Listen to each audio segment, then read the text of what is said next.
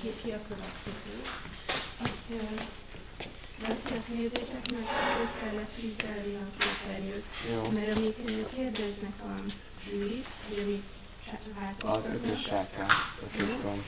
Lefrizelted, és átmentetted már a prezentációkat? Igen. A prezentációknak a fájlneve az a dátum, mi az hogy egyértelmű. Azt kéne most néznetek, hogy fussátok át már, jó, hogy ezek a prezentációk működnek a gépeken, jó? Mert azért már nem mindegy. Jó, akkor azt is csináljátok, hogy másoljátok át, addig a streamet beállítom, mert sem akarja indítani a lényet. Jó, itt van. Szuper.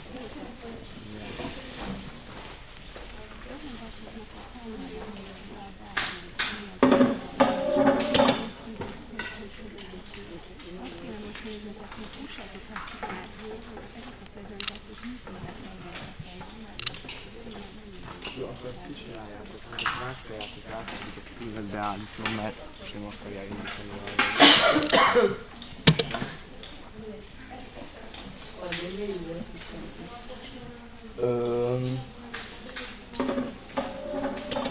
De azt okézne. Ja.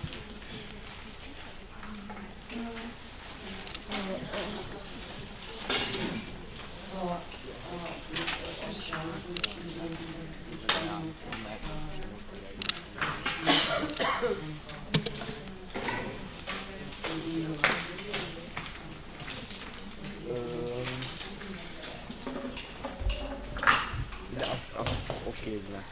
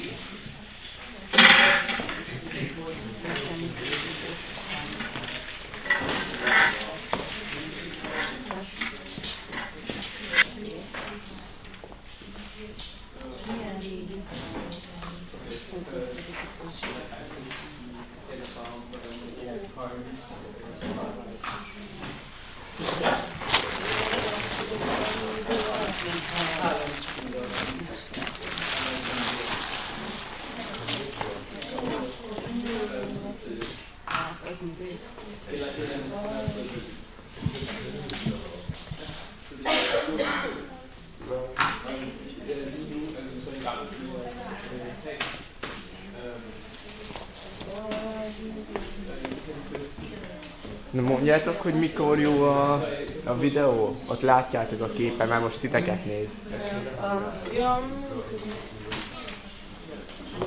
Még nem látszik képernyő. Igen? Most látszik. Egy X lát már. Merre felé? Neked balra. Balra? Így jó, így jó. Így jó?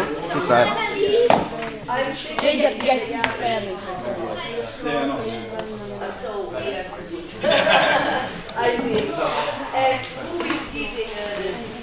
I don't know. Okay.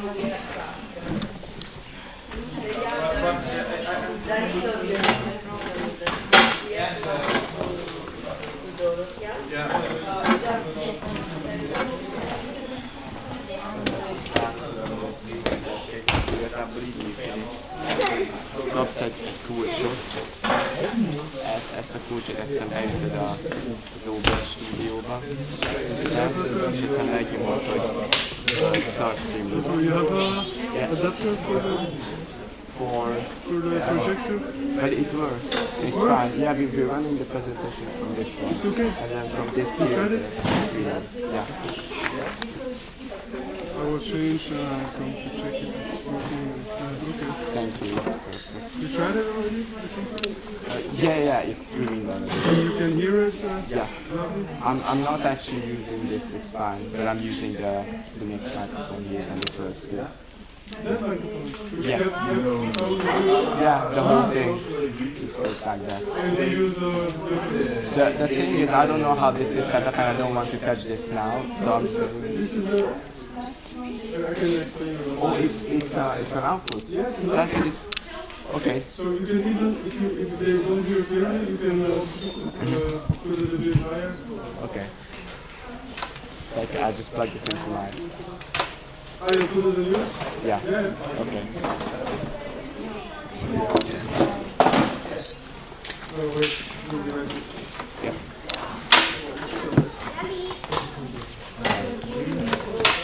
This is a micro input, eh? Yeah.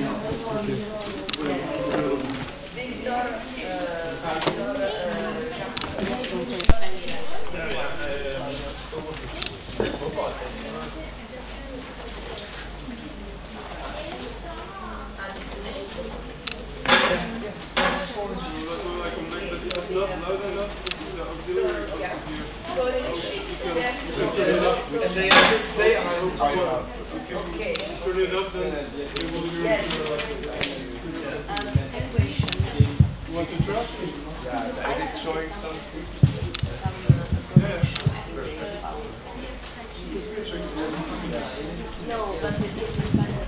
Hallo, check 1, 2, 3, hallo. Check 1, 2, hallo. It's okay, Alison?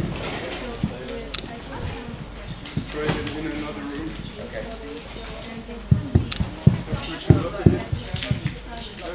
Oh wait, yeah. Yeah, it works.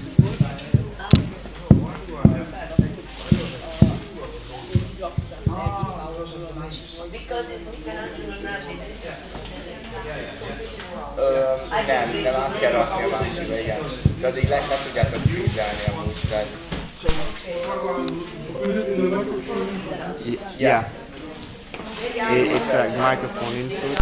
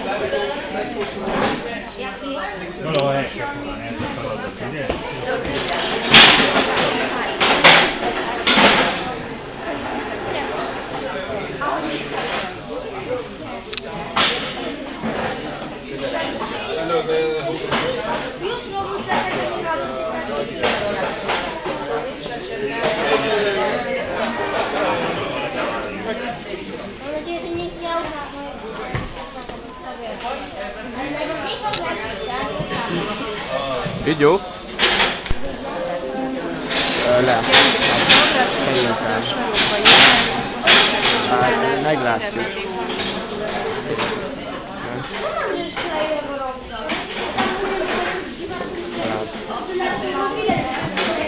És ja, szinte meg vagyunk. Igen.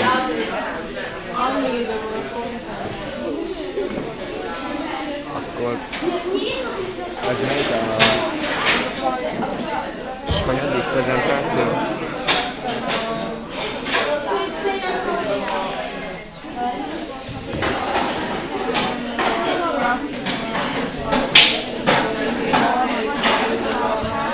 Rámásoltátok a számítógép előtte?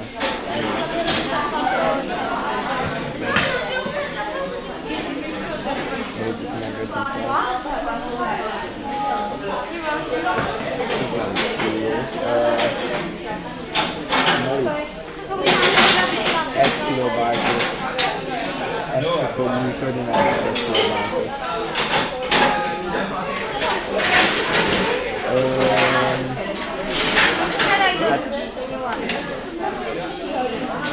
Én elhozom a tanárnőt.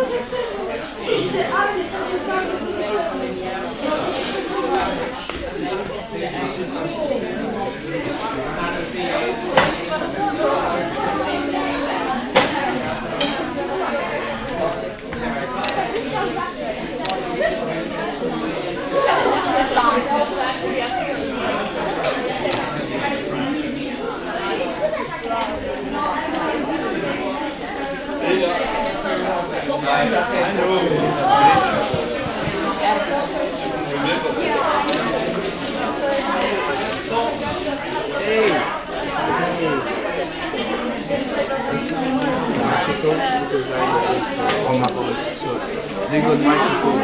Yeah. Don't worry. They always have this. Van két 1 kilobájtos, ami nem nyílik meg. I take the seat. Okay. Sure, but which one are you? Which one are you doing? Practice math with Python. Okay. I think I'm the only one in informatics. No, that's good. Yeah, I'll feel a bit bad, you know. It's always like that, you know, when I did my science festival, that was in 2017, there were maybe 1 or 2 IT projects. Really? Really few, but they're very good usually. Yeah, like I saw one that was artificial intelligence, but mine is like the only one for coding, you know? Yeah. Somebody once made wait, what did you do? What did you do for this presentation? What did you do? What did you make? A few projects. Okay. A few sub-projects. In the main project, I did like So there are one that is a list with multiple, that can the computer can tell you the list with multiple. Another one that is that can tell you a fast combinator, but I can only explain one because the time is very short. Yeah, but I want 10 minutes or so. Yeah, that's the most difficult. It's always the time, right? But I'll show you. Okay. Nice. Well, good luck. I'm going to sit back where you know.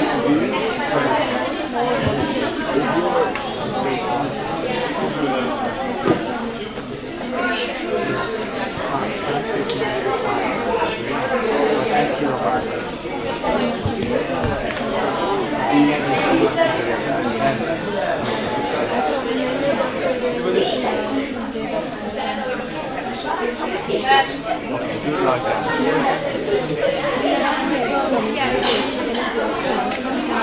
I'm at France.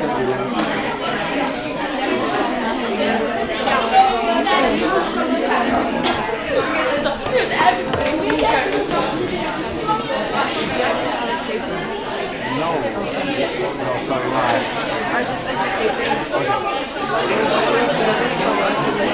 Oh, yeah, no, I'm sorry, I don't think I have.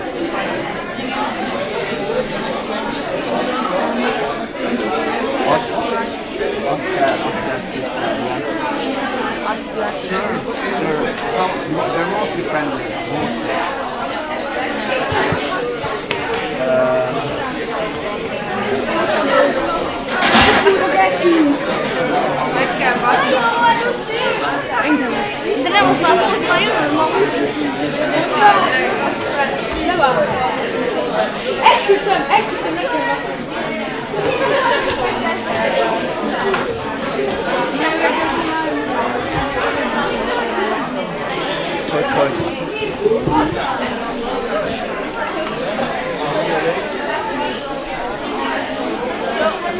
hogy Science Festival 2020-as mi a jelszó?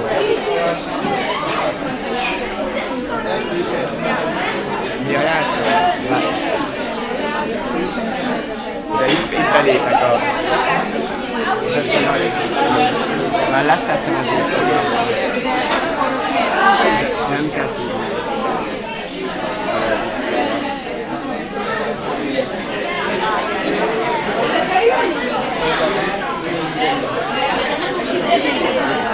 Tehát, hogyha most ez más, én megértem magamban.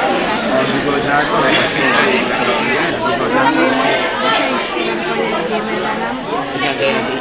nem, mert az introduktól volt. Azt átrakom mindjárt neki ezt a USB diszket. Akkor ez mire lesz jó az a gép? Azon fognak menni a prezentációt. Jó, igen, Drive-ban van benne. Hogy hívják? Drive.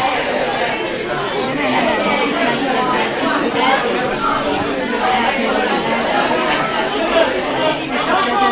prezentáció.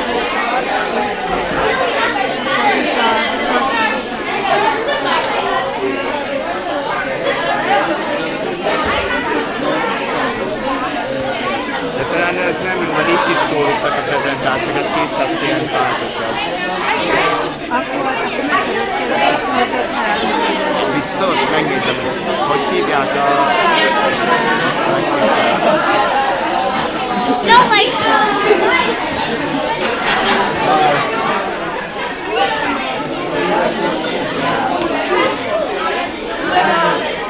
What shall I be doing? Just come on and sit here or something. We'll have some fun. We have clips and everything.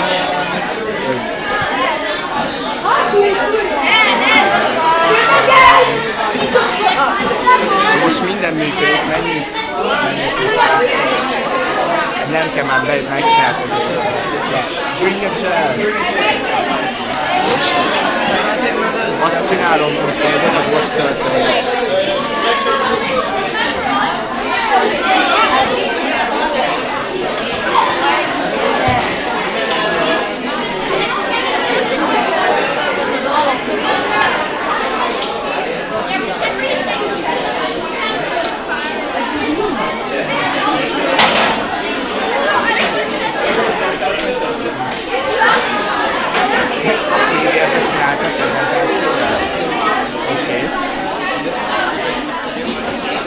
So you're a personal assistant to that? Yes, precisely. And it's so true. Like, I launched a live stream and now we just want to ask questions. Despite my innate outlook still coding, I don't like how the computer is. It's Many out there, it's making it. You came back twice. no, I've been doing it. I don't know if you've been around me for some time, so I'm doing it. Good. I was just so disappointed because the amount of people that dropped out, it's crazy. Yeah, I think it's not. I think it's just because it's on a Tuesday off. Because it takes like an hour and a half to get ready, so after period 11, it's just kind of. Yeah. Well, I've got a code here. It's really nice. What are you doing? It's basically doing it. So the more the drops in your head in your house. Yeah, you know, I really like the videos that you had this day. Yeah, that's cool. It doesn't work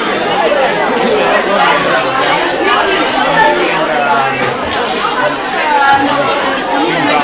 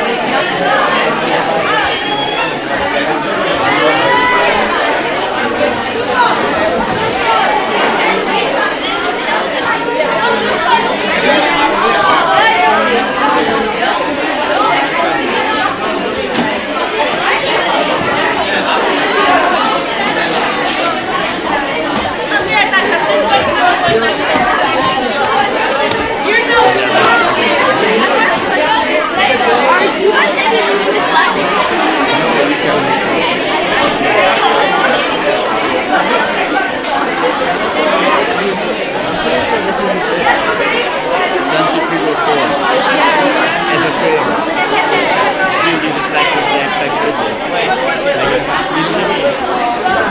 you know, like in the washing machine. Yeah, that's not force. It's centrifugal acceleration. Centrifugal acceleration. It's not actual force. Oh, but that's not the nitpicking.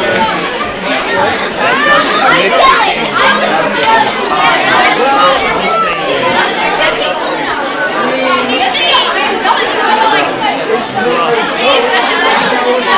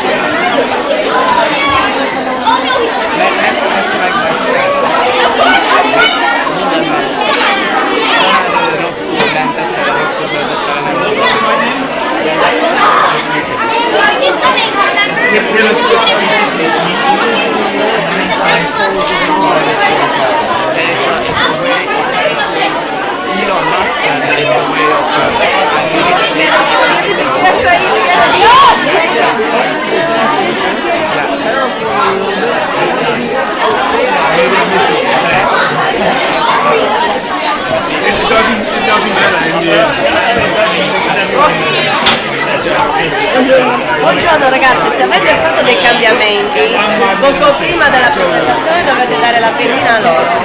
Va bene. Ok, bocca al lupo.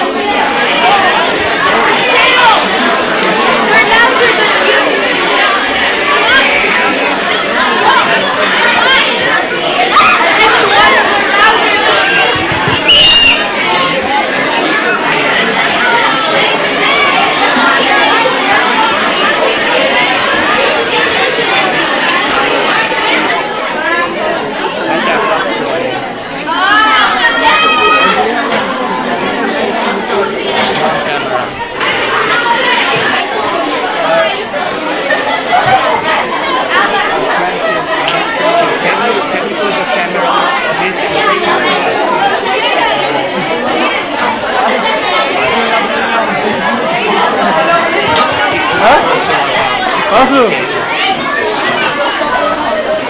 Nazlı.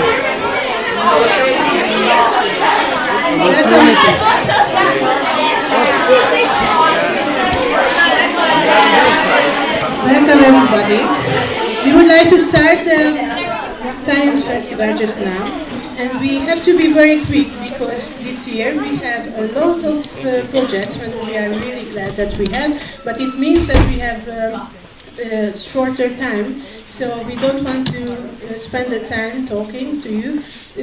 We would like to give the presentation, the microphone for the first project. But first we would like to introduce the jury who will be with us for the whole day. So,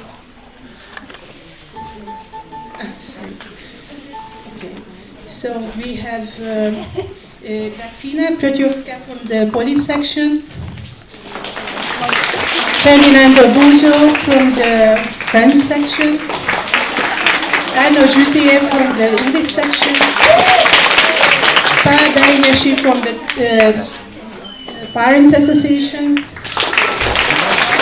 Giuliano Cattaneo from the Italian section, Jenny Pietro from the Danish section, Kristina Kraus from the Hungarian section,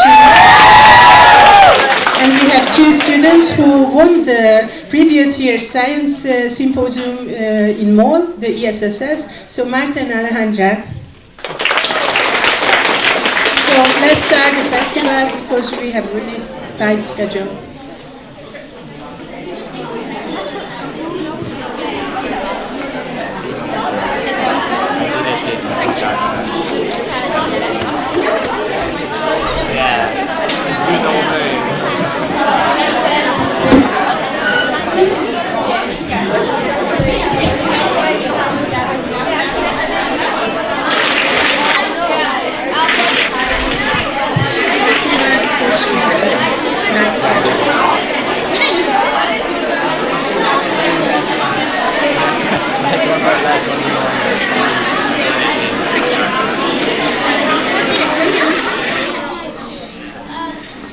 Hello fellow lifeforms, my name is Mina.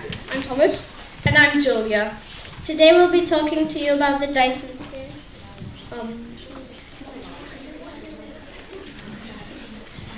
Now some of you might be wondering what a Dyson sphere actually is. Well, it's a theoretical megastructure. That means it's an imaginary thingy.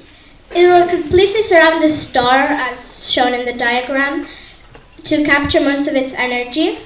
This would provide a civilization with its power requirements once they cannot be generated from their planet's resources anymore.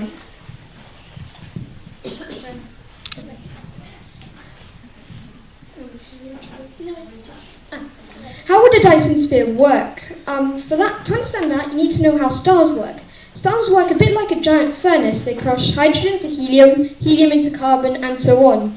The bigger the star, the heavier the elements it can crush. When it can no longer crush the elements, it dies. How would the Dyson sphere work? The Dyson sphere would surround a star, capturing its energy output and transmitting it back to Earth. Basically, so the origin of the Dyson sphere. The concept of the Dyson sphere was the result of a thought experiment by physicist and mathematician Freeman Dyson, when he theorized that all technological civilizations were to increase their demand of energy. He hated the fact that the hypothetical engineering megastructure was named after him. In fact, to this day, he openly credits the origins of the idea to the 1937 novel Star Maker by Olaf Stapledon, and wish it would have been named something else. Now, there are different types of Dyson spheres, and each work and also look differently. Here are some of the types. So there's the Dyson swarm, which we made a diagram of.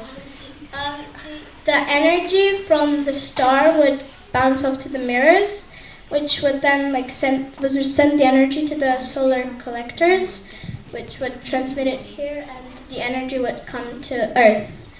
So, yeah, that's one of the types. There's the Dyson bubble. It's like a Dyson swarm, but with the satellites arranged in a different way. There's the Dyson shell, which is a solid sphere enveloping a star. There's also the Dyson net, which is a web of cables strung around a star. And the Dyson ring, which is a ring of satellites that orbits a star. In our opinion, the most practical of these would be the Dyson swarm, or our model, because due to the way the satellites and collectors are placed. Here's a question that we find really interesting and that we hope you will too. How can Dyson spheres help discover extraterrestrial life? If a Dyson sphere was found anywhere in the galaxy, it would mean that aliens have or had existed, given that we haven't built one yet. It also means that this extraterrestrial species is more advanced than we are. Since light takes time to travel, we could just be seeing a past version of an extinct species. In 2018, scientists began talking about using the ESA's Gaia mission to spot Dyson spheres. In fact, they have found a potential Dyson sphere candidate star called TYC 6111161. That's potential proof that we're not alone and that we're also not the smartest. Now we'll be telling you something about Dyson spheres in both fiction and in reality. In fiction. Well, science fiction has a good track of telling us what kind of technologies we should be expecting in years or decades before they actually show up. And the idea of civilization editing its solar system dates back to the 1930s, Star Maker, as we have already mentioned. The Dyson sphere is actually mentioned in a Star Trek book, which is very interesting. So in reality, Freeman Dyson himself admitted that he borrowed from science fiction before he began his technical exploration of a megastructure gathering the energy of a star. Although Dyson spheres may be theoretically possible, all plans to build one are currently far beyond humanity's present-day capabilities, so don't be expecting one in a week. And it would take some time to build it. The principle for big projects is to base it on the doubling time. So if it takes 1 year to double the set of machines, collectors, and you start with 1 square meter, you would have a Dyson sphere in about 79 years. What we think of the theory, is it a good idea for a start? I think it's a good idea. Yeah, that could work, but we have to solve our other problems first, i.e. climate change. I like the idea, and in particular the part about the Dyson sphere harnessing the power of a star. I think that the Dyson sphere is something that is bound to happen, as our civilization will eventually go looking for the power that a Dyson sphere provides. Would it work, however? I'm going to be optimistic and say that it will work, because it seems like a necessary step in the evolution of a species, like, for example, discovering fire. So the Dyson sphere is probably bigger than the sun it orbits, or at least bigger than the rest of the solar system, and it would be challenging in practice. But I hope that eventually, as the civilization evolves, the Dyson sphere will evolve as well. Lots of materials are needed to build a Dyson sphere, but as we evolve, I guess we could find a way to get to all of them, and building the megastructure could become a reality, after some detailed planning, of course.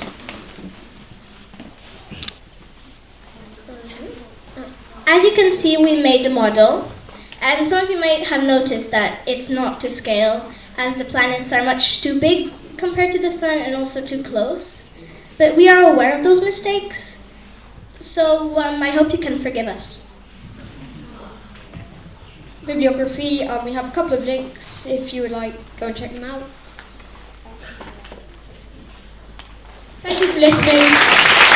So long, thanks for the invitation.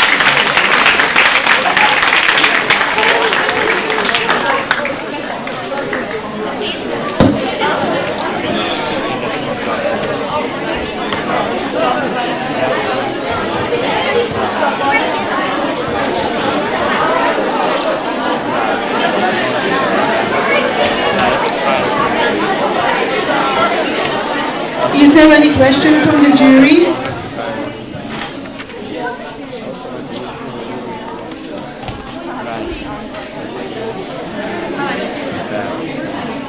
Have you thought of the distance between your swarm or your ring to the sphere in terms of advantages or disadvantages of getting it as close or as far as possible from the star? The the Dyson sphere would be built around the sun, and there are different types, and each different type is also farther or closer on the sun. Like the Dyson shell is actually a solid sphere enveloping the sun. The Dyson swarm, however, would be built around the sun, but there would be enough space for other things. Like we would still get the energy from the sun.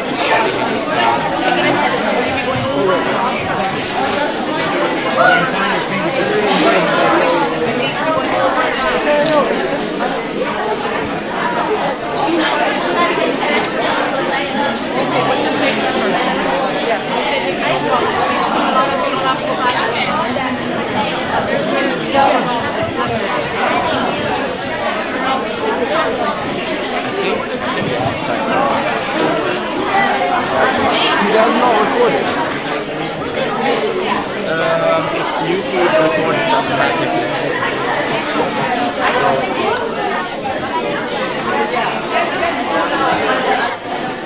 This is gonna be as I've been told. It's like these rehashing projects. I don't know what this is, but it sounds cool. You have some of the ones are like the generation ones, but people create something. I'm excited to see this. This one sounds funny. Hologram. Yeah, Mars Cloud.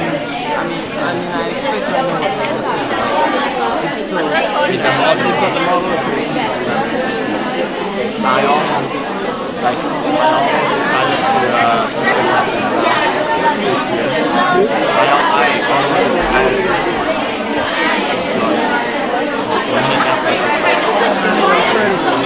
I still have all the parts, and I don't have time to finish it like this. So I'm building later. It's hard to build. It's relatively easy as it can be a YouTube video. For everything, yeah.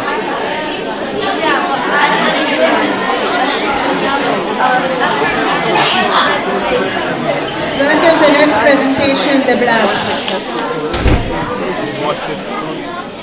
Hi, today we will be talking to you about the blob. Almost all of the pictures here are made by us, including this one, which is viewed under a stereo microscope. But what is the blob? It's a single-cell organism with many nuclei, a plasmodium. It looks like a fungus, but it moves like an animal, which it's not, nor is it a plant. The blob is a myxomycetus, also known as a slime mold. Scientists used to believe that it was a fungi, but actually it belongs to a completely separate kingdom called the protists. When it's in a hostile environment, it can either form spores or dry up into what is called a sclerotium. Its life cycle is this. It involves spores, ameboid cells, and then the plasmodium. But it can go from sclerotium back to the plasmodium if it gets back into good circumstances.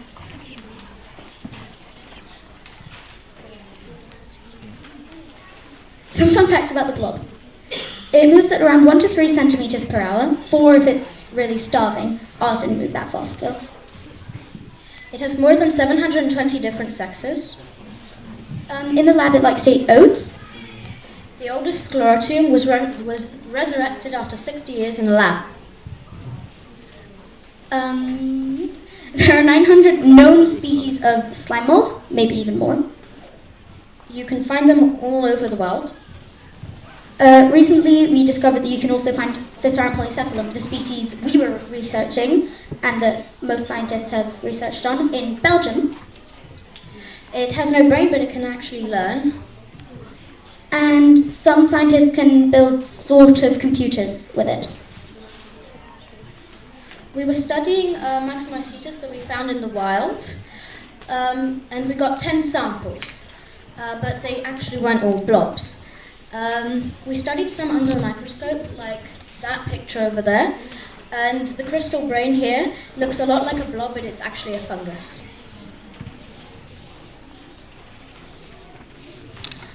So we uploaded most of our pictures from the park onto this site called iNaturalist.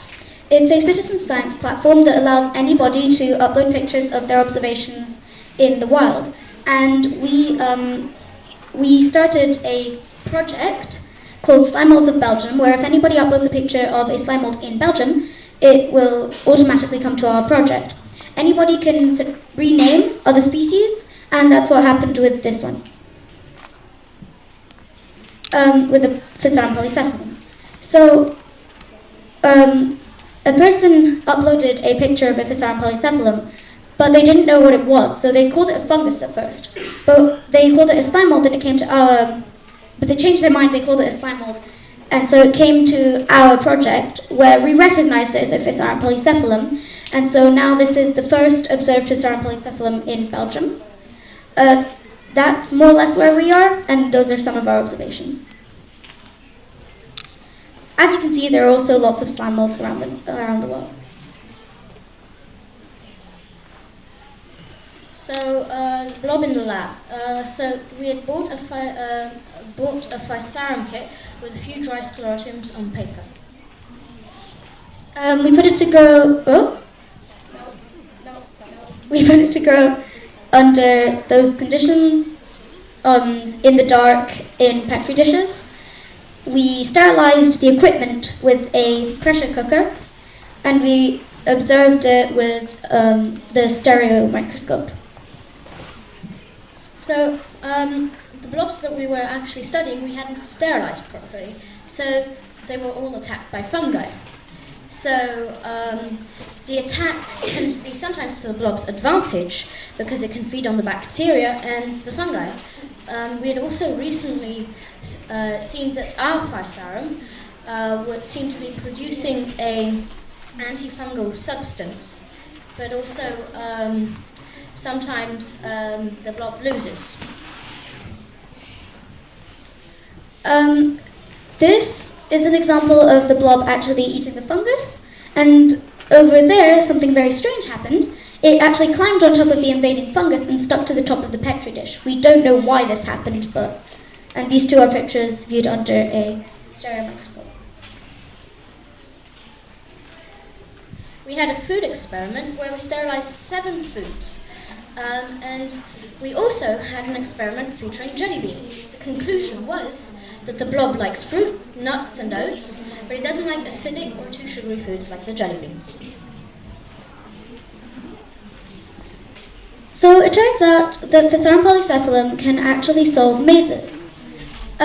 It can find the shortest path between 2 points, and when we built ours, it unfortunately somehow found a way under the walls of the labyrinth.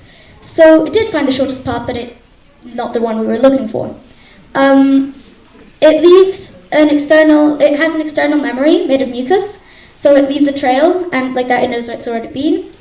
Ours went and then started coming back, probably because the oats got covered in mold.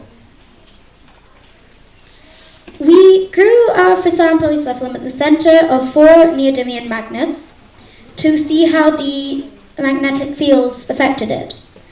So it was pretty strange because on the first day, it already started to split, and on the second day, it had completely split. Later on, it split into 3 pieces, but we haven't got a picture of that. The only research that has been done on this, apart from us, was actually on liquid, and the only observation was that it slows the Physarum's growth. So this is original research. And later on, it hid on the side of the plate because it was fried. Well, not fried, but it got badly affected by the magnetic fields. It went for the magnet instead of the O2, though.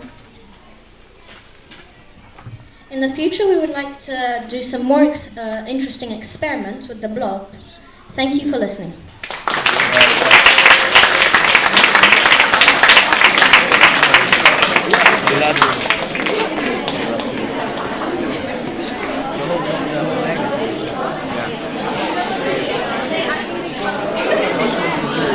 Any questions? I'd like to know, how were you able to identify the different species? That we found in the wild or in the lab? The one that you found. Well, the one in the lab we bought, but the ones in the wild, we didn't know what species they were until we put them on iNaturalist. And were you able to match it in that way visually? Or could you identify the species? It wasn't easy. There are some species that are easy to identify, but some are very similar, so it's tricky. Yeah. Okay, thank you.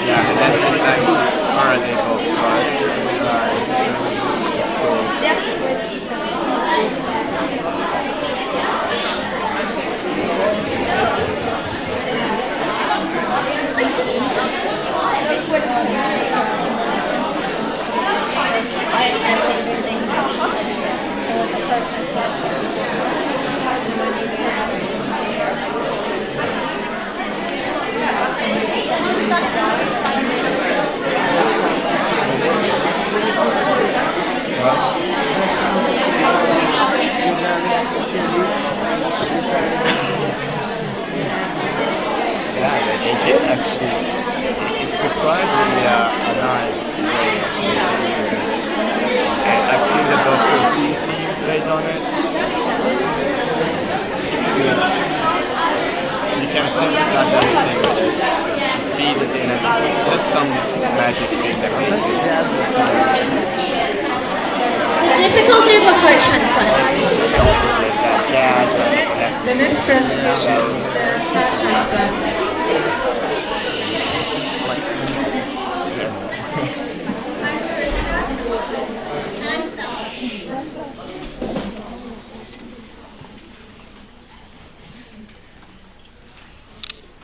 Why do people have heart transplants? The leading reasons why people receive heart transplants are because they have dilated cardiomyopathy or severe coronary artery disease with scarred heart tissue from a heart attack.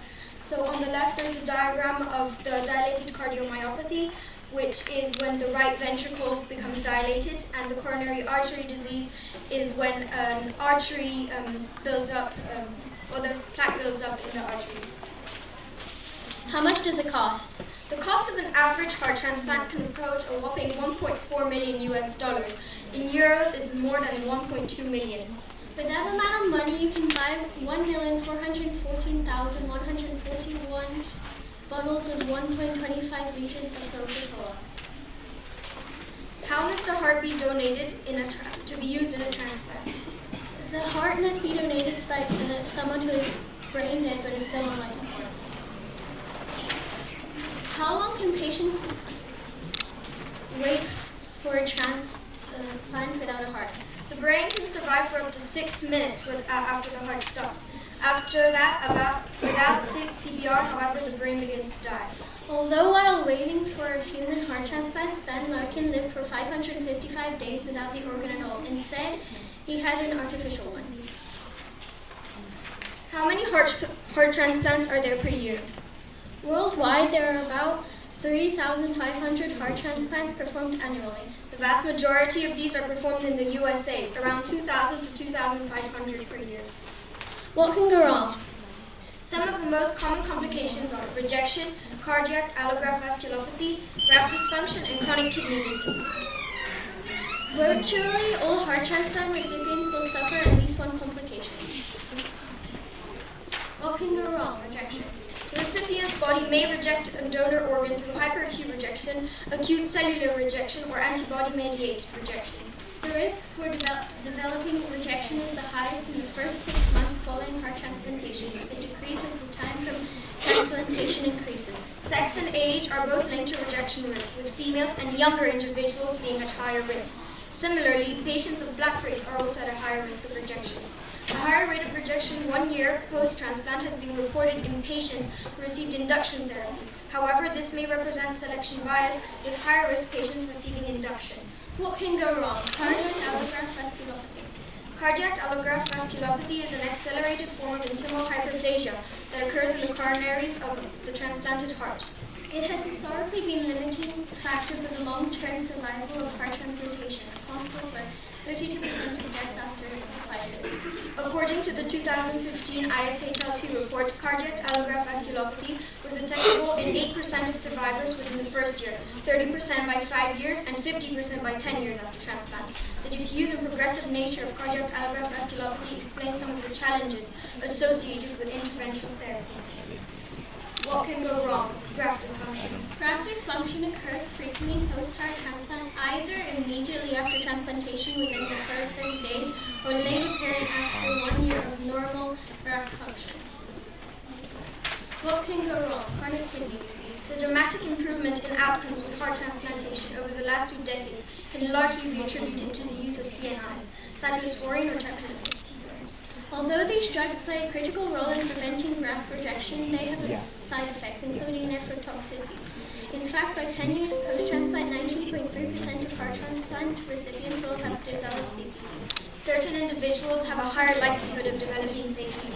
Patients with a preoperative impaired renal function are the most susceptible, with a threefold higher risk in patients with pre-transplant glomerular filtration. Other important risk factors include active hepatitis, C virus, advancing age, female sex, and diabetes. Side effects of heart transplantation: infection, internal bleeding, blood clots, breathing problems, kidney failure, coronary allograft vasculopathy, failure of the donor heart, death. How many people survive a heart transplantation? Approximately 85 to 90% of heart transplant patients are living 1 year after their surgery, with an annual death rate of approximately 4% thereafter. The 3-year survival rate approaches 75%. Greater pain before or after transplant. After the transplant, the person will feel tired and sore for several weeks after surgery. Having an organ transplant or just a plain surgery can bring up several emotions. You shall feel about 10 times better than before. Pig organ. Scientists worldwide are developing new methods to make organs grow. One way that scientists are proposing to increase the number of transplantable organs is organ from patient stem cells. A different encouraging approach is to generate patient organs inside livestock species, such as pigs, cows, or goats. Creating chimeras is not new in biology. Chimeras are animals comprised of tissues from 2 different individuals that have already been deployed in research. Another obstacle is that chimera generation is ethically controversial. The ethical controversy has affected research policy in the U.S. In the U.S., National Institutes of Health, the major funding body of biomedical research, blocked funding for chimera research while ethical questions were considered. Nonetheless, despite the past and current hurdles that chimera research has faced, new advances are changing the landscape of its research. Scientists are developing improved strategies to increase the number of cells in animal embryos to the point where it might be possible to generate a human organ in an animal. Additionally, scientists have identified some barriers responsible for the failure to generate chimeras. Finally, a relaxation of regulatory hurdles in other countries has created a more permissive environment for human-animal interspecies chimera research. Future of heart transplants. The future of heart transplantation is bright with the advent of newer medications and strategies that may even result in tolerance. Much of this progress in heart transplant medicine is predicated on a better understanding of acute and chronic rejection pathways through basic science studies. The future will also include personalized medicine, where genomics and molecular science will dictate customized treatment for optimal outcomes. The introduction of mechanical circulatory support devices has changed the landscape for patients with severe heart failure to stabilize the most ill patients and make them better candidates for heart transplant. As ex vivo preservation takes hold, we may witness an expansion of the donor pool through the use of donations after cardiac death donors. In addition, further geographical donor heart sharing through ex vivo preservation may further decrease waitlist mortality by enabling longer distance donor hearts to be allocated for the sickest waitlist patients.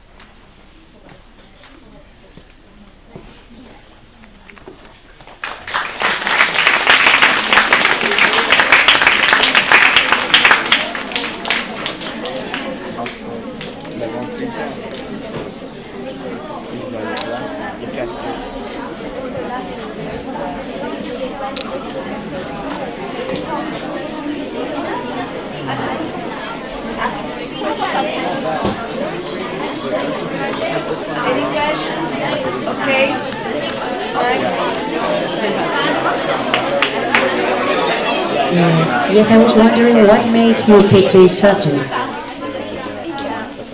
basically, I've read a lot about heart transplantations, and I've seen that it's becoming, a big disease. Not disease, but it's very common nowadays, and people are trying to find new ways of fighting it.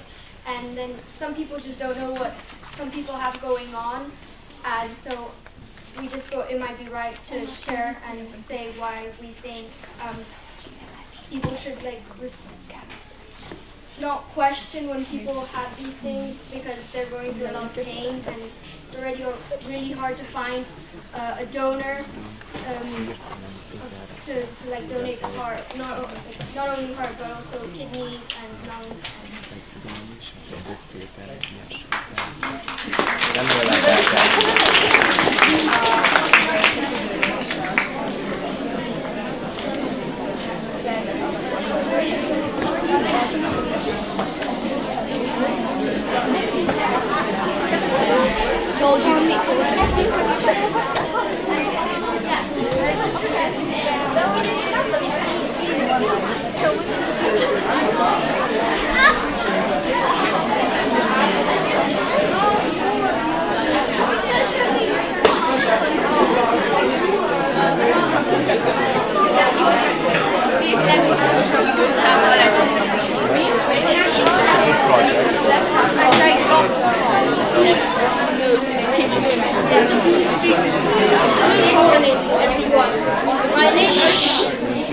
Good morning, everyone. My name is Matteo, and I'm from the English section of S1. I'm really pleased to present my project to you all. My project is about mass transportation railways. I focus on a high-speed rail and the link between Brussels and Luxembourg. I question what are the benefits and whether this can ever become a reality.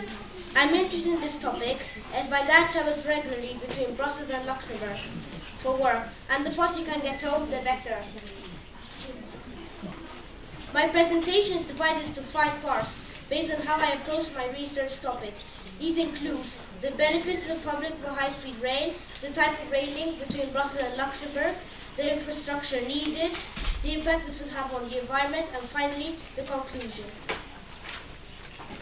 To answer my project question, firstly, I looked up information on the topic by reading articles on the different parts of my research. If you'd like more information, I can provide you a list of my bibliography. I also interviewed in December 2 senior engineers from Infrabel, the Belgian company who manages the rail infrastructure across Belgium. This was an excellent opportunity to be able to speak and discuss with these top people who are passionate about their work, and they got me even more excited about my topic. Through them, I got a detailed understanding of the technical aspects and the challenges involved directly from the engineers experts themselves. I could connect the theory that I read with the practicalities and difficulties on the ground. I complemented this work through observation by checking the departures and arrivals of the trains from Brussels to Luxembourg. I read articles on the benefits of the high-speed rail, and there are four main reasons why it is the future. They are safe, they are fast, they are comfortable, and environmentally friendly, especially if they are powered from renewable energy, and many people are using them.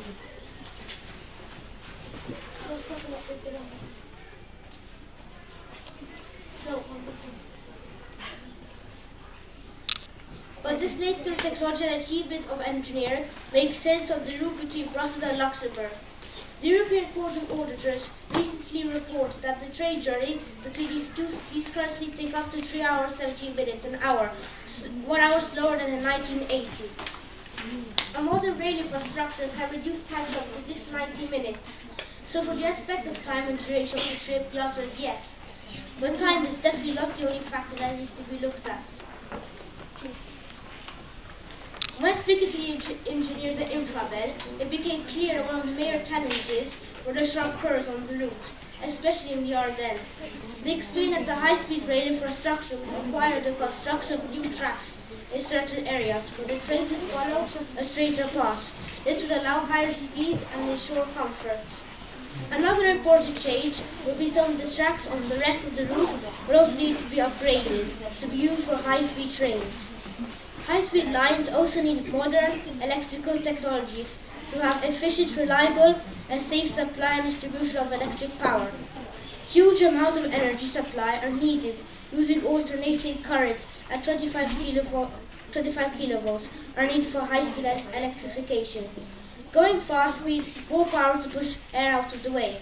It also causes less corrosion of the structure. The train stations and platforms will also need to be upgraded to handle high-speed trains. Advanced signaling systems also need to be added to cater for the braking of the trains. The quality of a ride is another issue associated with the high speed. The latest technology uses the science of mechatronics, combining electronic or IT systems with mechanical engineering, with the train being capable of learning the track quality and adjusting automatically.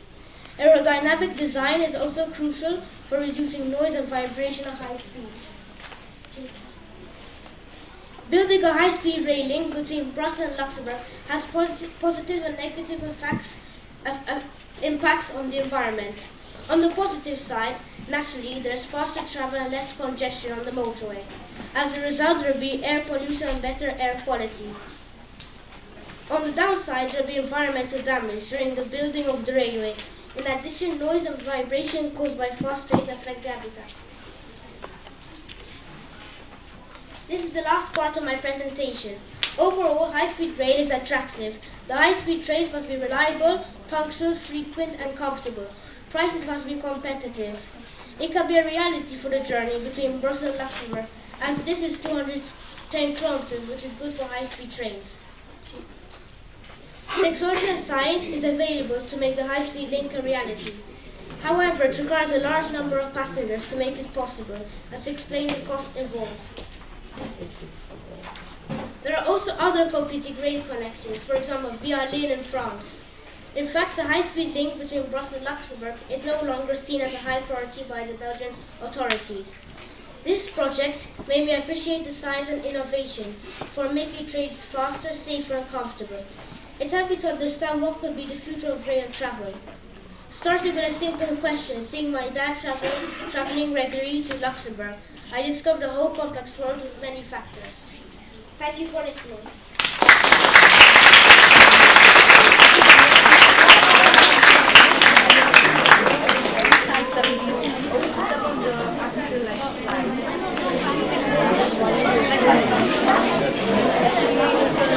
Any questions?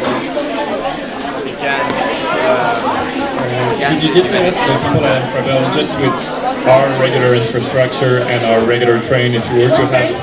Did you have the chance to ask the people at Travel if we were to use the current technology but just reduce the number of stops in between Brussels and Luxembourg, how long would the trip be then? If they reduce the stop? Yeah. Direct Brussels. I think it should be, I don't know, it should be like much shorter. Because there are many stops that will take more time.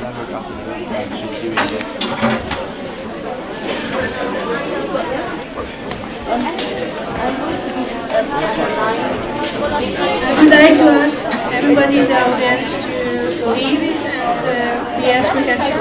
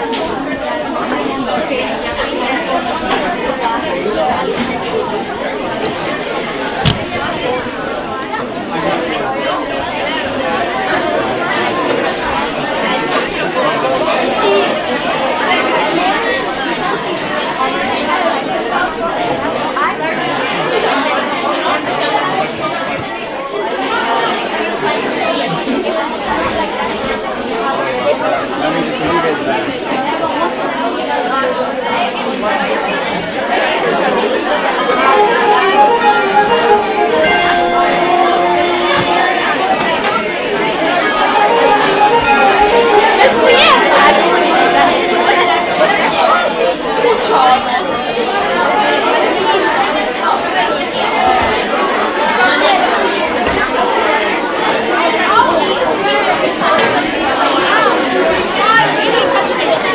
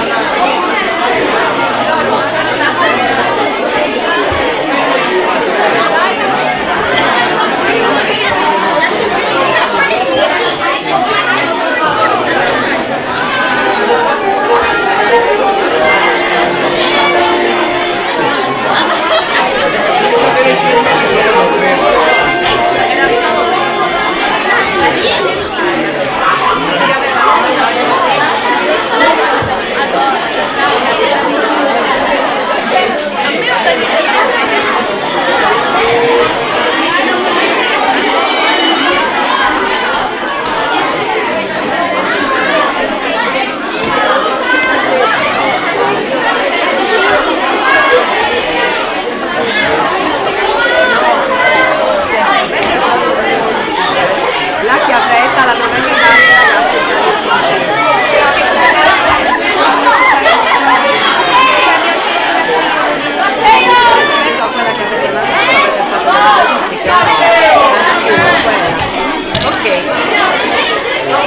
Welcome the new audience. Please be quiet. Shh. Thank you. So the next presentation is just here, so we would like to start.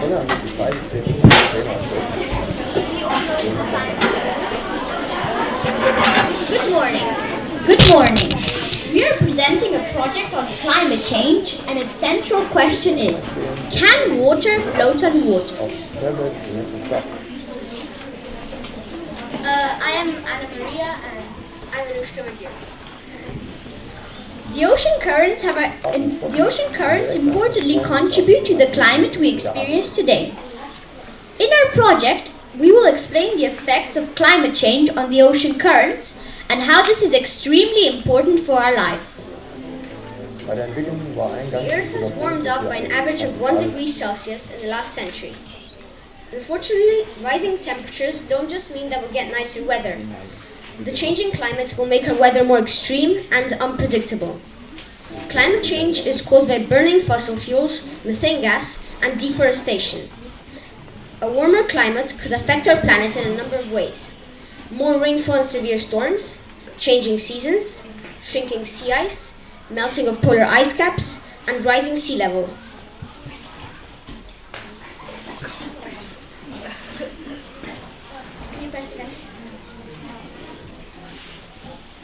And what are the effects of climate change on the ocean currents? Can water float on water? Of course it can, you say. Ice is water, and ice floats, and you're right. But we're talking about water in liquid phase. Can liquid water float on water? This is important for understanding how could climate change, especially melting of the polar ice caps, affect ocean currents and consequently our weather on land. We have done 3 experiments to prove these effects. The first experiment, hot and cold water. In this video you will see that hot water that is red floats and cold water that is blue sinks.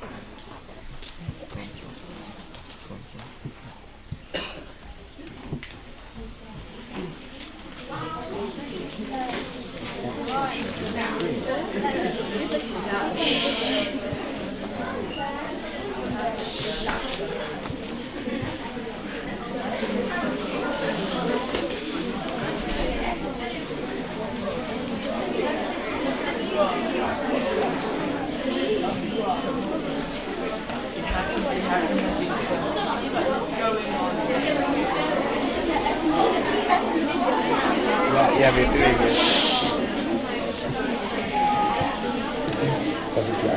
Hot water is less dense, so it floats on room temperature water because heating a substance causes molecules to speed up and spread slightly further apart. Cold water is denser, so it sinks in room temperature water because cooling a substance causes molecules to slow down and get slightly closer together.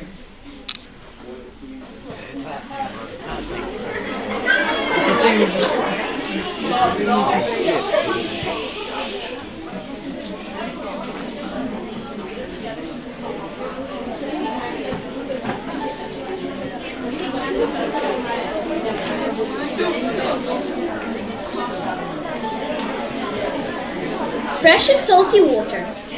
Fresh water is less dense than salty water. Salt makes the water denser, so it sinks, which allows fresh water to stay and float on the surface. These two experiments that now we can do were vital for understanding of changes to ocean currents. Now I'm going to talk about the thermohaline circulation. Ocean currents have a direct influence on our lives. They determine our weather and our climate. In the deep ocean, huge masses of water circulate around the globe, driven by differences in temperature and salinity. This is called the thermohaline circulation, sometimes also known as the global conveyor belt.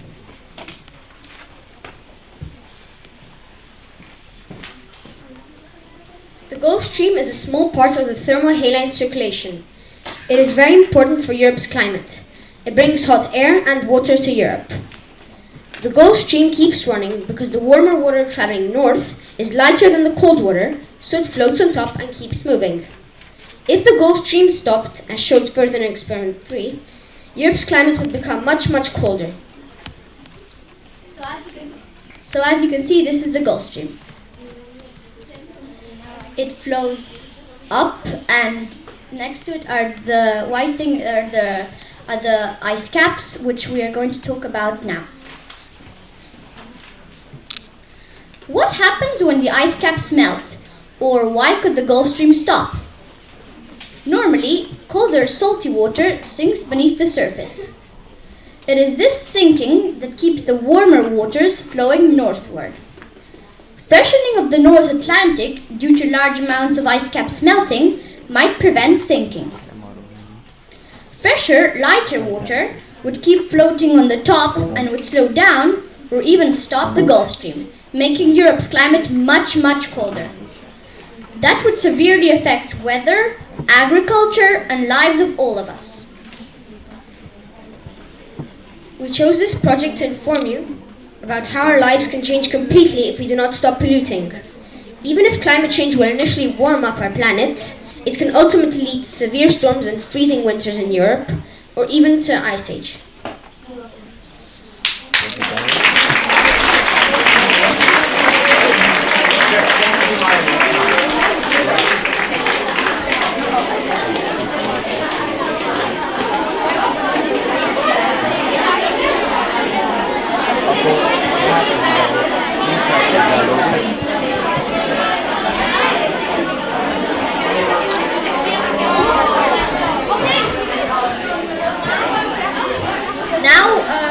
Show you the video that didn't work before. So here, as you can see, this is we're putting salty water into fresh water and it sinks.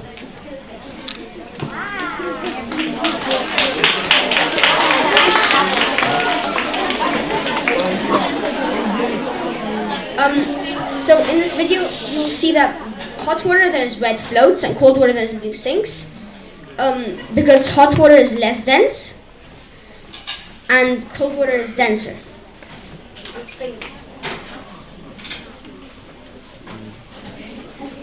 So the blue one is cold water and the red one is hot water.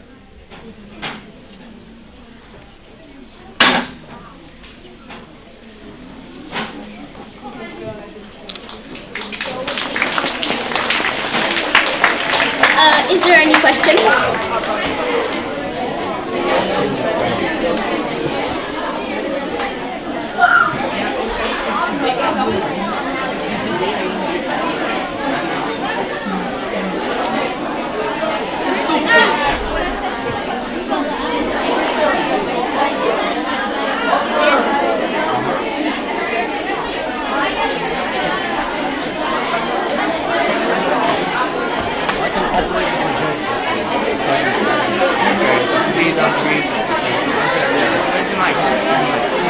The virus one. Yeah. It's right there.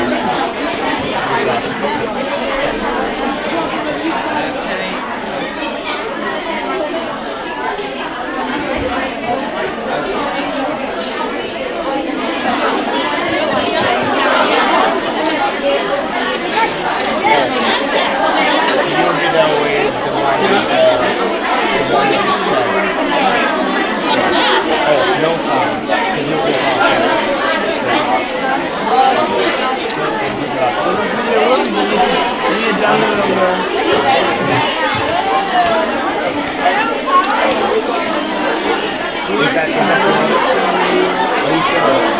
Okay. So let me just do one thing. Oh, actually.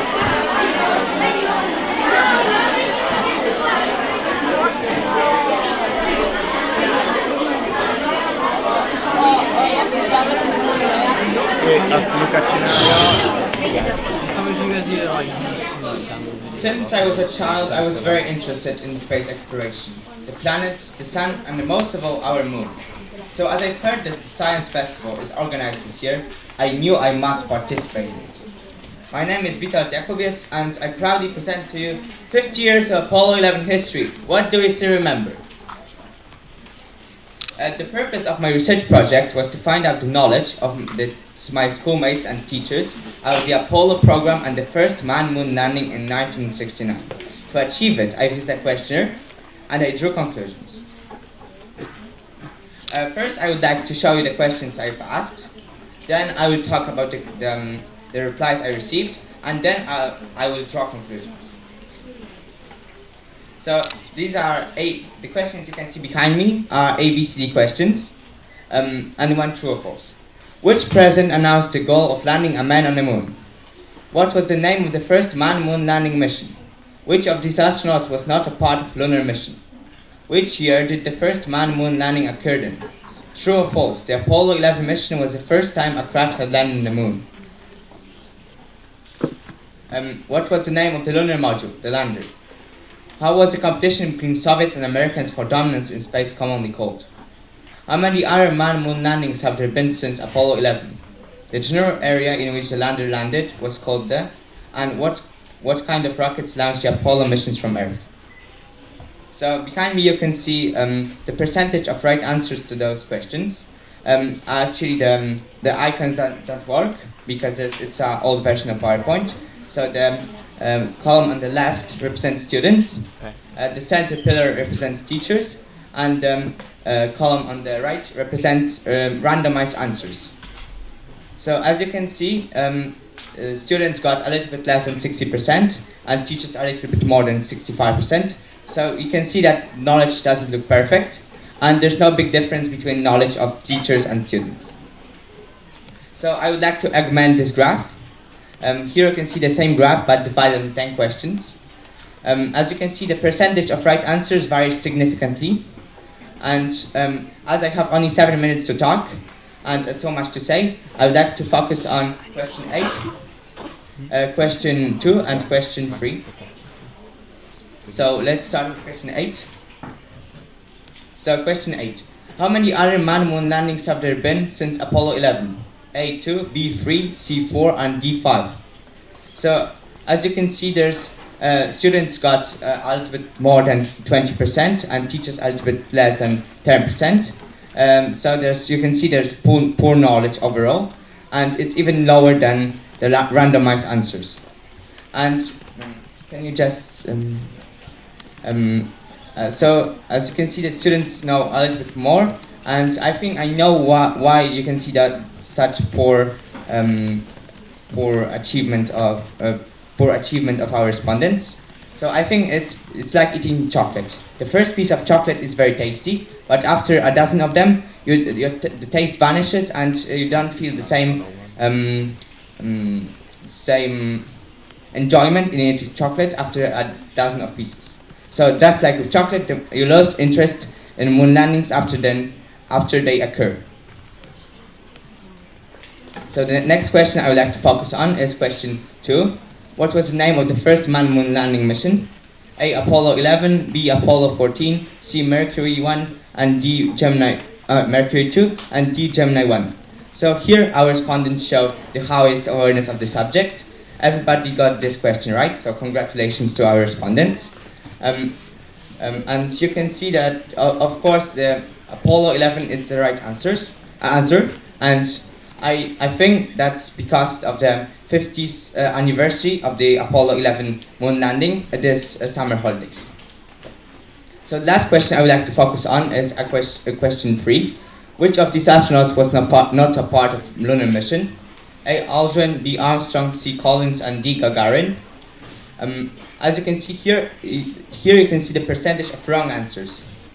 So I'm afraid because actually a lot of people was thinking that Gagarin was a part of moon mission, and he was a Soviet cosmonaut, and as Soviets never flew to the moon, he also never flew to the moon. Yeah. And the last thing I would like to talk about is a forward-looking conclusion. In my opinion, we should teach more about this at school because it's so important. It's one of the greatest achievements of humanity, and it's so interesting to miss it. Thank you for your attention, and any questions?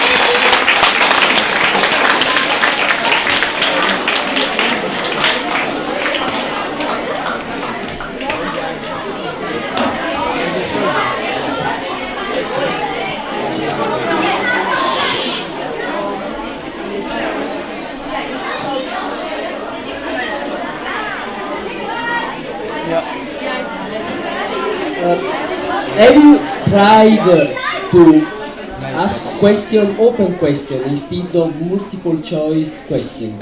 I think it's very hard to ask open questions in an enquete because then people don't have much time to answer my enquete, and closed questions are easier for them to answer.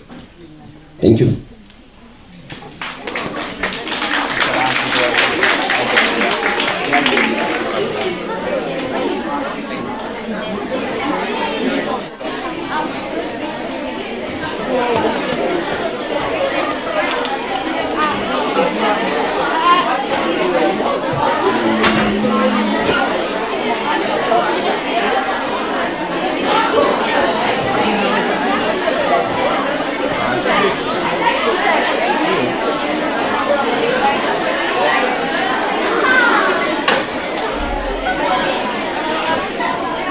Today I was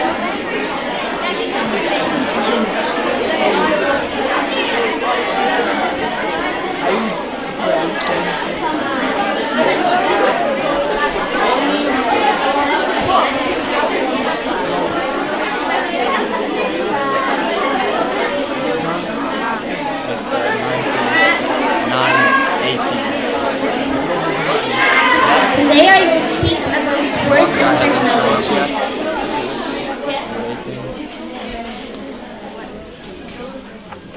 Athletics, motion capture, technology and athletics. Athletic and artistic skills in figure skating. Athletic, artistic and complex technical skills are required to practice figure skating.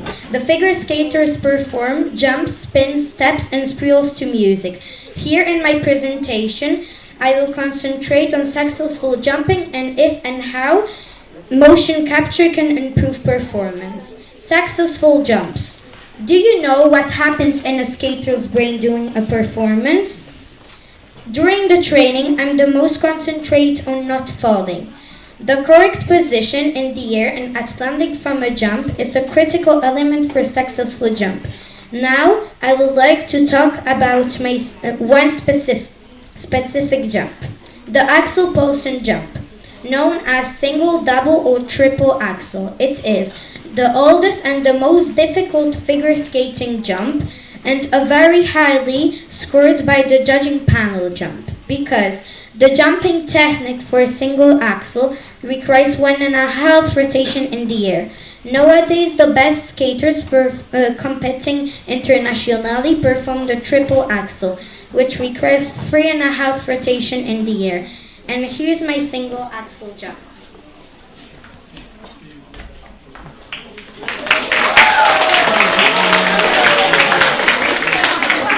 Axel jump, single axel, slow motion capture. The axel jump takes only a split second to do, making it very difficult to analyze in real time. During training, the jump was registered in slow motion mode to analyze afterwards. The takeoff angle, the jump height, and the rotation and the landing were all recorded. Now, let's look at the slow motion capture. Video analysis of an axel jump, single axel, registered with Apple iPhone 8. Is video analysis useful for training and performance improvement? In the first video,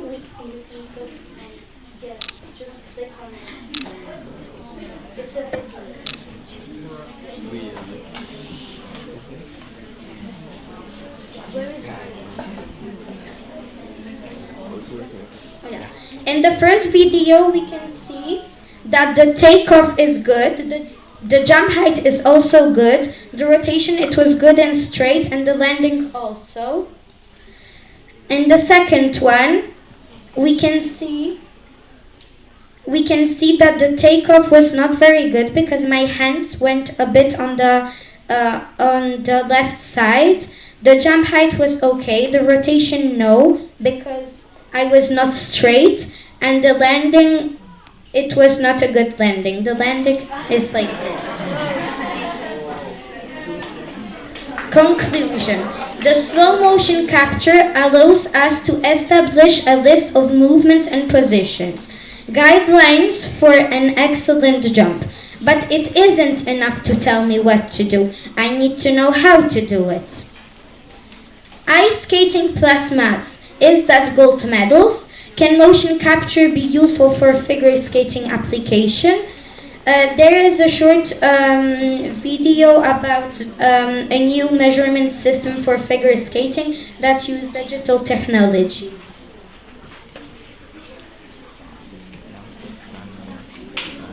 Yeah, we're gonna plug that in. Yeah. Okay, so who's next?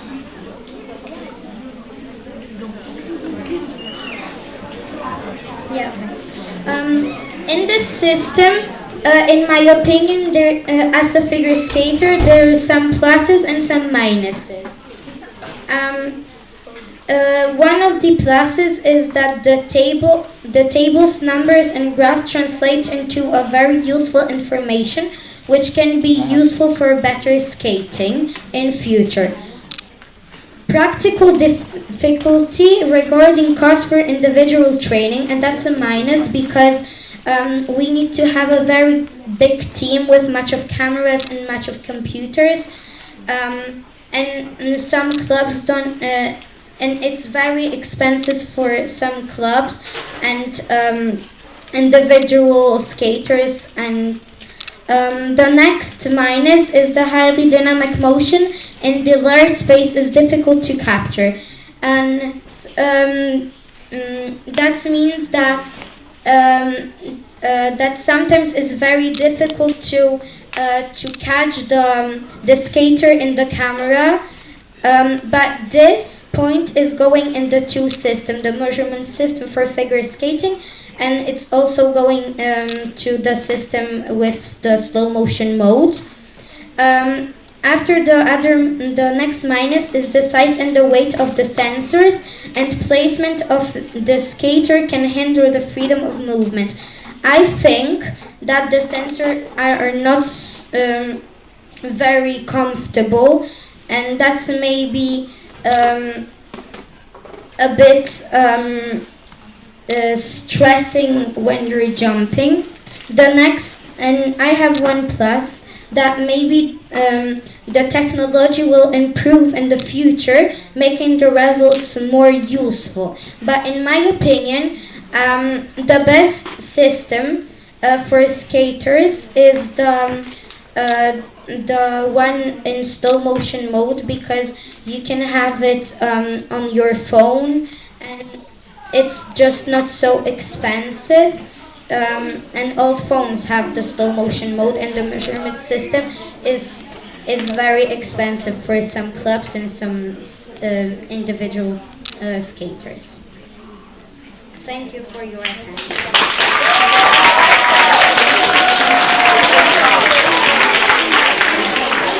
Do you have any questions?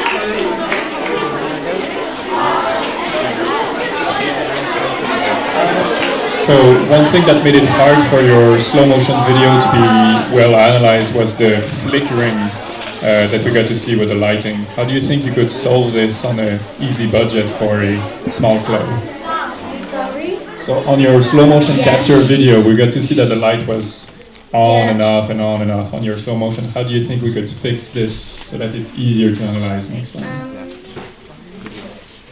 I think that it was floating a bit because it was filmed with one phone. After the video went a bit, went to the computer, and it's for the computer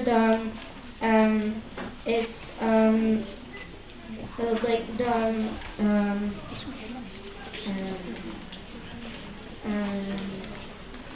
like how the film was. I mean, so good. Like how that there was like for the computer the videos from the phone is sometimes too good to just to see it on a big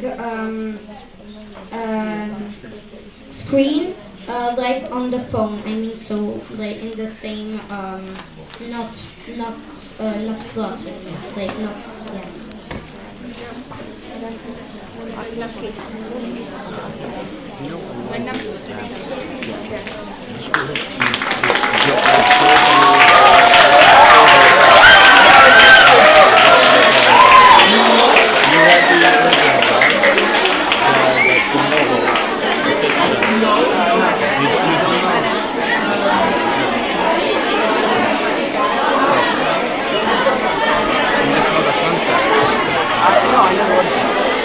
But it's actually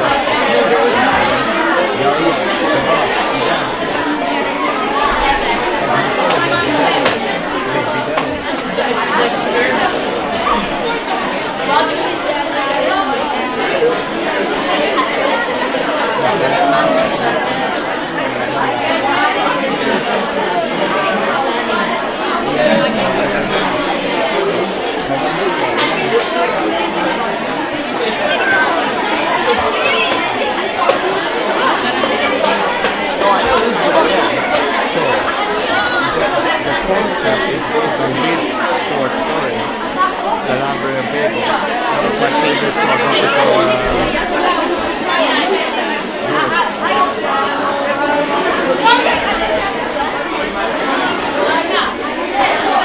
It's mind-boggling to think about the concept.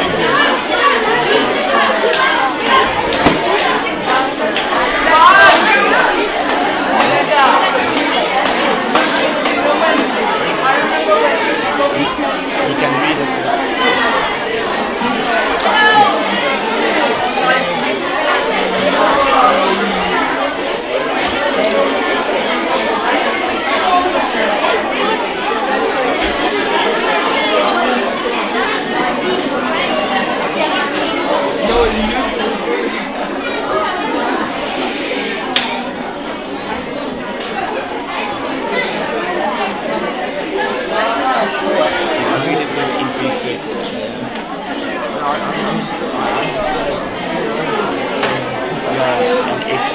This is like a whole philosophical work on the nature of reality, and based on this, it talks about the universe being the library. No, just type it in like this, like SF2010 that 13 started, and then log into it. And so essentially, so it's the universe, and knowledge is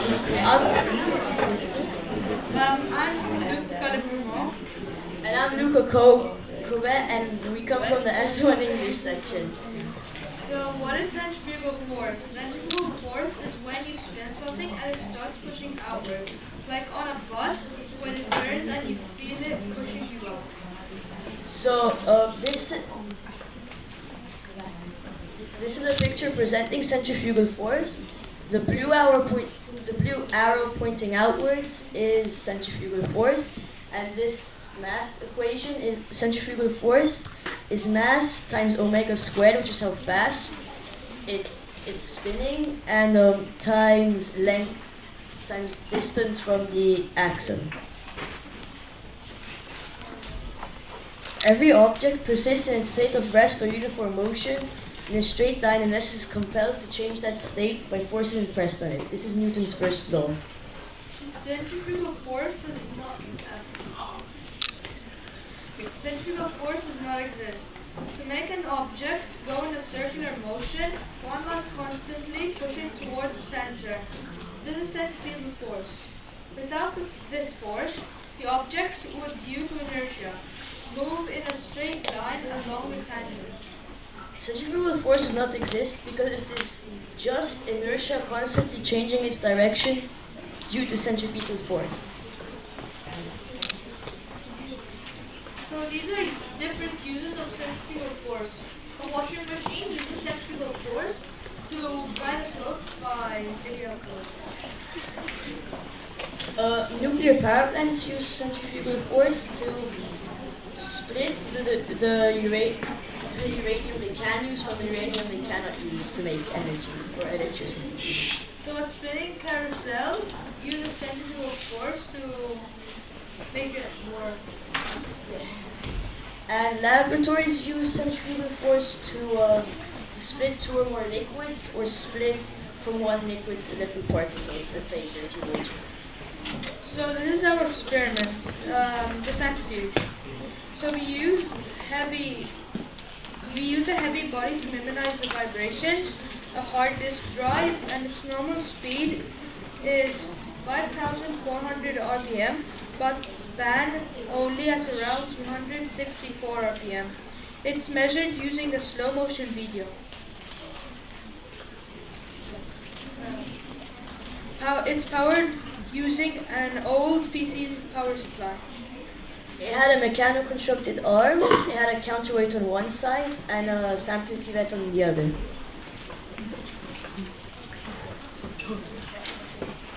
The sample cuvette. The sample cuvette is 40 times 80 times 10 millimeters plus attachment holes. The attachment holes were made to ensure that the cuvette could move sideways so the resulting force points along the cuvette. The material of the sample cuvette was plexiglass from Brico. The thickness of the plexiglass is 2.4 millimeters. Plexiglass was chosen for good visibility, was easy to cut and doesn't shatter. We had problems waterproofing the cuvette, so we just duct taped the sides where it was leaking. So we have results. So we used test 1 on water and milk. It was spinning for more than 12 hours. As you can see in the after picture, half of it is gone because it leaked and we have to duct tape. And it did not split. Test number 2 was water and cream and it was spinning for 11 hours. As you can see this time on the after picture it did split and it didn't leak either, and also if you look closely butter was made on the top.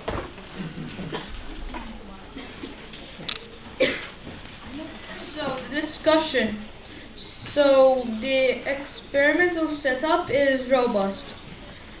Impacts of centrifugal force have been shown through the experiments. We didn't have enough time to conduct more experiments. The centrifuge was too slow. We could make the centrifuge faster by replacing the motor with a stronger one or change the design to make it go faster, which we did after. We made the arm way shorter and now it spins 3 times faster. And we could have made some improvements like install an odometer to measure speed and a device to record progress while spinning, a camera. Well, this is a picture, and if you look closely, there's a little Lego astronaut, and he's sitting on the centrifuge, and this is because, just a fun fact, astronauts use really big centrifuges to train to go to space. Thanks for listening. Any questions?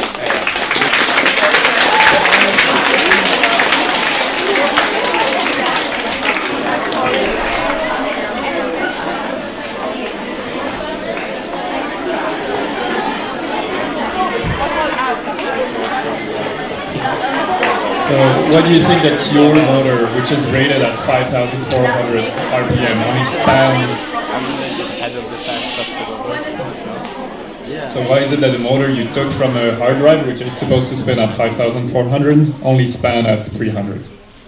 That's because it's a hard drive motor, so it's not used to carrying but spinning such heavy things, because usually it just has 2 discs really light on it. That's why it usually spins by 1400, but now it only spans 360.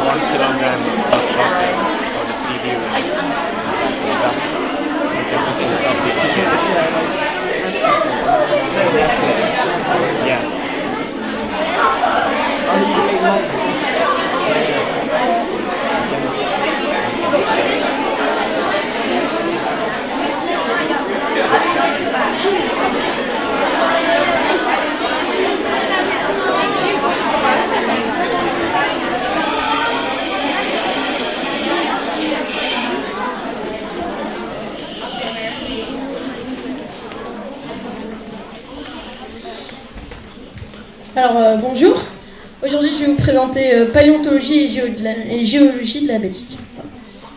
Il y a une page avant normalement.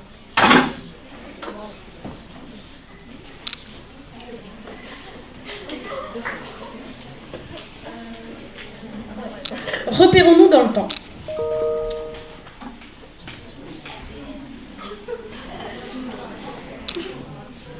Ça marche pas. Comment ça marche pas?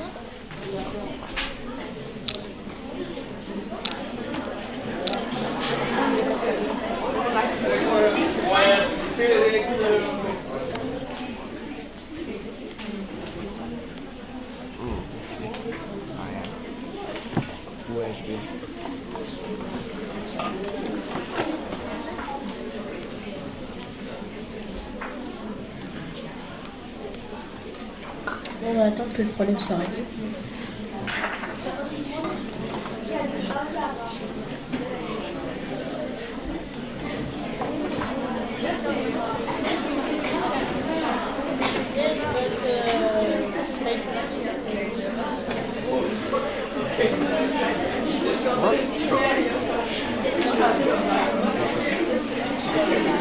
Just leave it like this.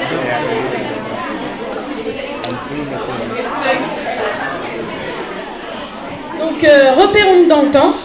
Donc je vais vous présenter pas toute la période géologique, mais 3 périodes en particulier, qui sont le Permien, qui est une période assez ancienne, le Mésozoïque, qui malgré son nom assez, archaïque, est assez connu du grand public, et l'Oligocène, qui est très peu connu du grand public, qui est une période toute petite, qui dure 10 millions d'années, et qui a été la période de gloire des grands oiseaux tueurs.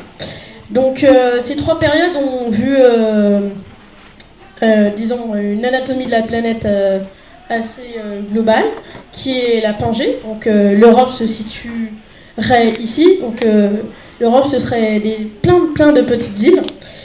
Et l'Europe se situerait à cette époque-là au niveau du Sénégal à l'Algérie. Donc pas du tout à sa position actuelle. Donc ici sur cette carte, nous avons une frise géologique. Donc on y voit les différentes strates. Donc ce sont les strates qu'on peut trouver en France, donc on voit pareil, et les plateaux vosgiens. Elles ressemblent très fort à ce qu'on a en Belgique, sauf à une différence près, c'est cette toute petite bande de terre qui en Belgique est surtout constituée de poussière de briques, alors qu'en France c'est de la pierre blanche, qui a d'ailleurs créé les bâtiments qu'on peut trouver à Paris.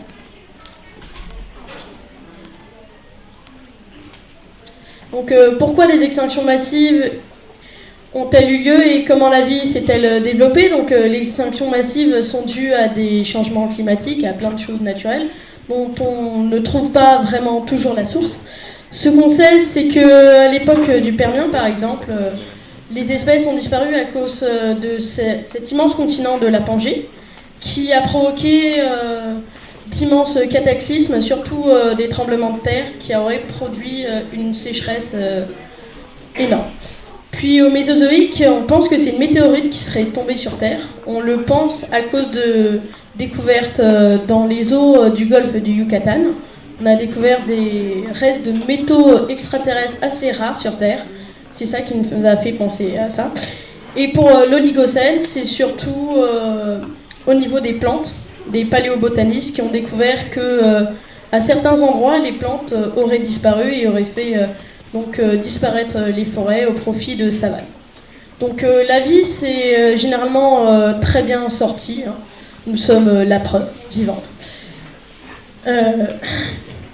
Donc ça a quand même provoqué pas mal de disparitions d'espèces et de groupes d'espèces, tels les ammonites, qui ont comme espèce vivante actuelle les nautiles, qui est quand même un cousin assez lointain. Ou alors d'autres groupes qui ont totalement disparu, tels les trilobites, qui ont disparu à l'époque du Permien, qui sont une espèce de gros invertébrés assez moches, assez archaïques. Mais il y a d'autres espèces qui ont, elles, très bien survécu, hein, tel ce tout petit coquillage, qu'on appelle un coquillage papillon, qui... Alors ce fossile a 245 millions d'années, mais pourtant il existe toujours et il a très peu changé depuis 245 millions d'années, ce qui prouve que les espèces ne sont pas obligées d'évoluer. Donc la période du Mésozoïque, les espèces ont disparu, tout le monde le sait, tout le monde pense que les dinosaures ont disparu, alors ça ce n'est pas vrai. Mais ça a quand même provoqué 65% des espèces vivantes qui ont disparu. En particulier, la plus grande majorité des dinosaures, sauf un petit groupe a réussi à survivre, qui faisait partie des théropodes, qui sont actuellement les oiseaux. Par exemple, manger du dinosaure à la cantine, très souvent, vous aimez manger du dinosaure, ça a l'air tellement bizarre, mais c'est réel.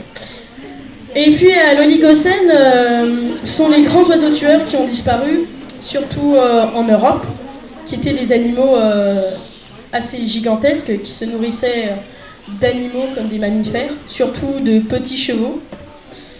Et voilà. Donc ces types d'extinction pourraient-ils survenir à l'heure actuelle? Alors, je vais vous répondre franchement, non. Puisque les extinctions actuelles sont dues à l'homme et à ses activités. Et c'est bien différent. Il faut imaginer que la vie d'une espèce, c'est comme un marathonien qui court autour, qui fait des tours. Mais là, il va beaucoup plus vite. Il a été dopé, ce qui fait que les espèces disparaissent beaucoup plus vite. Et ça provoque des changements assez grands, puisque si une espèce disparaît de son climat, disons, les autres sont en danger également. C'est ce qui est arrivé avec pas mal d'espèces, comme on peut le voir avec le dodo ou d'autres. C'est pour ça que le plus grand public aime beaucoup les animaux qu'on dit parapluies, qui en fait sont des espèces qui ne sont pas vraiment en voie de disparition, qu'on protège et qui permettent de protéger en réalité tout l'habitat. C'est le cas par exemple de l'ours ou du loup qui protège pas mal d'animaux, comme la rosalie des Alpes, qui est une espèce que le grand public trouve moche. C'est un coléoptère et c'est grâce à ça qu'on peut les sauver. Alors merci de votre attention et est-ce que vous auriez des questions ?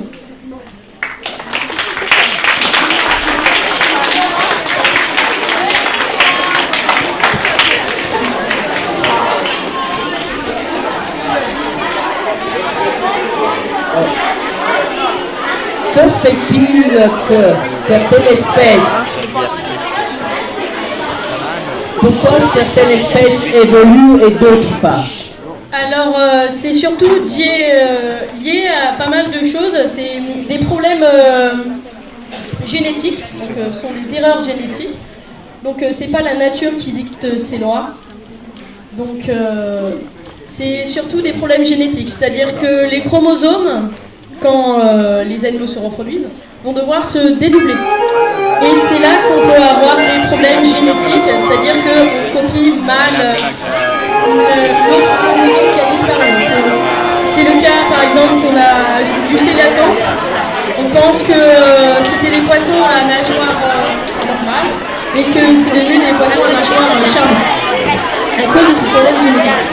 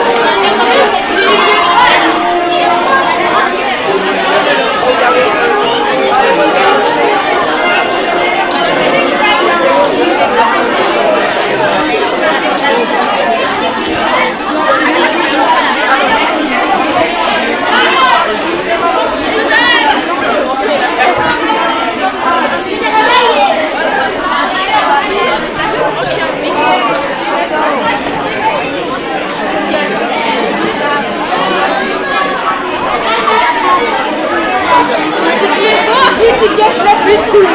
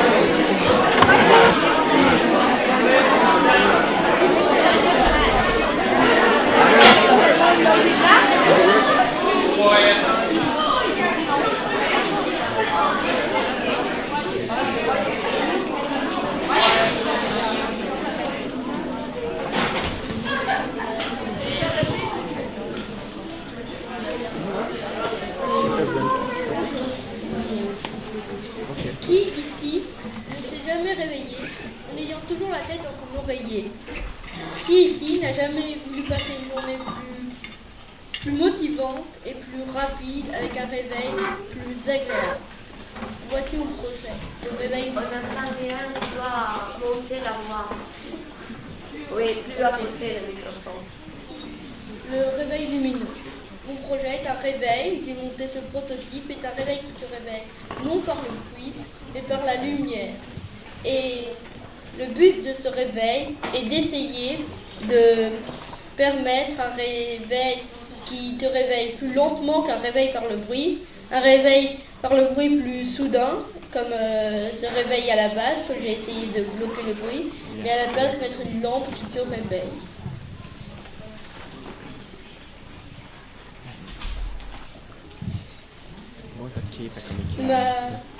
Quelles ont été les motivations et idées du projet? La motivation première était comment faire un réveil plus agréable. Et l'idée du projet m'est venue au début, j'avais l'idée de faire un réveil à odeur, mais cette idée était un peu infaisable, vu comment diffuser une odeur qui reste pas et qui te réveille chaque matin. Et j'ai remarqué que le réveil à lumière était beaucoup moins développé que le réveil à bruit et le réveil à odeur.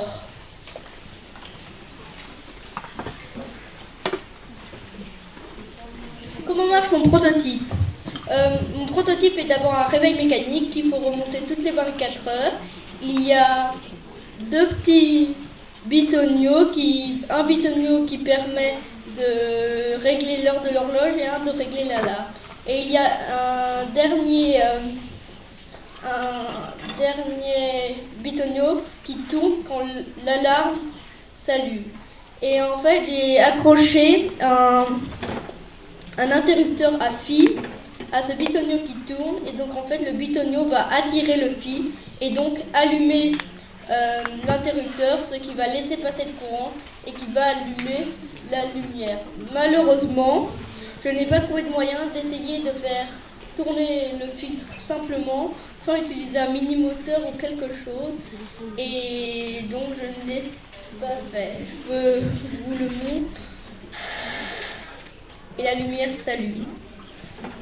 Et pour l'éteindre, il suffit de remonter le réveil et de retirer sur de remonter, d'enlever la corde et de retirer, et le réveil s'éteint. J'ai utilisé deux forces mécaniques là-dedans, les énergies mécaniques et électriques. L'énergie mécanique pour le réveil et l'énergie électrique pour la pile. L'une des difficultés les plus importantes du projet était de savoir comment actionner la lampe et laisser passer le courant. Ma première idée était de mettre des courants dans le cadran et que les aiguilles allaient actionner ces crochets, les crochets qui sont là, et donc les crochets vont actionner un courant qui allait à la lampe. Le verre devant les aiguilles ont mis fin à ce projet, et donc je me suis rabattue sur l'idée d'accrocher un fil qui se faisait actionner par le réveil.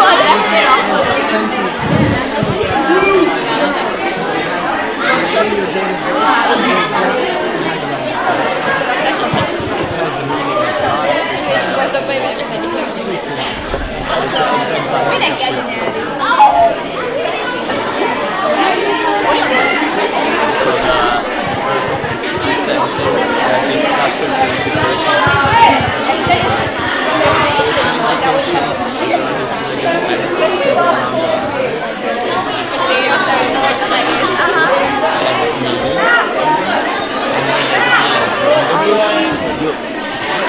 my mind was blown.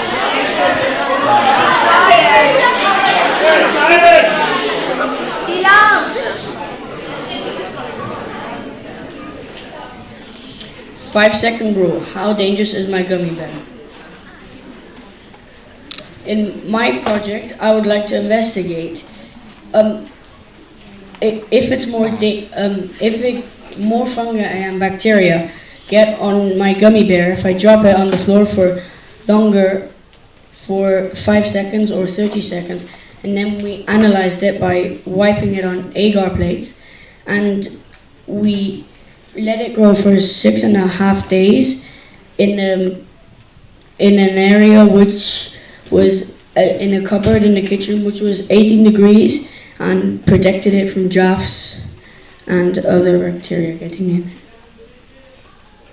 So the materials and method. First, I got all the apparatus shown on the right, and then I cleaned the kitchen surface with disinfectant spray. Then we put the gloves on and sterilized the tweezers in the flame of the candle. I took a gummy bear from the bag as a control, and I wiped it straight on the agar plate and let it grow for 6.5 days. I put the petri dishes in the kitchen cupboard for 18 degrees, and I checked regularly, and it said 18 degrees. My results in analysis. Over there's a concrete floor for 5 seconds and concrete floor for 30 seconds. And you can see in the concrete floor there are not very many different bacteria and not very many different colonies. There on the concrete floor for 30 seconds there are lots of colonies, but not very many different kind of bacteria. There on the carpet for 5 seconds there are a couple of colonies and 3 different types of bacteria, and here you can see there are lots of different bacteria, the yellow, the orange, and the white and the yellowish white, but there aren't that many colonies. And you can see if you put it on a surface that it takes more time. My conclusion is that there's more bacteria in a gummy bear if it's got contact to a surface for longer. So here, the carpet floor and the concrete floor for 5 seconds, you can see there's comparison, but here, these are very interesting because the tiled entrance hole for 5 seconds has got lots of bacteria, and so many that we couldn't even count how many. And here, for the entrance floor, it's interesting because there are lots of different types of bacteria. You can see red, orange, white, yellow, and there are more colors. And my analysis, I think, is that conclusion is there's greater contamination in areas with areas which is more contact to the street.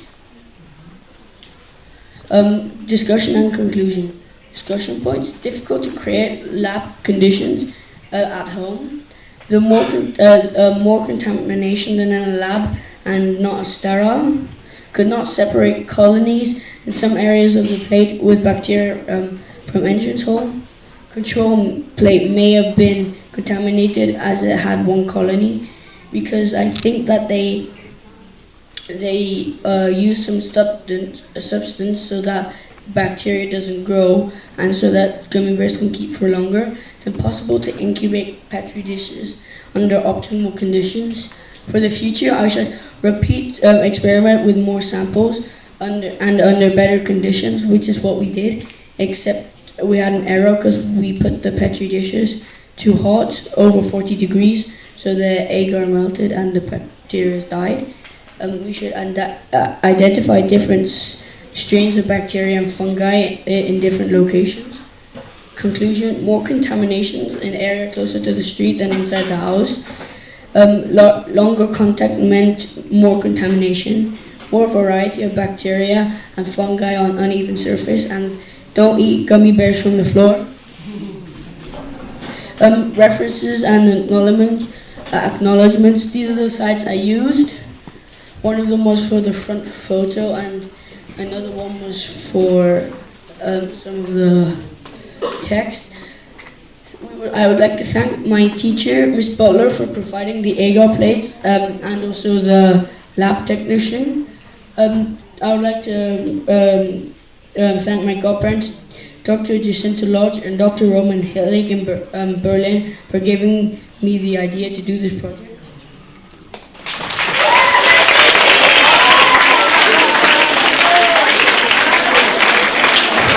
Any questions?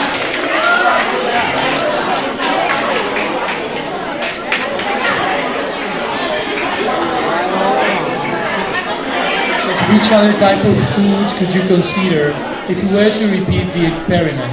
Which type of food source would you consider then to standardize the procedure or just to compare results? So I might use, I wouldn't use gummy bears, maybe I'd use something else, but which hasn't got any source of bacteria already. And then I would maybe use more surfaces and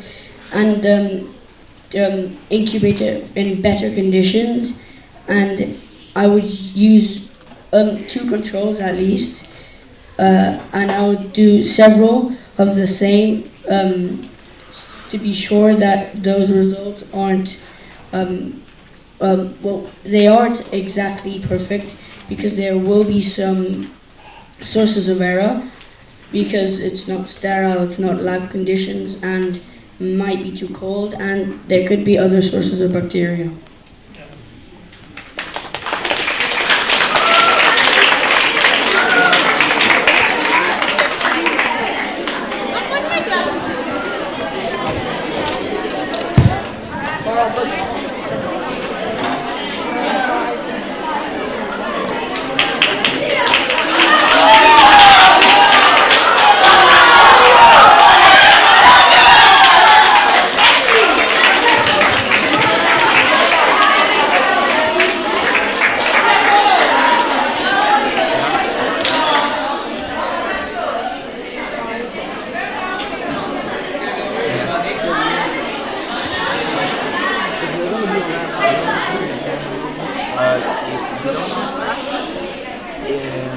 That's not bad. It's fine.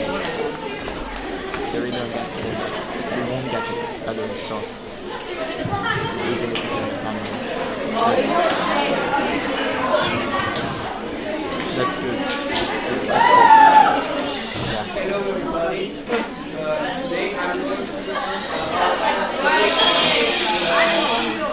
that is called practice math.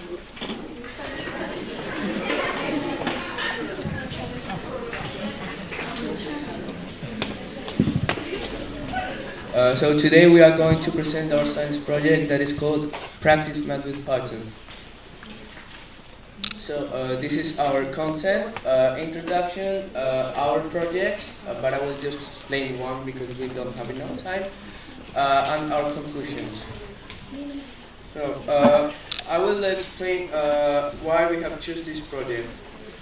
So we have chosen this project because we wanted to do something related with the term, and that helped our partners.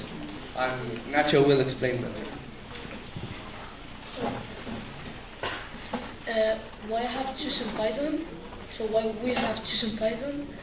We have chosen Python because it is the best language to start coding.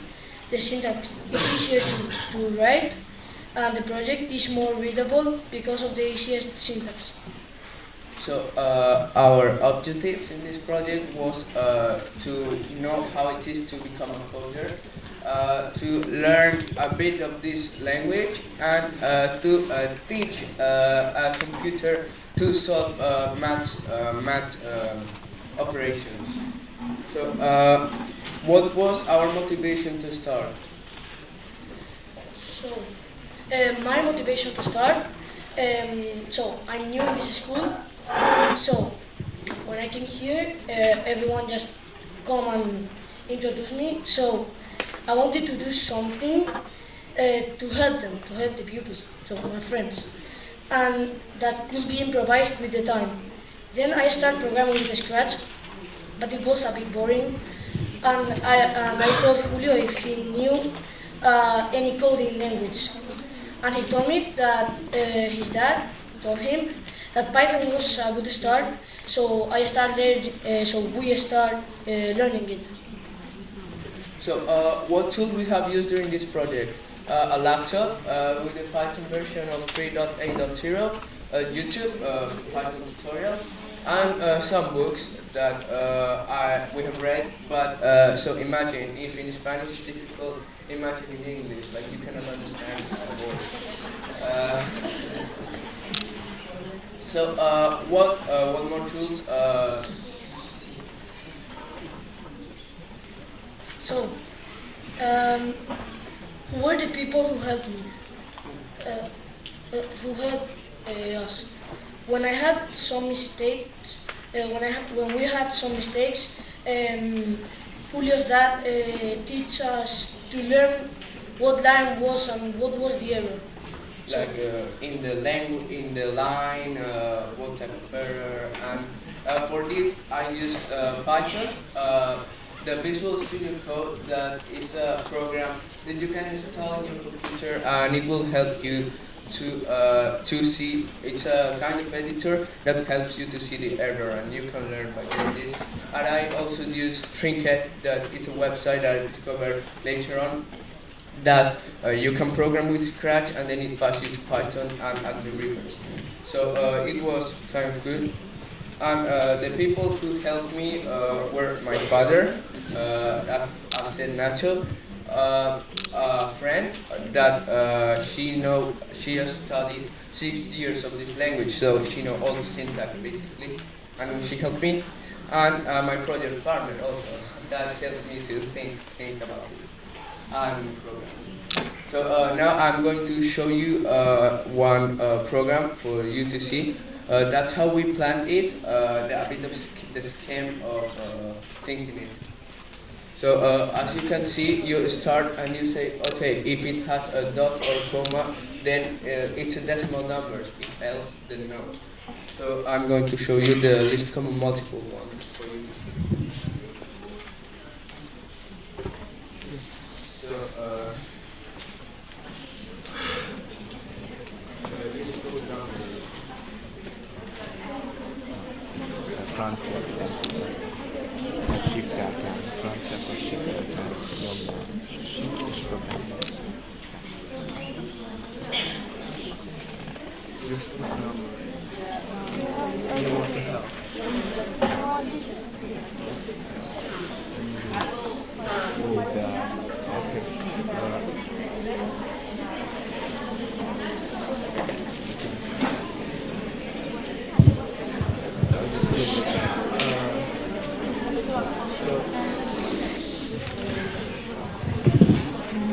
as you have seen the scheme, that is, we passed it to the language with help, and we learned a bit of syntax, and we tried to put it, and it worked.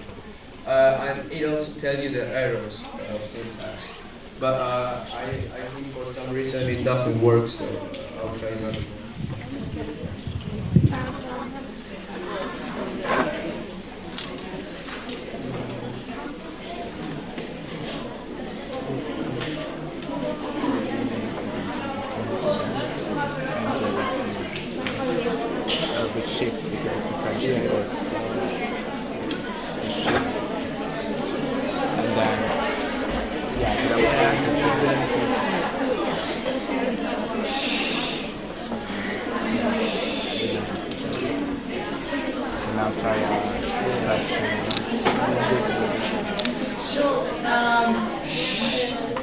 There is a little error, so we cannot put now, I think. So I will explain how it works. So you put two numbers, like random numbers, 21 or 39. So the 21, that is the little number, will go 42 and then 63 until it's the same, and it's the same as the other number or more. It will stop when it's 42 because it's just because so it will go one and another until there's the same number. So it's we couldn't use it, we couldn't show you how it works, so we will continue. We are going to show you, but I think we are having some problems, and I think it will come.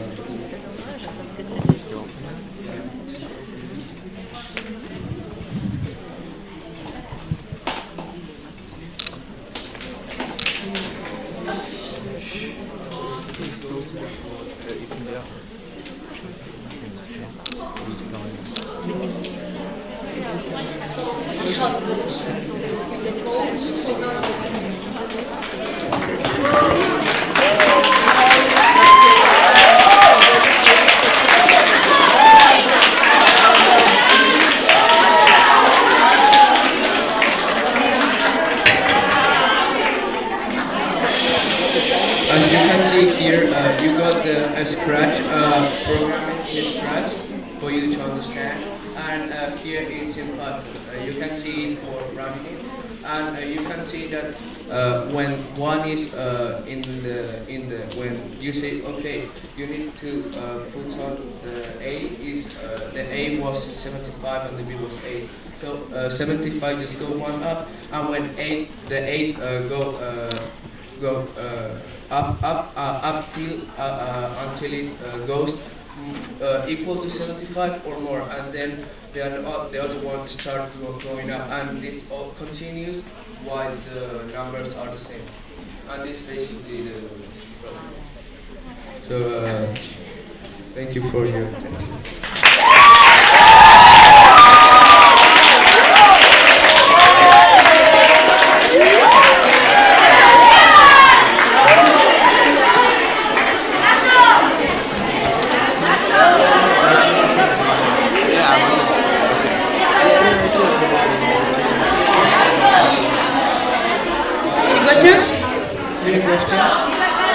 Are you planning to do other projects using Python?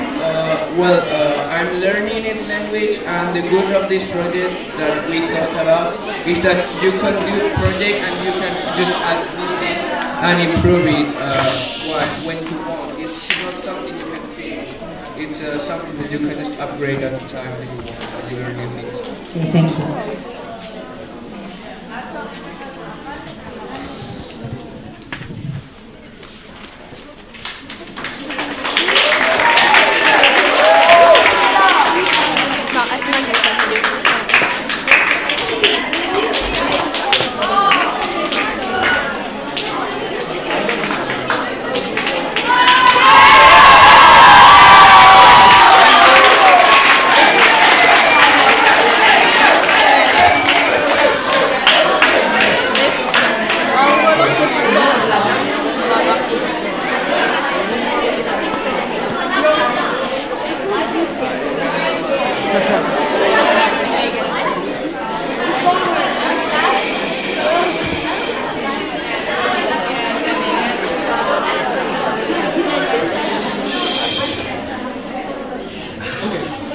Hello everybody, my name is Victor Williams, and today I shall be presenting antimicrobial resistance and alternatives to antibiotics. Do they work?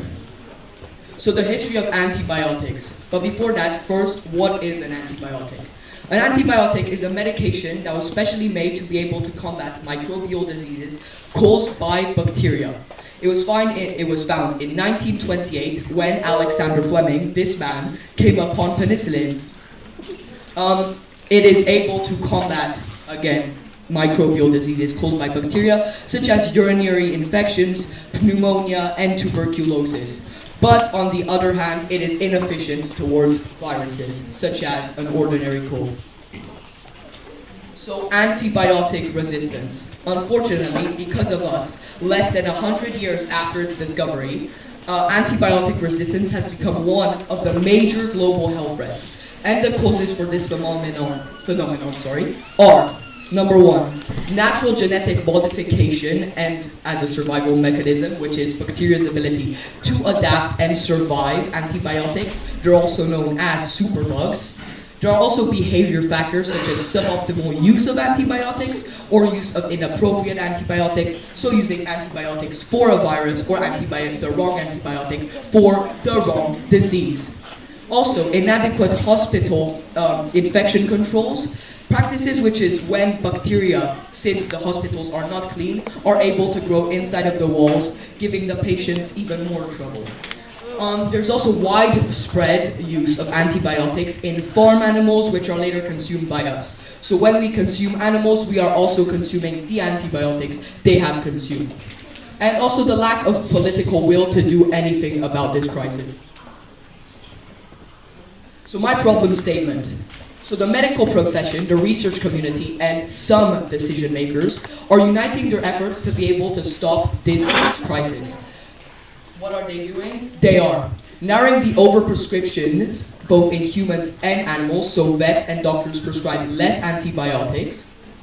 They are always discovering a new generation of more efficient antibiotics, which is what the research community is doing.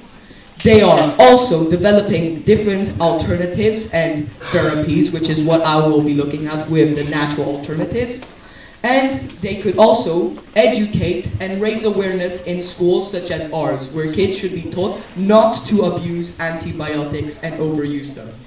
So my experiments will be looking at natural alternatives to antibiotics, which the upside to that is that they will be able to eliminate certain pathogens and diseases without causing any collateral damage. The different substances I will be tested that were normally used in infections are cloves, ginger, manuka honey, and garlic. I will test them on microorganism growth. So my materials and methods. So bacteria cultures, were grown on 5 different agar plates, which are petri dishes with enough nutrients so that bacteria is able to grow on them, or cells in general, for 7 days until confluence, which is the average amount of cells on a dish. In our case, 100% confluence, so the bacteria grew everywhere. Then the bacteria were transferred onto a new set of agar plates, as I wanted to mimic the growth of an infection in an organism. The test substances were added directly, and for growth to occur faster, I put them back inside of an incubator at 37 degrees Celsius. Penicillin soap tablets were also used as a positive control, which is a group in an experiment which receives treatment with a known answer. In our case, we know that penicillin will be able to stop bacterial growth. So, materials and methods, part 2. Again, the test substances are used were garlic, cloves, manuka honey, and ginger. First, juice was extracted from each of the substances above, except of course for the manuka honey, as it was already liquid. Different paper pellets were immersed and soaked into the different juices, and then they were put back on each plate. So 4 of the same substances were put on each plate. Again, the agar plates were then put back in the incubator for 3 days at 37 degrees Celsius, and my results read. So this is bacteria in the presence of penicillin after 3 days of exposure in the incubator at 37 degrees Celsius. As you can see, it has efficiently stopped the bacterial growth as there are large circles around the penicillin-soaked tablets. This is bacteria in the presence of garlic juice after 3 days of exposure in the incubator at 37 degrees. There are clear circles with no bacteria, such as here. Here you can see the curve, and over here, it has been able to stop the bacterial growth moderately. Then this is bacteria in the presence of ginger juice after 3 days of exposure in the incubator at 37 degrees. On this one, there are small clean sections of bacteria on the sides of the pellets. Again, it has been able to stop bacterial growth moderately, though to a lesser extent than garlic. Could you go back? Oh yes, thank you. So, this is bacteria in the presence of clove juice after 3 days exposure in the incubator at 37 degrees. There are small sections of bacteria gone in one place next to the pellet, such as, for example, over there, very little bacteria has gone, so it has stopped very little bacteria from growing. And then, this is, again, bacteria in the presence of Manuka honey after 3 days of exposure in the incubator at 37 degrees. There is little to no effect. It has not been able to stop bacterial growth. It seems to have boosted it.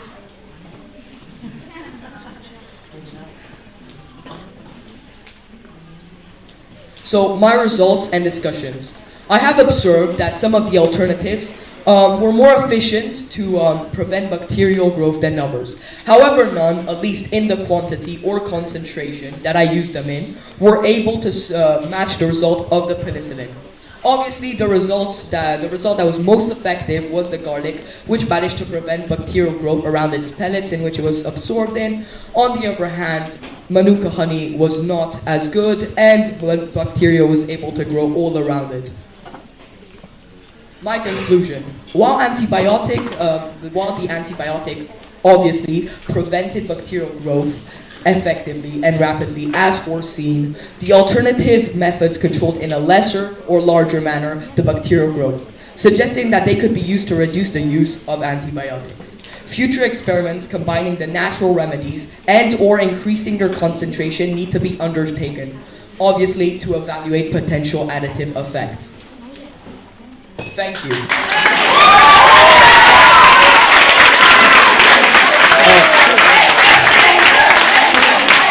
But I would also like to thank my science teacher, Mrs. Butler, which unfortunately isn't here, for providing me with most of the equipment. And yes, I would like to thank her very much. Thank you. Oh yes, any questions? I would like to ask you, have you tried to combine, for example, garlic with something else? Well, to make my experiment more comprehensive, indeed, what I could have done is, instead of only using one type of pellet on the agar plates, I could have used multiple ones of different types at the same time. Yes, and I would like to go forward with this experiment while testing other substances such as golden seal, cranberries, and yes, other substances of the sort. Thank you.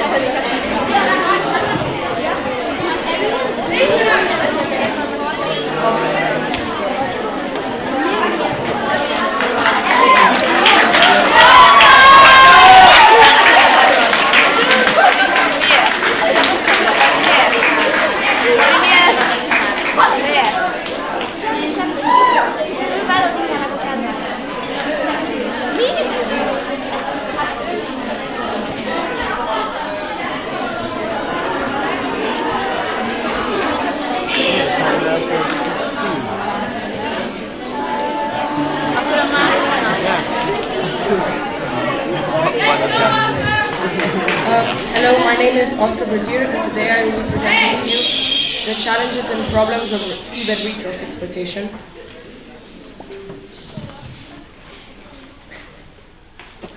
First of all, since the past 15 years, seabed resource exploitation, also known as deep sea mining, has gained increased attention because the amounts of metals, the largest resources on the seabed, have decreased, but the industrial need using these materials are growing.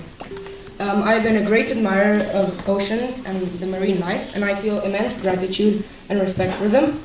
Therefore, I think that seabed mining, deep sea mining, is, in my opinion, a great threat to the oceans.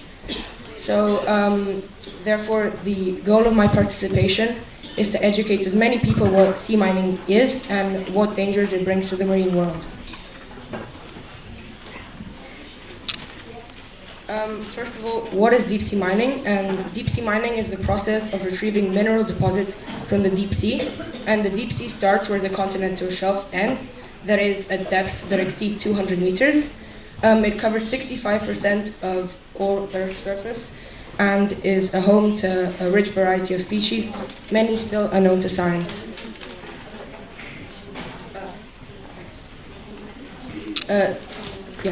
Deep sea resources are found mostly in the high seas, in areas beyond national jurisdiction, and those areas are known as the area.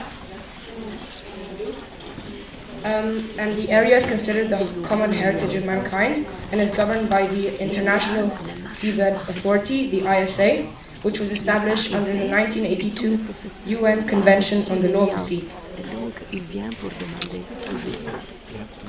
In the area, all seabed mining activities are currently in the exploratory stage, and there are already been 27 contracts signed that cover 1.2 million square kilometers of land. And actual mining cannot begin until the agreement of the code regulating deep sea exploitation is signed, and it's expected to be adopted this year. And there are two types of resources extracted from the seabed. There's raw material resources, and they contain valuable minerals and metals used in everyday electronics and energy storages. They're used in smartphones, laptops, and solar panels, and wind turbines and electric vehicles. Exploitation of these raw materials is currently focused on three types, which I will explain later on.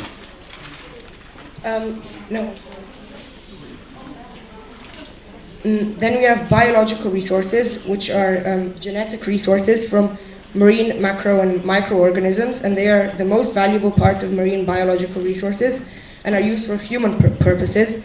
Sampling of these resources is called bioprospecting.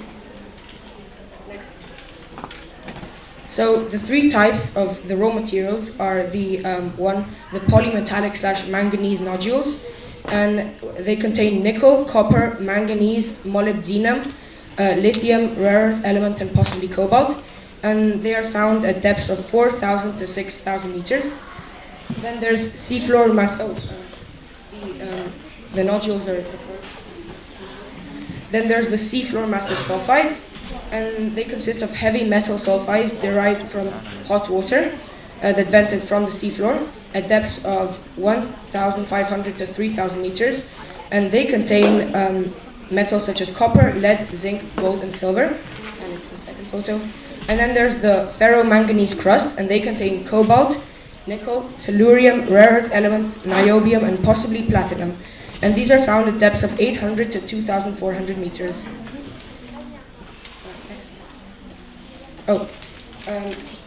And the biological resources are used in pharmaceutical, biotechnical, and cosmetic industry to develop chemicals and cosmetics.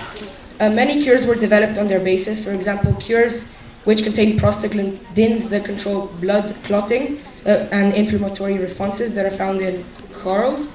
Then antibiotics found in jellyfish, and possible AIDS cures found in sponges. Next. Again. Okay, and there are four main components of deep sea mining system. The extraction tool at the bottom,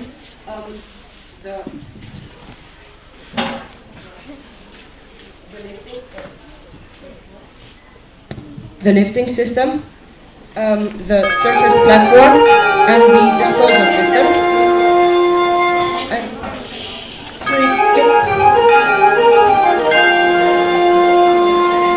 Can you see to the for 3 more minutes, please? And for mining of all three, we use heavy, robust ROVs, remotely operated vehicles, which drive along the seabed.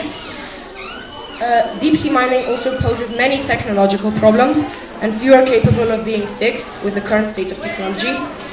They all share the common problems, such as on the seabed, such as extremely high pressure, volcanic activity, and few information about the deep sea, only 1% discovered, and extreme temperatures ranging from 2% at the seabed and 2 degrees at the seabed and 400 degrees at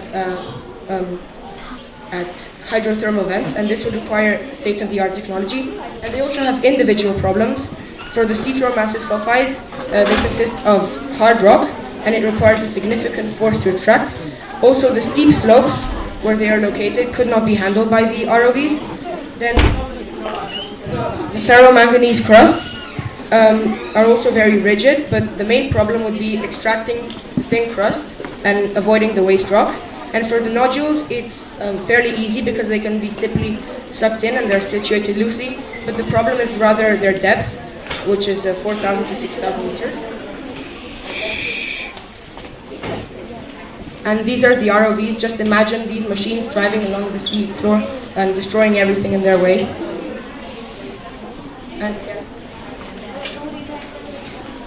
So deep sea mining of raw material resources also poses a danger to the environment.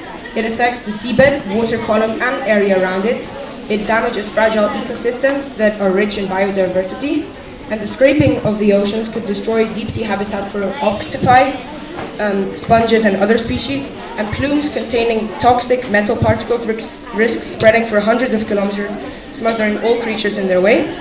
Also, other creatures could be affected by the noise and vibrations, and this is only for the raw materials. For the biological resources, it's limited to a kilo of matter, since it consists of merely the samples and merely collecting the samples in small quantities, and the impacts are much lower in biological resources.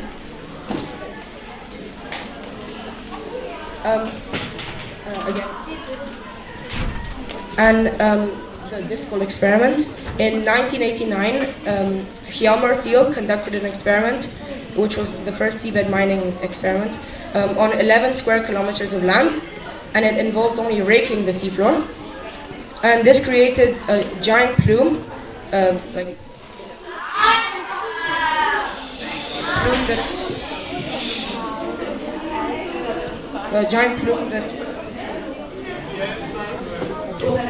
it created a giant plume that choked all animals in that area, and the impacts of this, having only raked, didn't even mine the seafloor, were beyond anyone's imagination.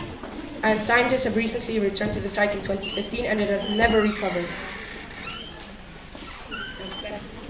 So my conclusion is that so far we've only explored 0.0001% of the deep sea floor to see what lives there, and how can companies risk exploiting something that we don't fully understand yet? Without proper protection of the deep sea, we could destroy unique species found only on the seabed and ecosystems yet to be discovered. More than 100 million mobile phones a year are dumped, and 90% of electronic waste is not recycled.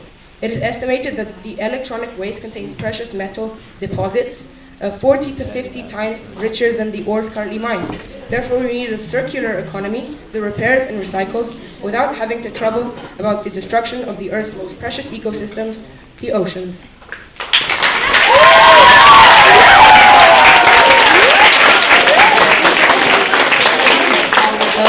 Any questions? Are there any questions? Which authorities are trying to regulate the mining? Those are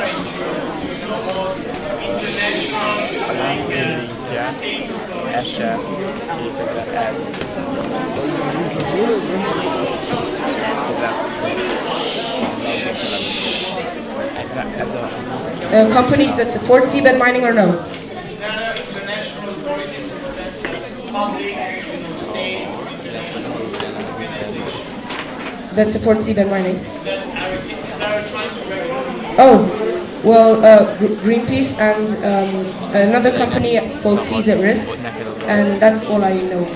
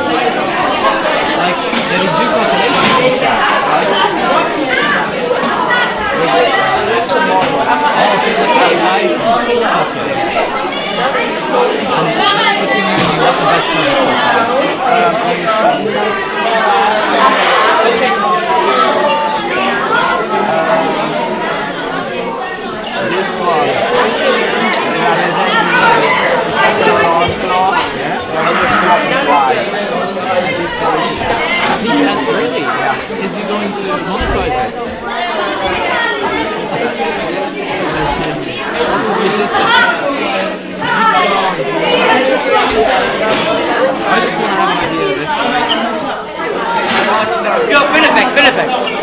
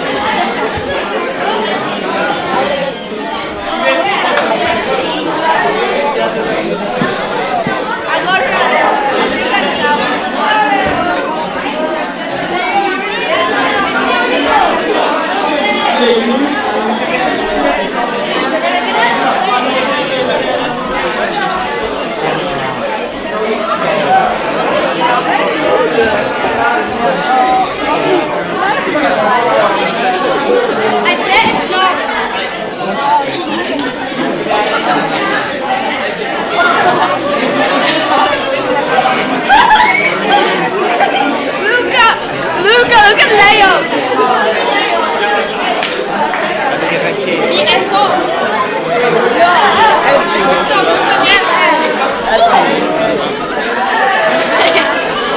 Nézd, hogy benne vagyunk. Nem úgy késik egy pár percet. Pár perceket? Igen, komoly. Ne. Ó, nézd, ott áll a gyerek. Nézd, hogy most ment. Oh, qu'est-ce que vous faites, monsieur? Oh non! Ott a zsír.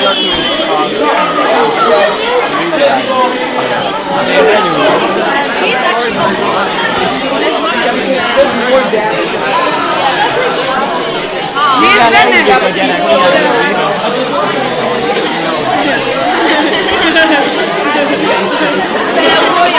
Mindjárt lesz, hogy lemenjen erre, most már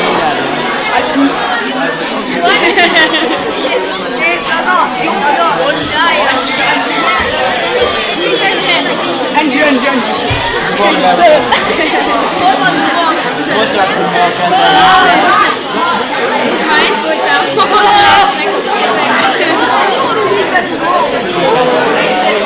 Még egy pár perc. De ez jó. Ott van,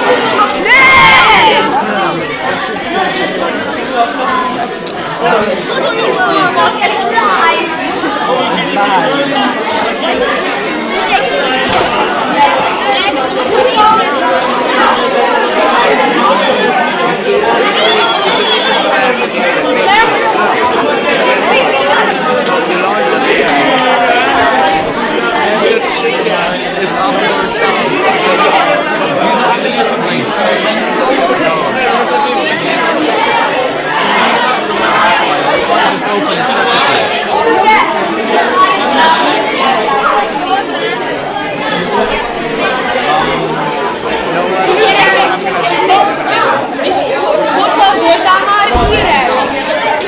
Itt az eső. De miért?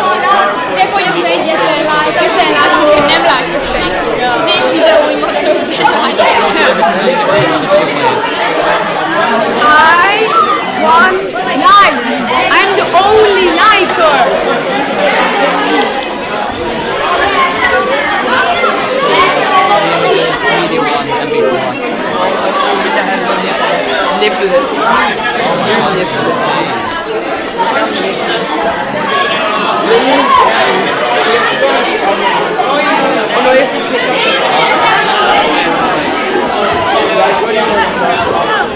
Bobby just slapped my face. Ah! You plugged in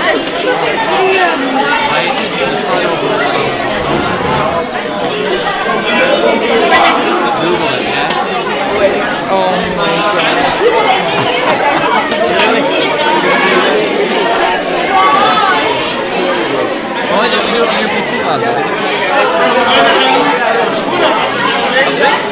Where's the camera?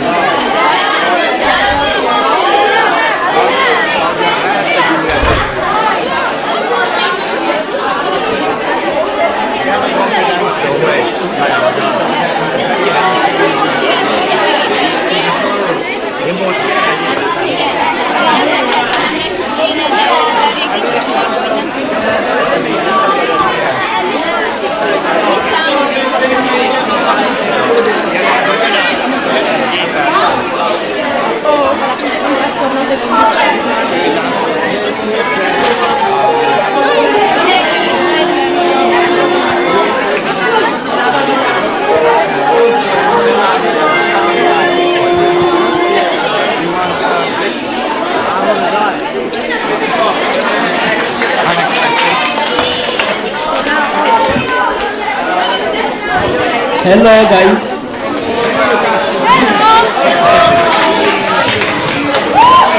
Welcome to the Science Lab Festival. Do we have our presentation? Because I think we need our presentation. Where?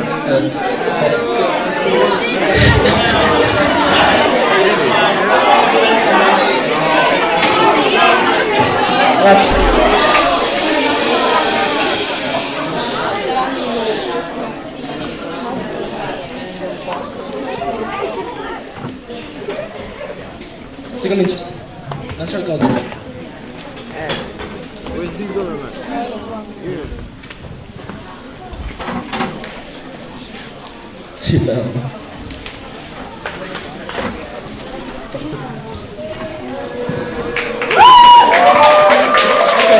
Well, today we'll be presenting holograms, as you can see on the title, and yeah, I hope you enjoy it.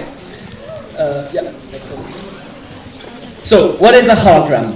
A hologram is a physical structure that uses light reflection to portray an image in a three-dimensional way. So, light reflection, as you can see in the diagrams here, is basically when light encounters a surface which is smooth and shiny, like polished metal, water, or like in our case, glass. And it is reflected at the same angle as it hit the surface. And yes, that's basically the principle we're using for our project. Now, okay. Then technically, a hologram would be a photographic recording of a light field, but that's too complicated. We're no physicists, so yeah, it's actually an optical illusion. So yeah, that's the hologram device. So it's actually nothing new. You can find tutorials on YouTube to make a trunk of pyramids that allow you to display a three-dimensional image. And what do we have to say? I don't know. We can maybe put Trump to say something for us.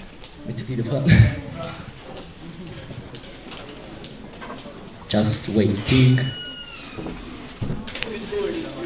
Good morning. Still. Absolutely.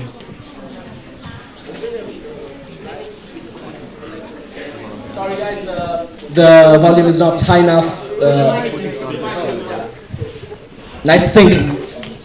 Have characteristics of both particles and waves. One of the wave-like properties of light is frequency. The frequency is how fast a photon vibrates in the case of light. This frequency determines the color we perceive. The spectrum of light frequency also determines the spectrum of color we can see. Light frequency is inversely proportionated to light wavelength. Higher frequency means shorter waves. Now, nothing categorically distinguishes the visible spectrum of electromagnetic radiation from invisible portions of the broader spectrum. In this sense, color is not a property of electromagnetic radiation, but a feature of visual perception by an observer. Furthermore, there is an arbitrary mapping between the wavelength of light in the visual spectrum and human experience of color. Though most people are assumed to have the same mapping, except color people, because they have an inverted mapping. Having considered what is light and color, we'll now cover light reflection, which is the physics principle on which our whole project is based on. When light strikes a surface, some of its energy is reflected, and some is absorbed. The color a human perceives indicates the wavelength of the visible spectrum. In this case, when the color black is being perceived, that means all wavelengths are being absorbed and non-reflected, making black the least reflected color. As such, the color black won't be displayed in hologram. Instead, you'll be able to see the background of the transparent pyramid trunk. Now, the reason for which this hologram has a 3D impression is because what you are seeing on one side of the pyramid trunk is the reflection of an image displayed below the side you are facing, and the reflection of other 3 images reflected on the other 3 sides. And also because of the black background, it has given you an impression of a vivid image standing in thin air, so further tricking your eye. Is it over? Oh, okay. Well, I'm not filming a huge wall. Well, that was the video. Many of you didn't see it, but yeah, we're sorry. I mean, after I guess we can organize something, for allowing people to see it. But then now we'll cover the modern use of holograms, which actually are used way more than you could think. If you could. Oh, fine. So holograms can be used for architecture because, as you see, the 3D impression allows a more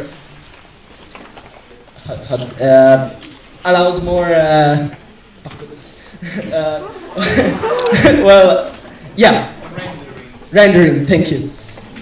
And so architects can see which material holds stronger without actually building the structure. They're using driver's license and credit cards. It is also used, to portray images of people, animals, and objects, and on barcodes on items and house appliances to make sure that nothing gets stolen. Thank you. So, no, there's another one. So, holograms are also used for military mapping, as geographical intelligence is an essential part of military strategy.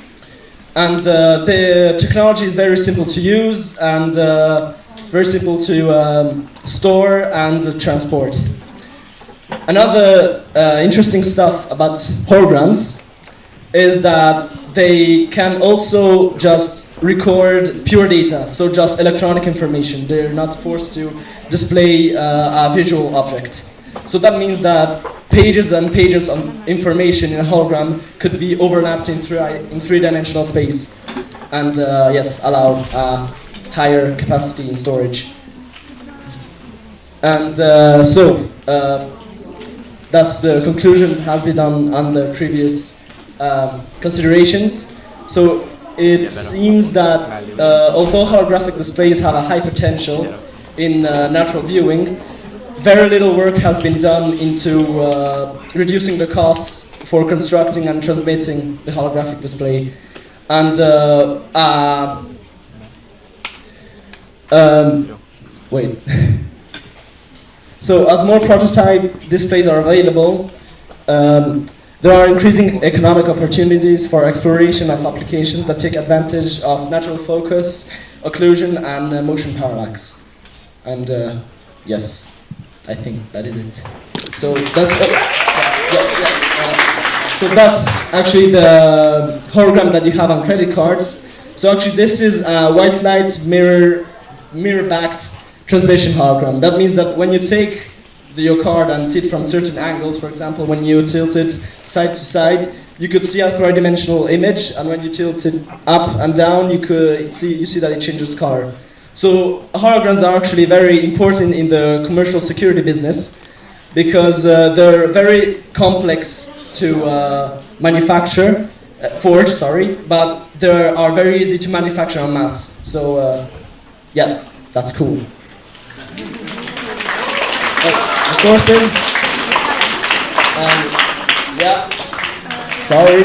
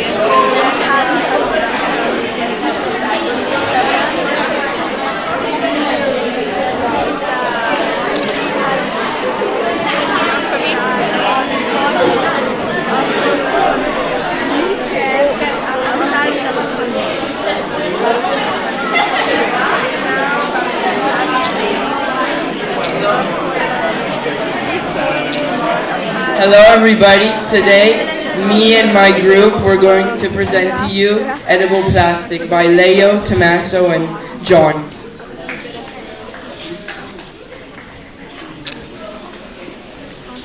The history of edible plastic. Edible plastic was created using a process called spherification invented by William Pechat in the 1940s. In 2013, Skipping Rocks Lab was founded. Using spherification, they created an edible water bottle and they called it Uhos. In 2016, a Polish company called Biotrem started making edible plates and cutlery out of wheat bran, the outer layers of wheat, rye or oat, and it biodegrades very quickly. The Skipping Rocks Lab. Skipping Rocks Lab is a company that makes edible packaging for food and liquid out of seaweed. It was founded in 2014 in London by graduates of the Imperial College. They created Uho, which later became an independent company.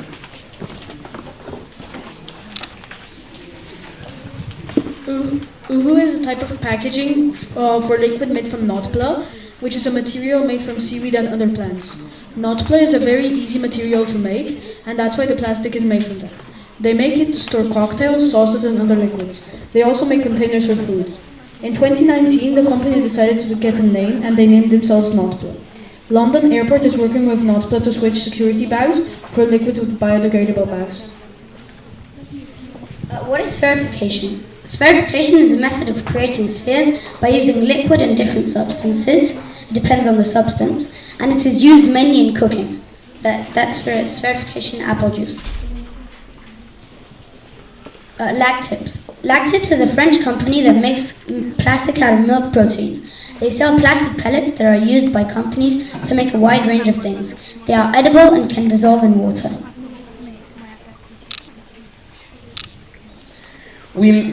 Edible plastic recipe. We made edible plastic using this recipe, and it looks like cling film and is tasteless. And add number 1. Add 1 spoon, 5 grams of agar powder. Place 200 millimeters of cold water in a saucepan. Bring the liquid to a boil. Simmer the mixture for 5 minutes. Skim off any bubbles or froth appearing in the saucepan. Leave cool slightly so all steam escapes. Pour the liquid into grease-proof paper, spreading thinly. Leave to cool for 24 hours or even longer. When we first made it, the grease-proof paper was crumpled and it was too brittle, so we couldn't wrap anything in it. Interesting fact. The London Marathon in 2019 swapped plastic bottles for edible Uho packets. Only 9% of plastic globally is recycled. Plastic made from milk protein is 500 times more effective than preventing oxygen from ruining the food than normal plastic. There is also a type of edible plastic made from plant carbohydrates that is less common. It is not meant to be eaten, but is 100% biodegradable and is not harmful if it is eaten by humans or animals. The sources, we got this information from Google and Wikipedia.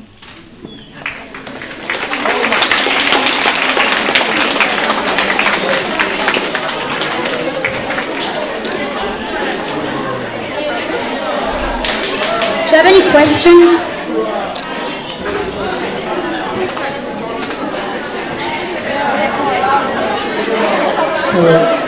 Which other uses can you foresee for this biodegradable or edible plastic?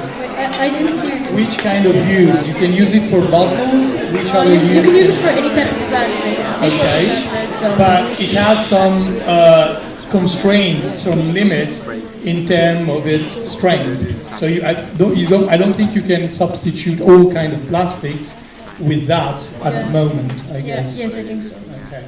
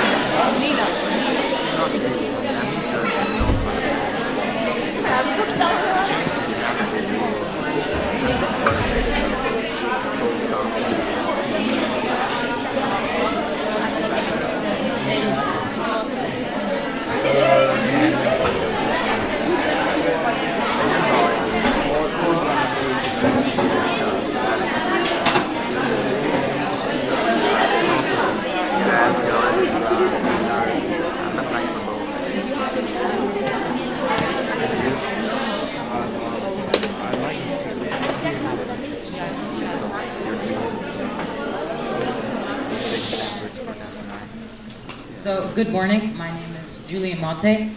I'm in S4EN, and today I'll present my project, Harmful Gas Absorption in Indoor Plants. Introduction. I think I speak for everyone in this room when I say that we think that air pollution is an exclusively outdoor problem. But with all the headlines, the alarming headlines about CO2 and greenhouse gas emissions crisis. However, we often fail to consider that air pollution can also be an indoor problem. In fact, a few years ago, the EU JRC published a study about indoor air pollution. And according to their study, Europeans spend 80 to 90% of their time indoors. And indoor air pollution is a high risk, which is almost twice as high as outdoor air pollution. 20% of the European population suffer from asthma due to these indoor air pollutants. Common polluting gases include xylene, trichloroethylene, formaldehyde, and ammonia. These are off-gassed by many indoor products and furnishings. And increased ventilation will not decrease this risk. So, I decided to investigate ammonia exclusively, partly because it was the most accessible pollutant in concentrated forms. It is also one of the most common indoor air pollutants. My aim was to test whether indoor plants absorb airborne ammonia. I also wanted to see which plants were more effective and what levels were absorbed. The project was actually partly inspired by NASA's 1989 Clean Air Study, carried out in order to filter the air in the space station, which was polluted by equipment and machinery, and they had no access to ventilation. Unlike NASA, however, I tested for shorter intervals of time, but with much higher ammonia concentration. I wanted to push the plants to the limit over a much shorter period. It is worth noting that this phenomenon has yet to be thoroughly understood. So any new data or perspective, even mine, sheds more light on this mysterious phenomenon. Methods. So this is on the bottom you can see a schematic diagram of my setup. The sealed environment in which I track the ammonia is, you can see on the stage, a small 15-liter jar with the ammonia detector and plant inside. If you want a more realistic sense of the setup, then I refer you to the photos above. So I use these 5 plants based on NASA's original findings. They should all absorb ammonia, according to NASA. So essentially my experiment comprised of comparing the off-gassing ammonia concentrations between a control tank with no plant and a tank with a plant in it.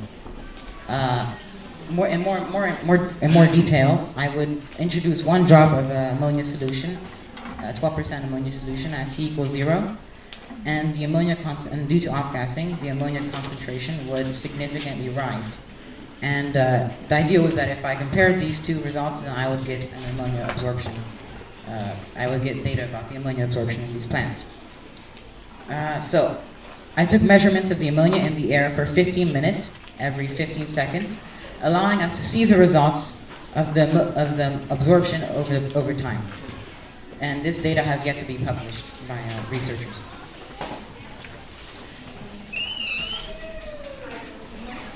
So before that experiment, I hypothesized that the tank containing the indoor plants will have lower ammonia levels. I suspected that plants with greater fuller surface area, such as the flamingo lily on the far left, would absorb more ammonia. There were some conditions such as humidity or temperature, which I couldn't control, but I measured these nonetheless, and I included these in my conclusion, and I hypothesized that it would affect the results greatly. I also expected that the plants would process the ammonia, that is, react it and use it up, rather than simply store it in their leaves. So the absorption rate would be constant. You would see a straight line. So finally, on to my results.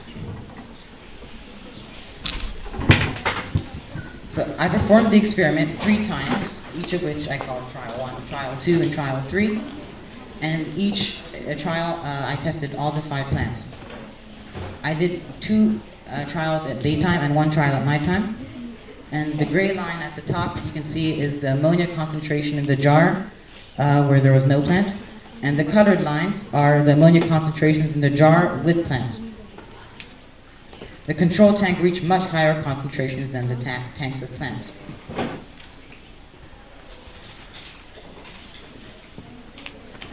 So this was the second trial. It was similar conditions, but it was about 0.5 centigrade higher in temperature.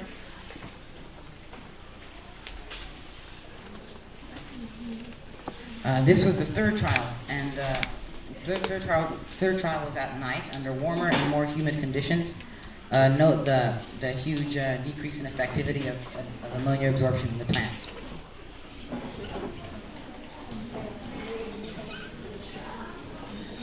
So this is actually the more relevant graph.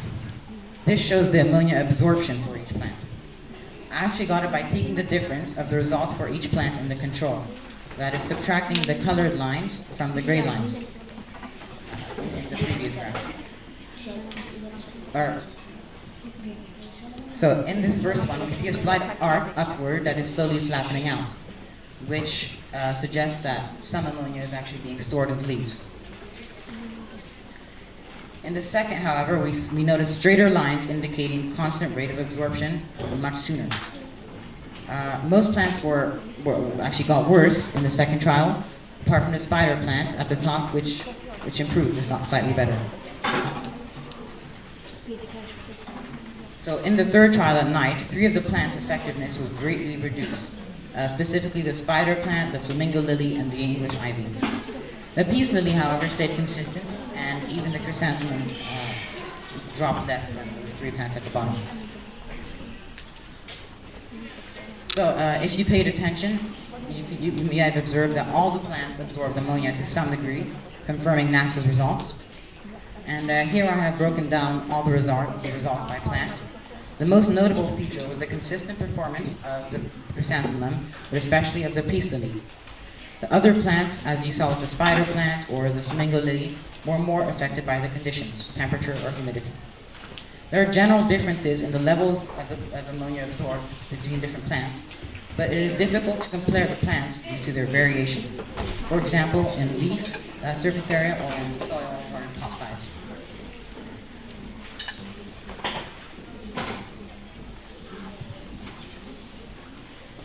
So I concluded that the plants absorbed effectively at low levels, such as the ones we find in a household, at about 20 to 30 parts per million.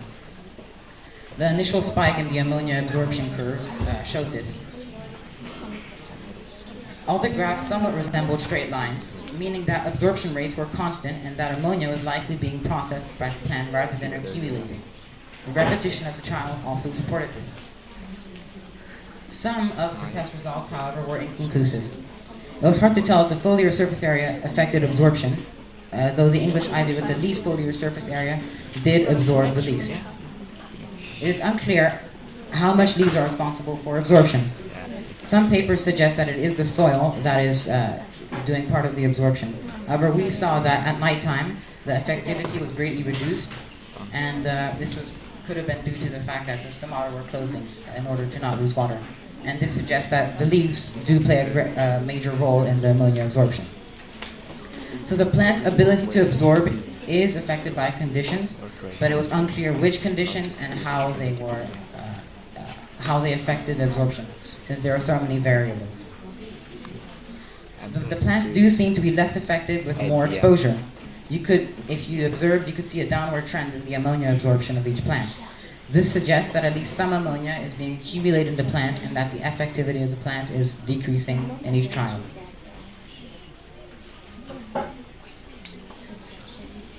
So this experiment should definitely be extended. It would be worth varying the methodology of the experiment in order to understand in particular the role of the soil and the leaves, as suggested by other research papers, as well as the effects of light and humidity on the plant absorption. Perhaps holding one or two of these constant will shed more light on which condition and how it's affecting the ammonia absorption. And finally, if the plant processes the ammonia and how much it accumulates and is ready to be rediffused by the plant. So again, answering this question about whether the plant uses up the ammonia that it absorbs, reacts it, and it empties out the storage, or whether it accumulates the ammonia and thus makes its or decreases its effectivity over time. I could also extend to other indoor air pollutants such as formaldehyde or trichloroethylene. I think these are both somewhat accessible through pharmacies, but I haven't looked too deep into it.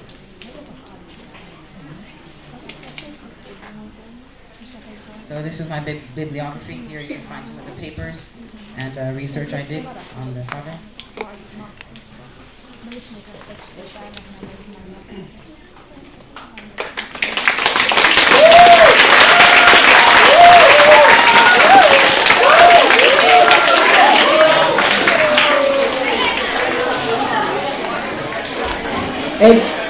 Have you any idea where comes from the ammonia? The ammonia in the air? Well, like I said in the beginning, as I said in the beginning, some of the ammonia in indoor air pollutants actually all come from floor wax or new furniture and rugs. And often, especially if you live near industrial sites or you're moving into a new home, indoor air pollution can be a great risk for your health.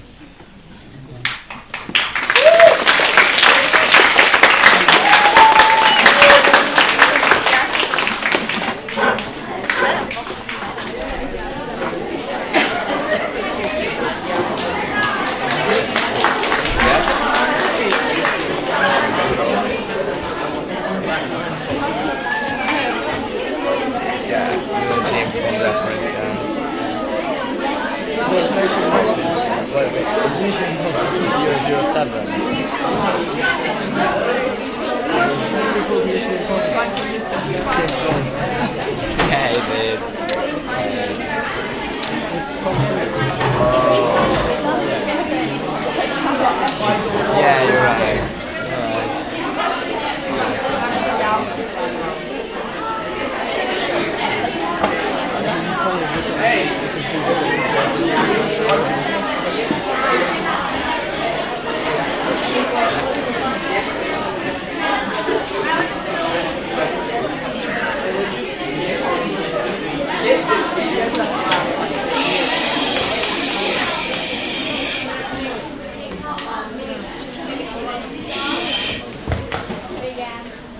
Hello, my name is Hannah Domańska, and today I want to present to you my project, Mission Impossible Zero Waste. I will start with what is zero waste, then head to how to reduce producing garbage or waste, and finished with plastic free products. What is zero waste?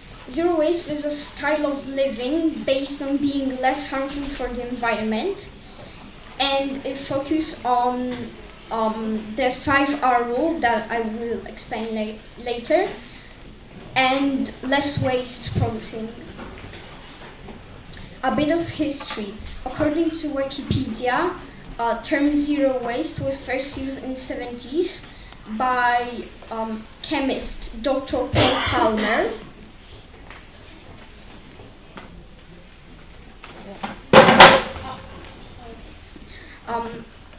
So for a month I conducted observations which was based on zero waste, and nearly each day I counted how many and which color bags my family, 4 people including me, throw away. And after 31 days I added everything, and my results at first were not that bad because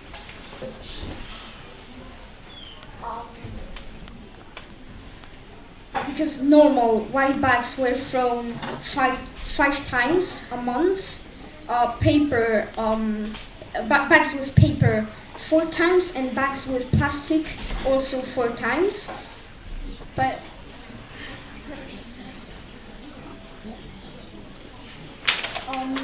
after calculation, it gave 510 liters of waste a total, which was 120 liters of paper 150 layers of normal rubbish, and 240 layers of plastic. So you can see that plastic is a huge problem. Okay, so how to reduce it? We can use fabric bags for fruits and vegetables, and we can also use bamboo straws. And for example, I have a bamboo toothbrush with me, so you can use that also.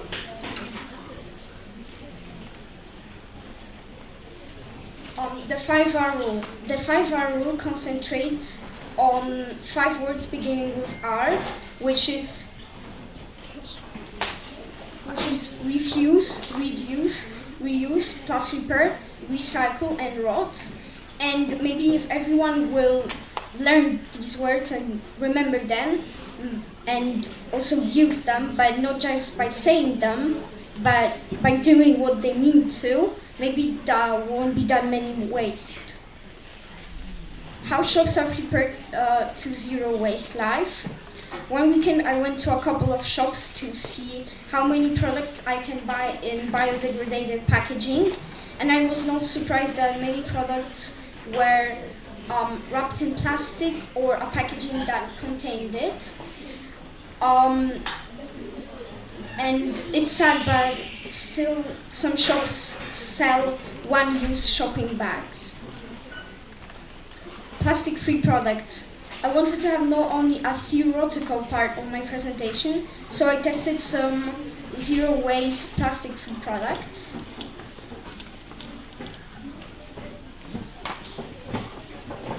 So the first product that I tested was a shampoo bar.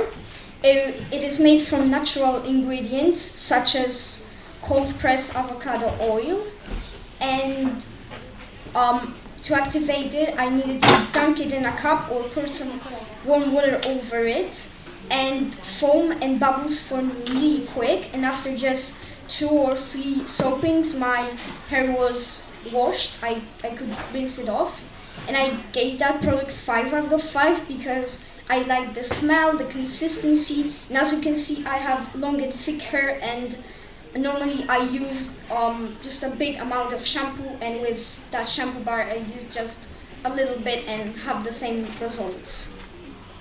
Bamboo toothbrushes. Second product that I tested were toothbrushes. I bought 2 of them, but tested just this one. And the hand of it is made from bamboo, and the bristles are made from nylon.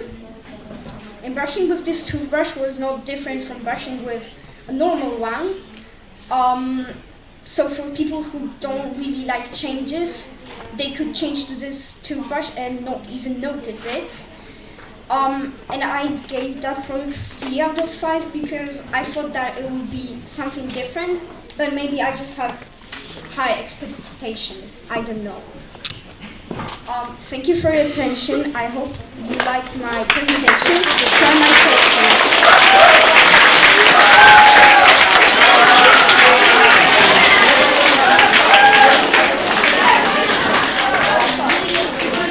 So the title of my project was Mission Impossible Zero Waste, and I want to kind of explain that.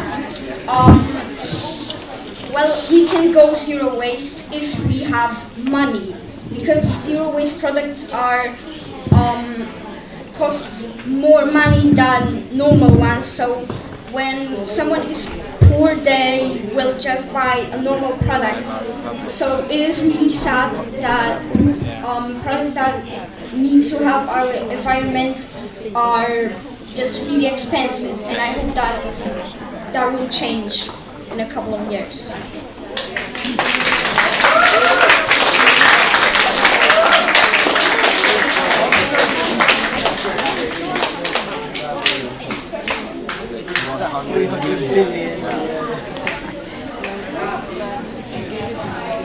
I just wanted to ask you, have you tried at home to diminish a little bit your waste, and how far you can go with in the normal conditions without spending too much money? I try to, and sometimes when I'm in shop and I see and I see a drink, I try to buy it in a glass bowl and not a plastic one, but don't always work, unfortunately.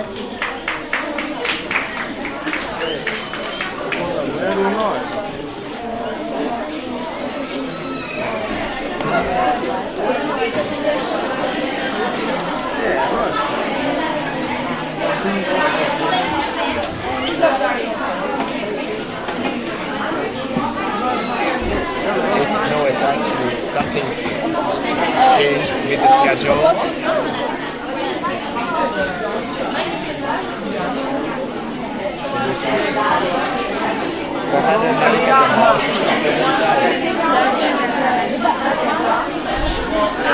Yeah, mi presentazione.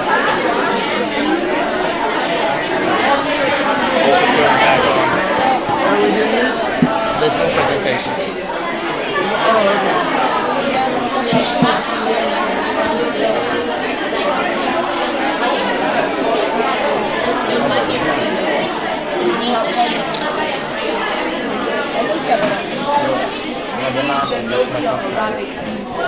Amikor ez van, akkor azt arra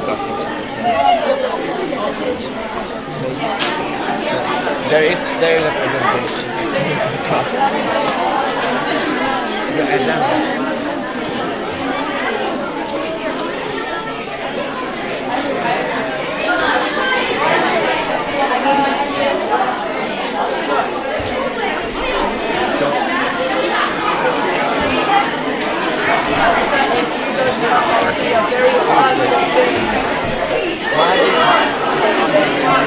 Why not?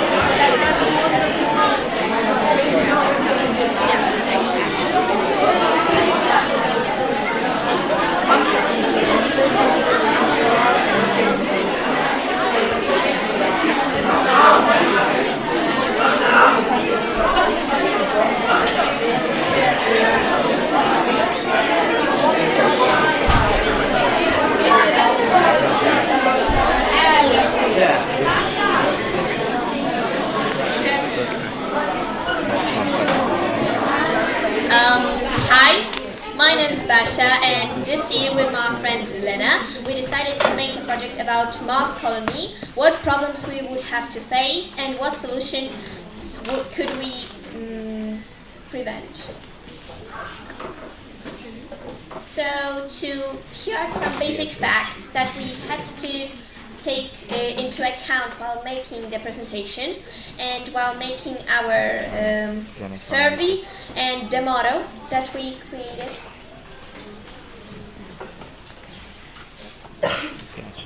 So first things first, if we want to go on Mars, we need to have somewhere that astronauts could live in, and this is because of some major problems. For example, there's no breathable air on Mars. I think everyone knows that.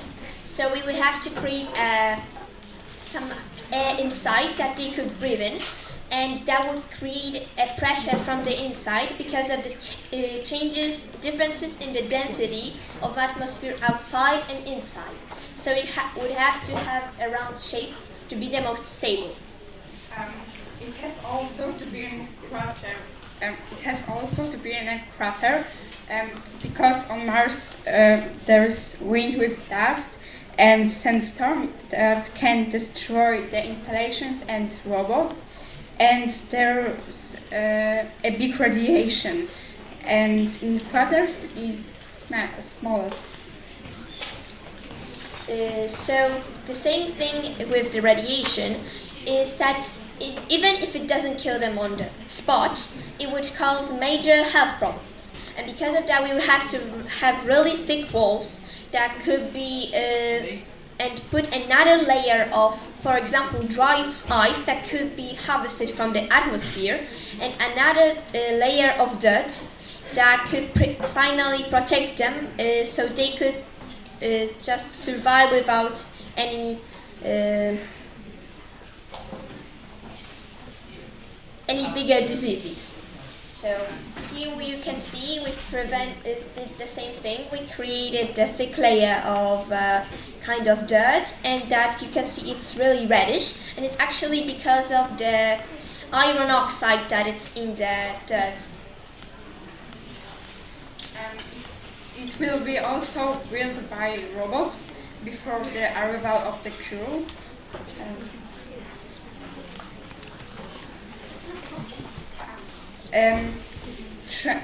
Transport. We want to build a base on Mars, but now we are on Earth.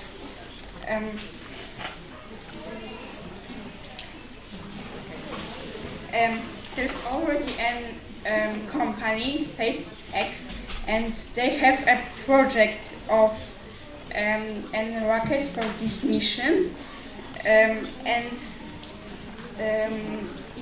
it's built of two parts named Starship and Super Heavy, and will be powered by liquid methane and oxygen and built of stainless steel. And the start will use almost all fuel, so the tanks will fall down, and in that time you will be launched from Earth and will join the rocket. Food. Our cosmonauts have to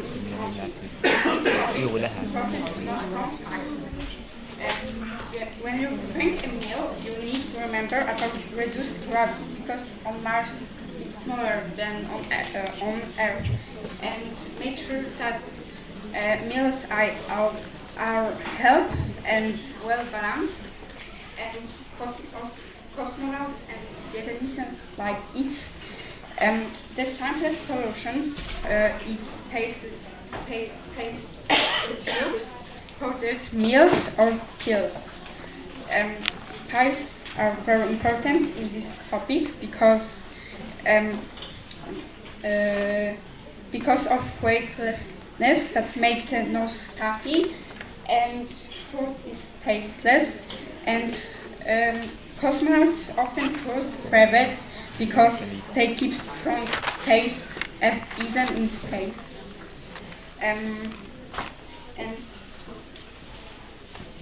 So, if we want to build a station on Mars, we need a power source, something that could power the robots and every system inside.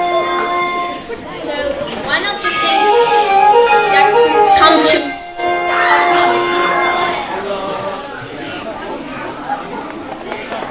the things that could come to mind is solar energy, but it wouldn't work because of the distance from the sun and the dust clouds on Mars. Another thing is wind energy, but there's not really any strong winds because of the not dense enough atmosphere on Mars. Another thing is geometrical energy, but it doesn't work because of the cold core. We'll just start it. No. Okay, sorry. I'm sorry, it's a minute. Please leave the room as quick as you can.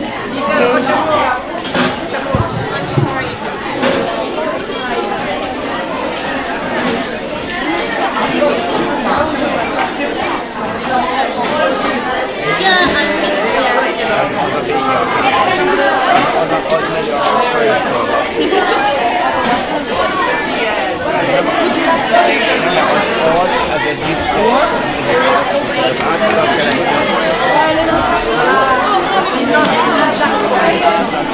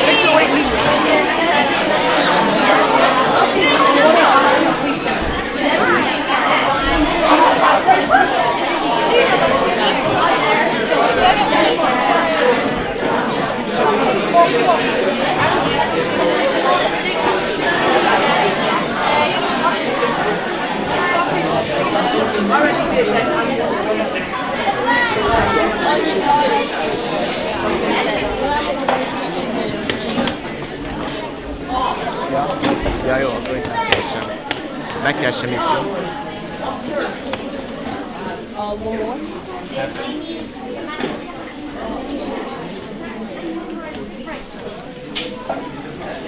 Ez nincs itt. Okay, it works. So I hope you had a good break. Everyone ate their lunch, and so we go back. So geothermal energy is kind of when you take the energy from the core of a planet, and it works in Earth, but it wouldn't work in Mars because the core is actually a lot colder, and would have to dig a lot more deep inside to take anything from it. And taking fossil fuels from Earth is actually pretty pointless. And there's no such a thing on Mars, so the only option is actually nuclear energy that we would probably use. So here's another big thing that we did in our presentation. We actually made a survey with some questions that people could answer on the internet. And we actually got 55 people to answer it, and it was 30 different questions that were in some way or another connected to our project. So one thing was workspace. And it actually got to find that a lot of people wanted to live with a lot of people, but they didn't like to work with another people. So they could live in 4s or 5s, but they wouldn't work with them. They wanted to work alone and in silence. So probably workspaces, everyone would have their own room where they could work, because in another way they wouldn't just be working efficiently. Another thing is nature. A lot of people answered that they actually, when they need to relax or deal with stress, they actually go for the walk on the forest or kept another contact with nature. So we would probably make another different just space with nature, like trees and bushes and flowers, where they could just go on a walk or wait and listen to the music.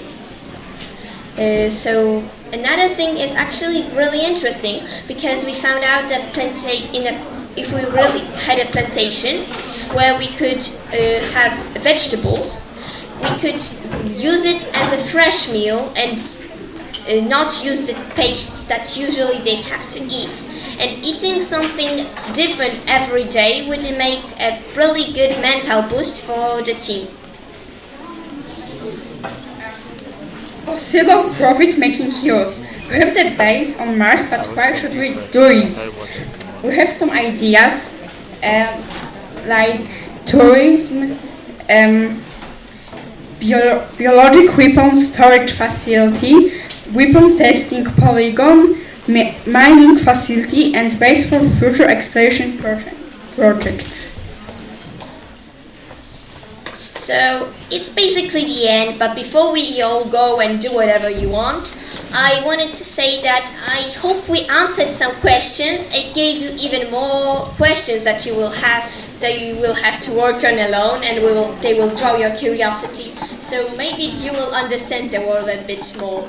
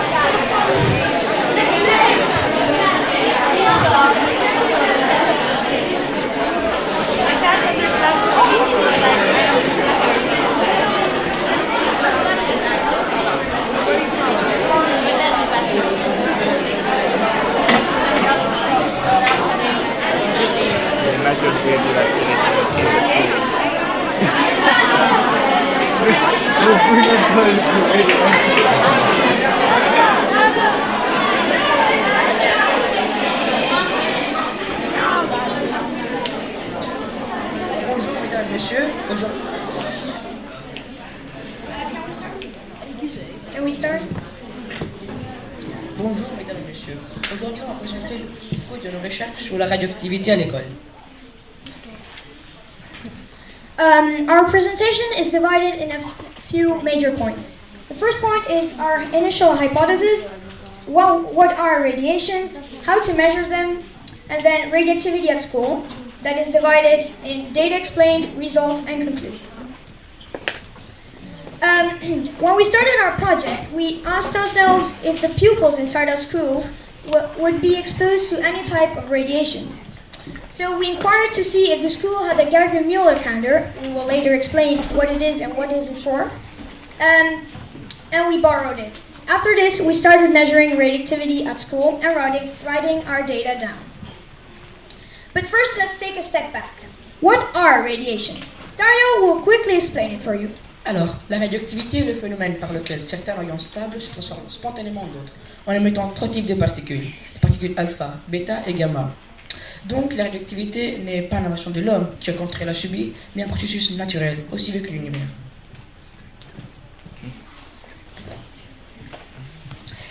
Radiation with enough energy to cause changes at the atomic level is called ionizing radiation. It can damage cells, so it's important to measure its potential health risks. Units measuring ionizing radiations are commonly named after leading scientists in the field. Let's start off with the Becquerel unit, named after Antoine-Henri Becquerel. It describes the number of atom decays per second. Then we have the Gray unit, named after Lewis Harold Gray. It describes the energy a body has absorbed divided by its weight.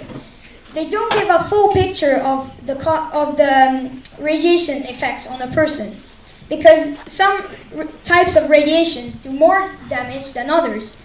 Some body tissues are more or less sensitive to ionizing radiation. The Sievert unit takes into account the type of radiation, the tissues exposed, and how much energy they could have absorbed. The higher the Sievert, the higher the potential health risk for the person. Since 1 Sievert is a large quantity, radiation doses are expressed in fractions of Sievert. For examples of radiation dose, we can have some examples of radiation doses that we're exposed to in our everyday lives. For example, if we take an airplane, we would be approximately exposed to 0.003 millisieverts per hour. If you go to a doctor and you take an X-ray scan of your chest, you would be exposed to approximately 0.1 millisievert. And then you would be exposed in 1 year of time to approximately 2.4 millisieverts. Qu'est-ce qu'on a fait?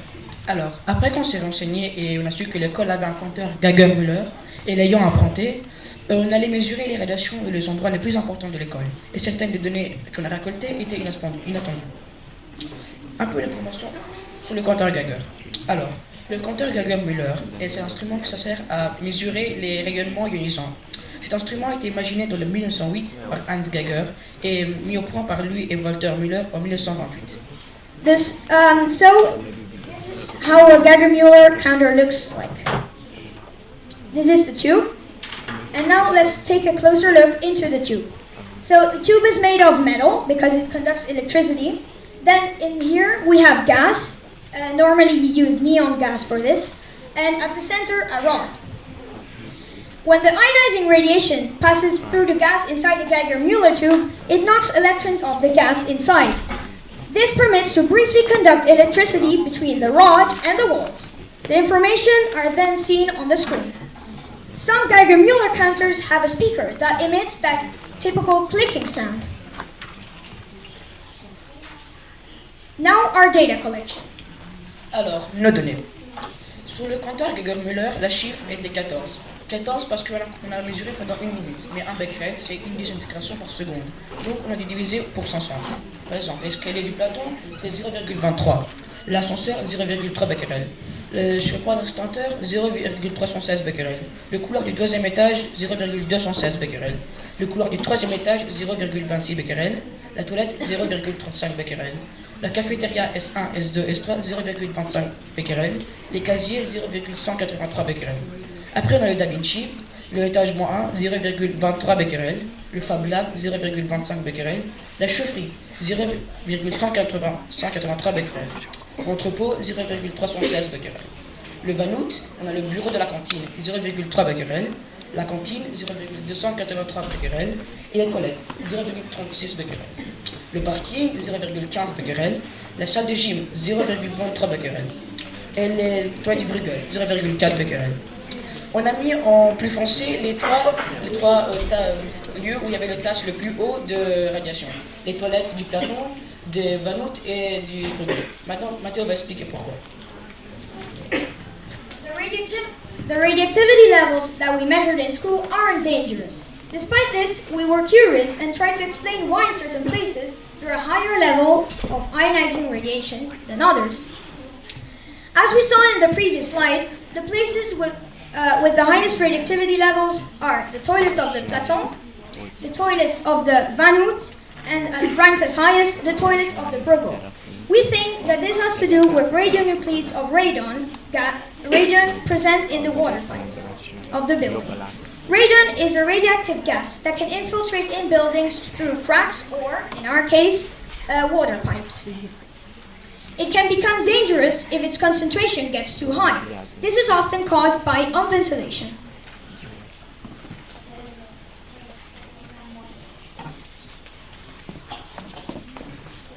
Merci pour l'attention.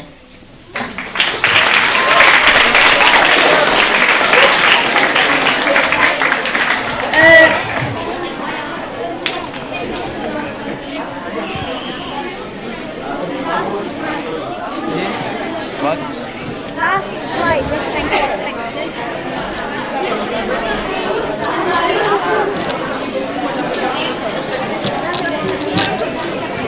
On remercie beaucoup Mme Paris pour ses conseils et l'équipe de techniciens de l'école pour nous ouvert. C'est un lieu pas accessible.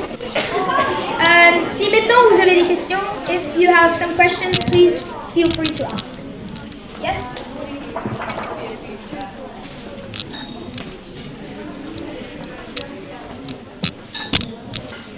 At what quantity will the radiation start to affect our daily lives? What do you mean by this? Like, when can they become dangerous? Well, it depends on the unit you use.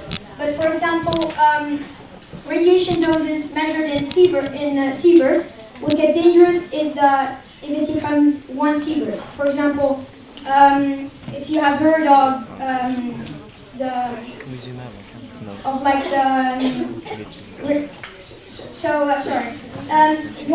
from 1 sievert, radioactivity levels get dangerous for us. If you reach 4 sieverts, it will potentially kill you. Any more questions? Thank you for your attention.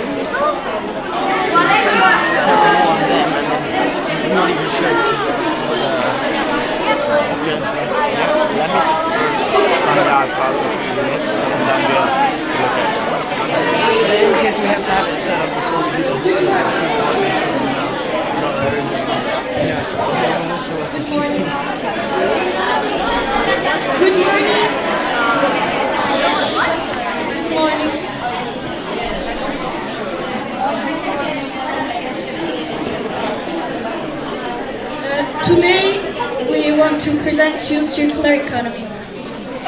I'm Elena. I'm Victoria. Which types of plastic can we reuse at home and in a factory? At home we can reuse plastic bottles, juice and milk containers, most of the cleaning product containers and shampoo bottles. In a factory we can reuse plastic bags, bags granulation line and PFT bottles washing line. So plastic is made by carbon and hydrogen. And they are called monomers. Monomers are very small groups of particles which form long chain called polymers. This create a dough which if we work it will be plastic, but it's a long process. Why does plastic take so long to decompose? Plastic is made of petroleum and it doesn't decompose like organic material. Organic material needs bacteria to decompose, but bacteria doesn't eat plastic. And plastic needs sunlight to decompose, and this process takes a lot of time. So, how long plastic takes to decompose? So, plastic bag can take from 10 to 1,000 years, and a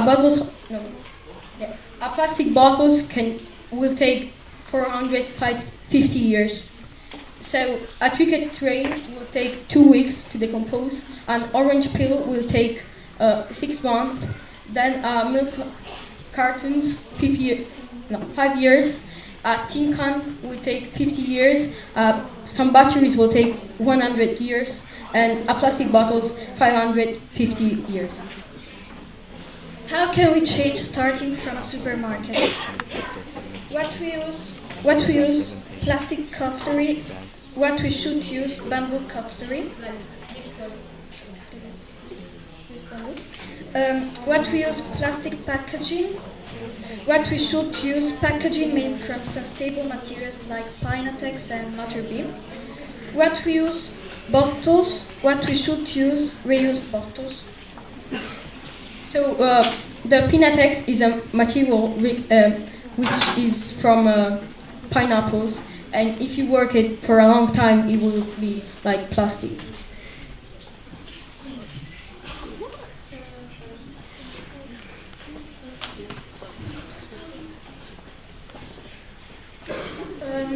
Plastic in the sea. This is a big problem and it's always getting worse.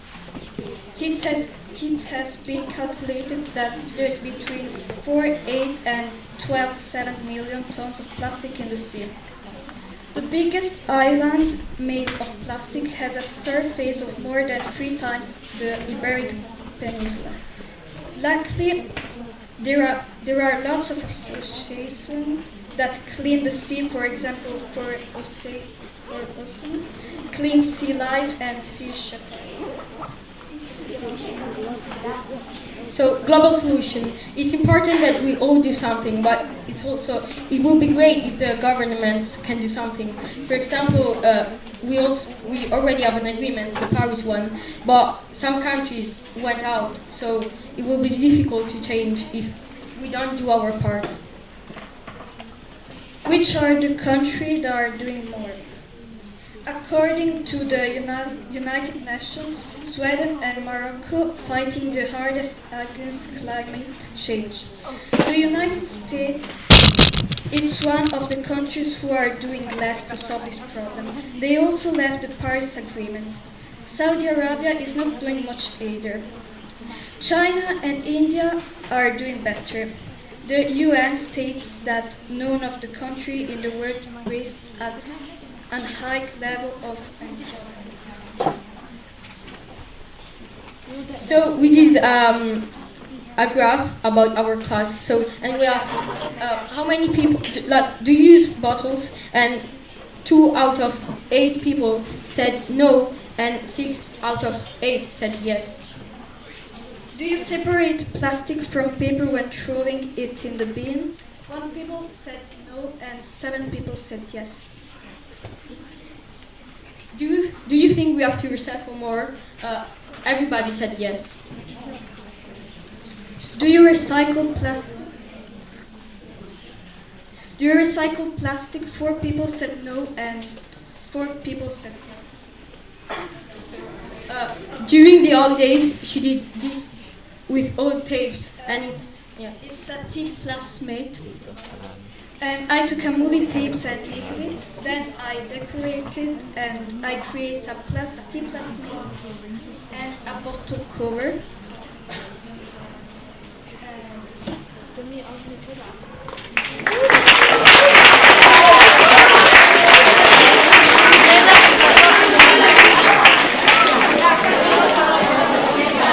Do you have questions?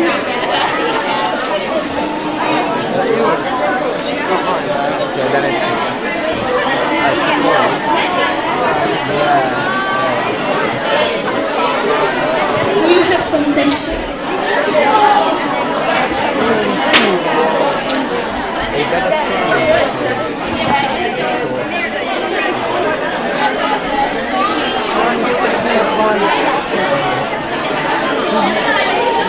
It's gotta be through all the scoring machine.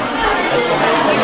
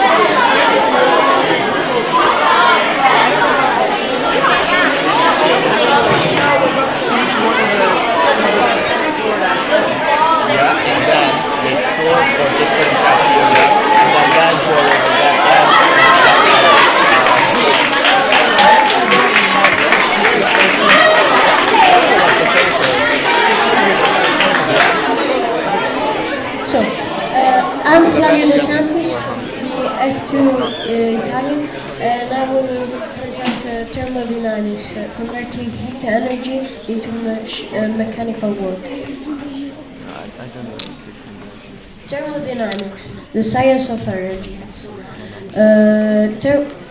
Thermodynamics is the branch of physics that deals with heat and temperature and their power to produce energy and work. Thermodynamics also studies the change in pressure and volume of objects. History of thermodynamics, tribute to Leonardo da Vinci 500 years after his death. Most studies of thermodynamics were developed during the 19th century. However, already 1495 Leonardo da Vinci had intuition about thermodynamics and had designed self-propelled vehicles, as well as artillery, namely the Architronico, a steam-powered cannon. Heat and run. Thermodynamics is used to operate the machinery to run, such as steam and heat engines. My experiment using the Starling engine under pressure.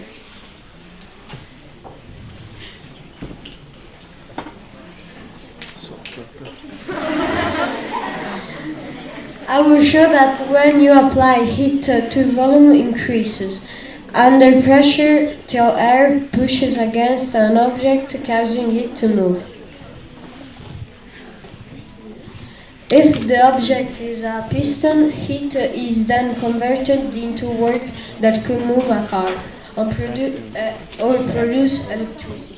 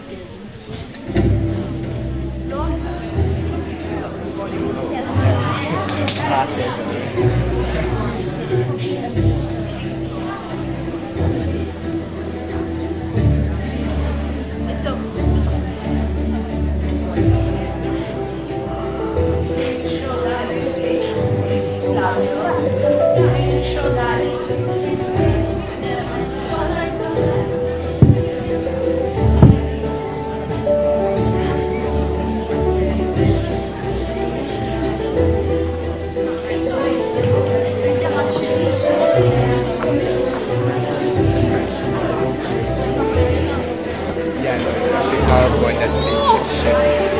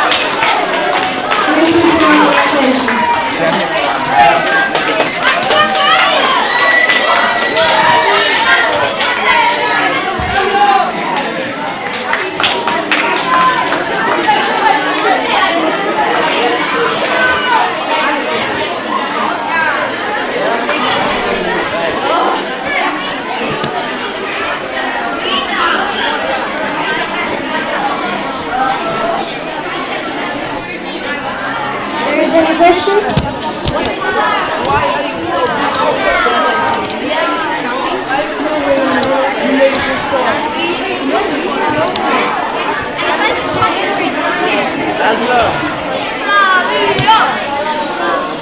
So just a small question. So how did you get interested in this area? I was searching a project, and after I knew that Leonardo da Vinci's this year was the 500th year after his death. So I think to do something about him and thermodynamics. He was studying it. So after this.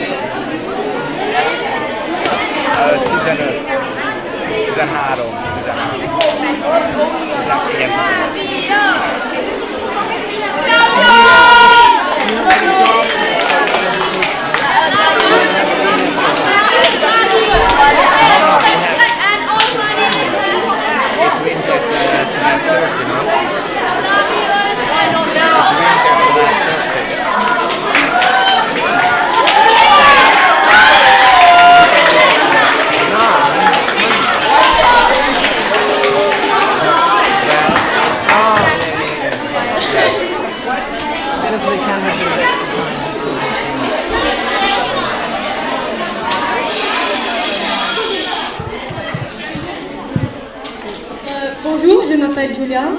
Et moi, Gaïa. Et aujourd'hui, on va présenter la pollution du plastique dans les océans. Nous allons parler par exemple de la consommation, de la décomposition et de l'île de plastique.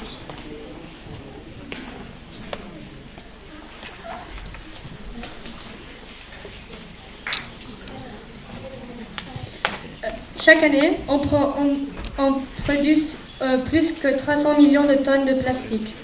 50% de celui qui est souvent pour une utilise. Dans le monde, il y a 1 trillion de sacs de plastique monoïdes qui sont utilisés chaque année. Presque 2 millions chaque minute. Dans les États-Unis, chaque année, il y a 1500 bouteilles de plastique qui sont jetées.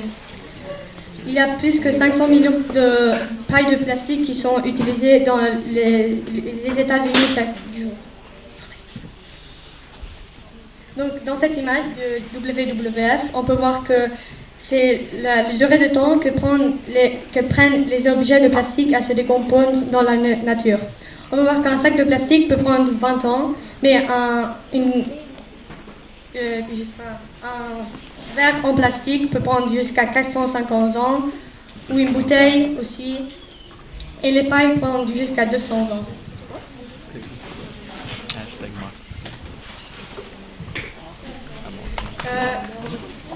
L'île de plastique est un concentré de plastique dans l'océan Pacifique, et il est grand 1,6 million de kilomètres carrés, soit 2 fois le Texas et 3 fois la France. Comment est-ce que la pollution plastique touche les animaux marins ? La pollution plastique est mortelle pour les animaux marins, car ils meurent étouffés ou confondent le plastique pour de la nourriture. Les chiffres sont immenses. Chaque année, 100 000 animaux et 1 million d'oiseaux meurent à cause du plastique. Un tiers des tortues mortes sont trouvées avec du plastique dans l'organisme, car elles confondent les méduses les sacs de plastique pour des méduses de lesquelles ils se nourrissent.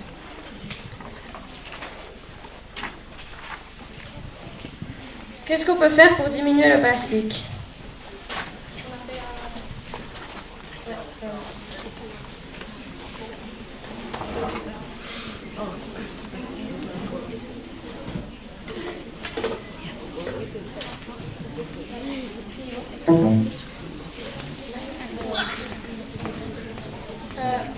Arrêtez de user des pailles en plastique, même dans les restaurants.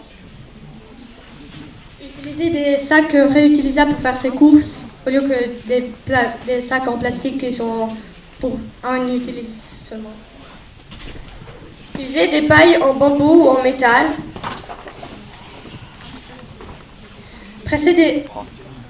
Utilisez une bouteille réutilisable comme celle-là, au lieu qu'une bouteille de plastique qui vient d'utiliser une fois. Ne pas acheter du surgelé, parce que l'emballage est quasiment toujours en plastique.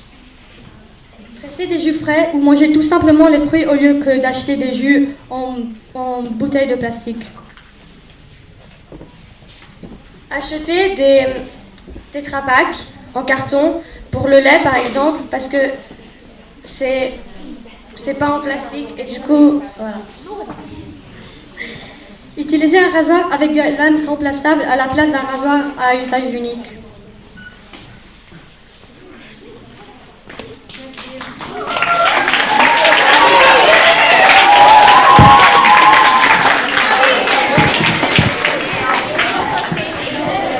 S'il y a des questions.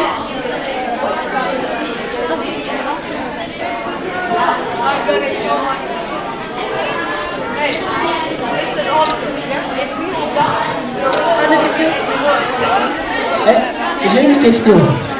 Est-ce qu'il y a des points positifs du plastique ou c'est toujours négatif? On trouve que le plastique est normalement, oui, c'est beaucoup moins cher que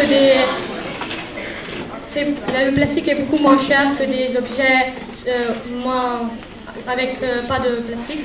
Et c'est aussi c'est très facile et c'est très utile pour le construire dans les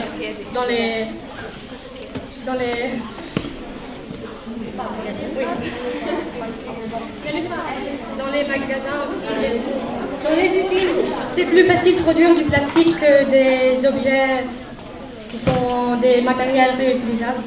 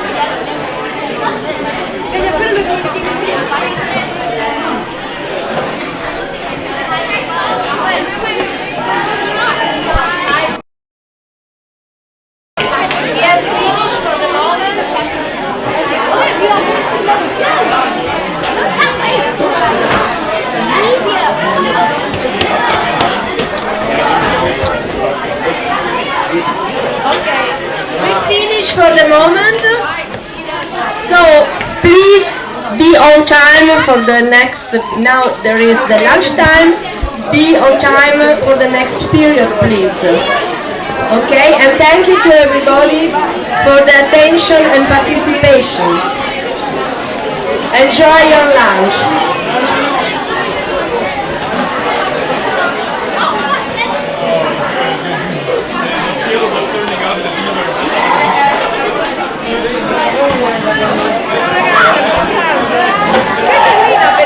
Così stai meglio, ma non la faccio così.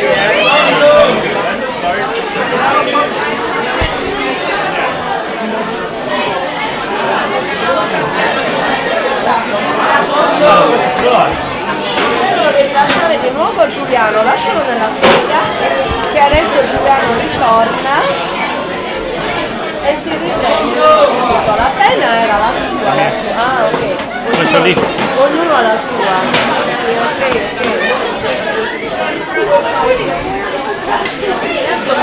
Ciao Leo.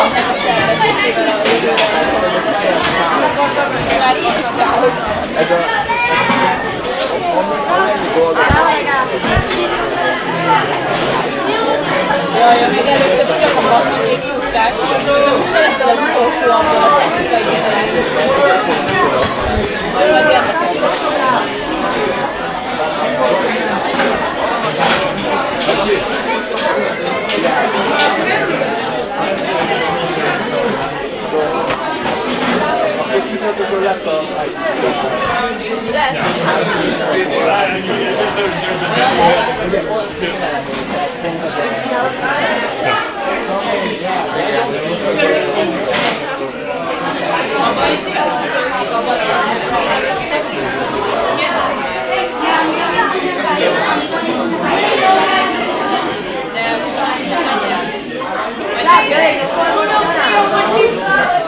Allora, quello lo devi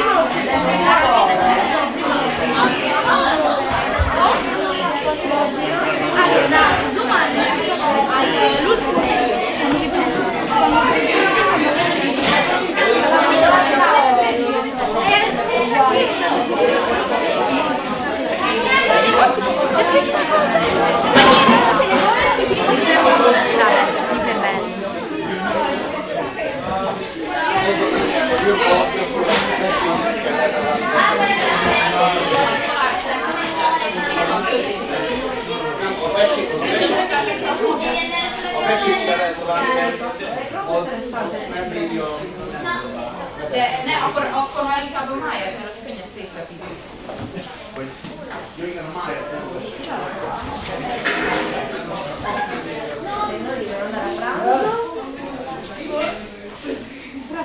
This camera is turned off. It's okay. Yeah.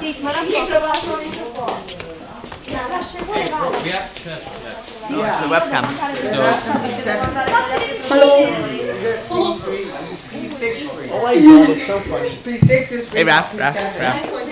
They didn't peel this off. Oh yeah, just peel it half off. Come on guys, let's go into the cafeteria. Okay. So cute. You should send me books. Hello.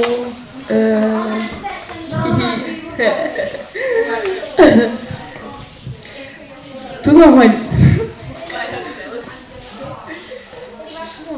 mindenki azt hiszi, hogy leszbikus vagyok, de nem vagyok az.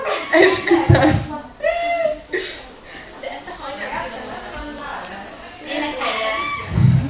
Énekelj? Oh, shit. Énekelj, a bad guy.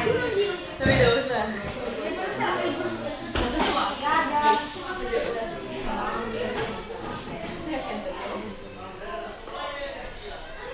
Most megkapizom? Mert tudod mondani. Ugyanakkor. This is for real. Kapcsolta? Nem kapcsolta. Nem kapcsolta. This is for reaching being fat.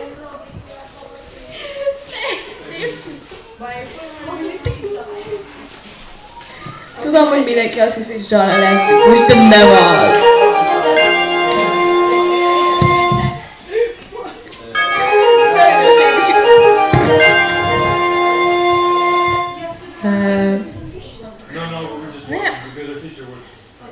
Big boobs!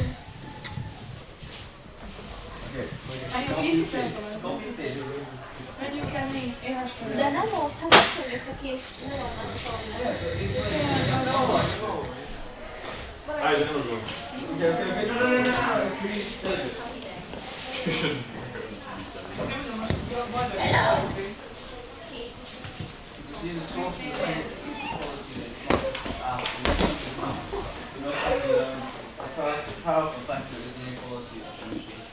kikapcsoltátok legalább?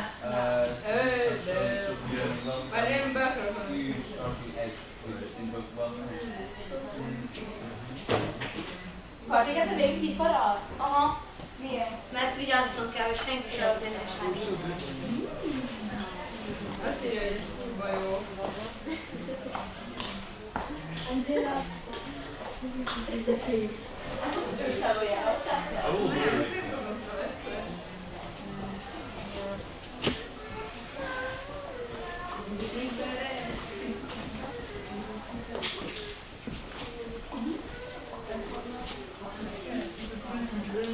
Van fülhallgatód?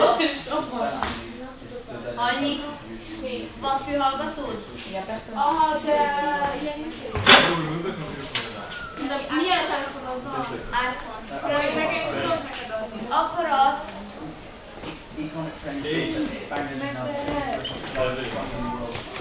Thank you.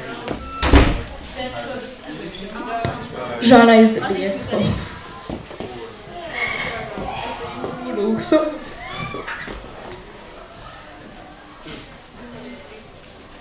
Katinka, nyilatkozzál.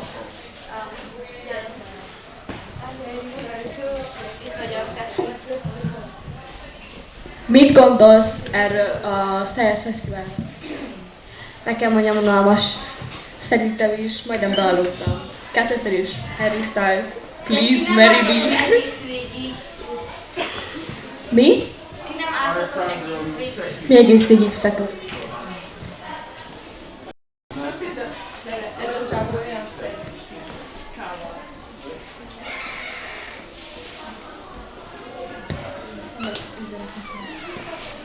Megderez.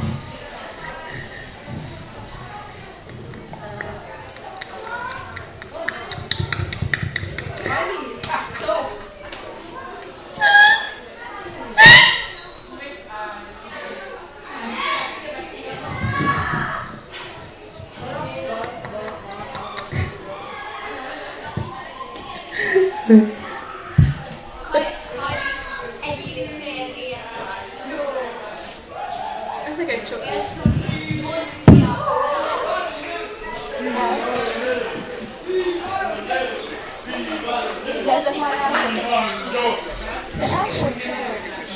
¡Viva la farlopa! ¡Aguante la vida, loco! ¡Oh, my God!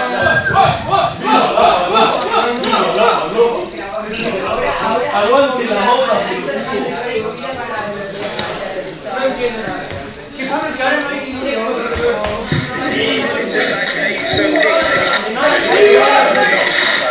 You look so groovy, you should really let me get my mind every time. See your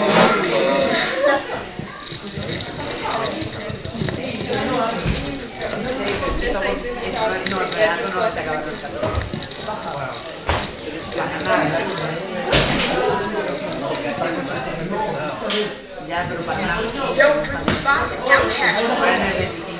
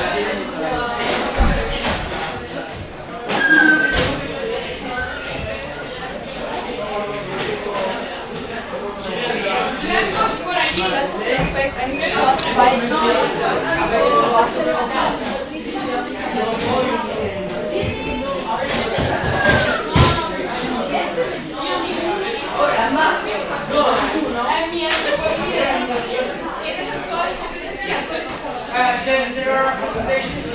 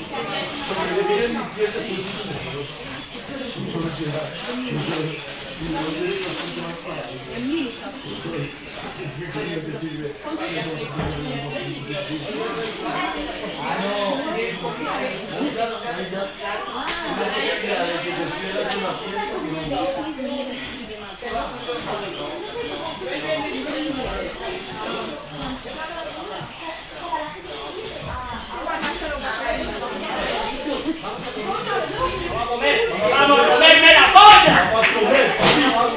¡Vamos a comer! ¡Vamos a comerla!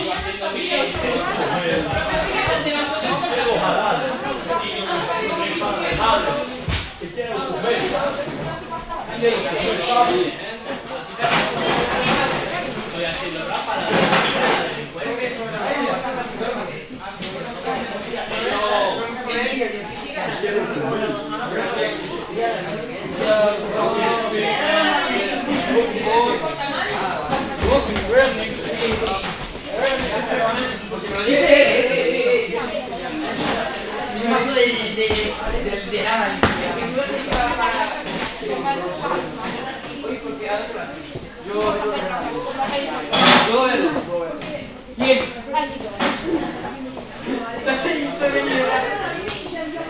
Buena vez.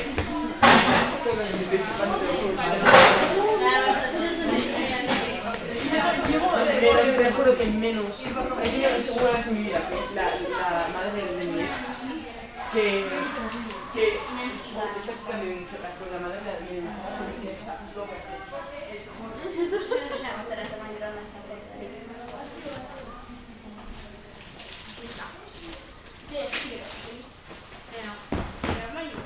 Hello.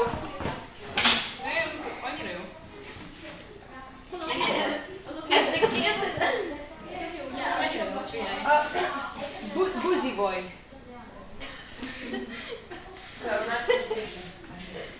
Yours was with the cat when, yeah. Yeah.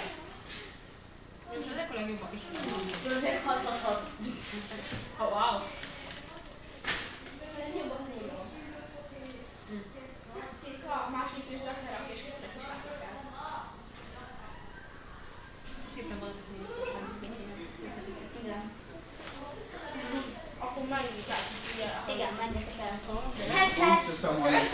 Julian! Let's see how he's doing. How doing? It's scholarship, it's not sponsorship. Are you doing it? Yeah, it's just entering No, No,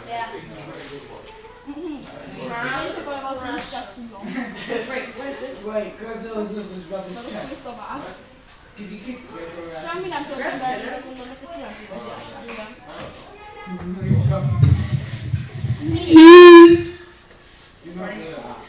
I'm gonna sing The Lion Sleeps Tonight. It's so good. Now look. I'm gonna be Siri, okay? I hope the live chat is turned off. Have you never heard Siri? The live one. No. Oh, you mean? Oh, yeah. Hello. What else could you do? Hello. Hello. Wait. Boozy boy.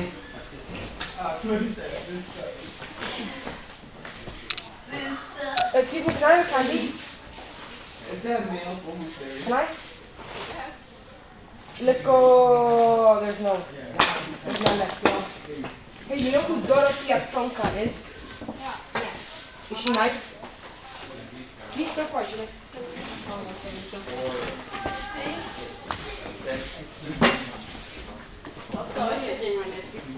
A message to all Hungarians. Boozy boy.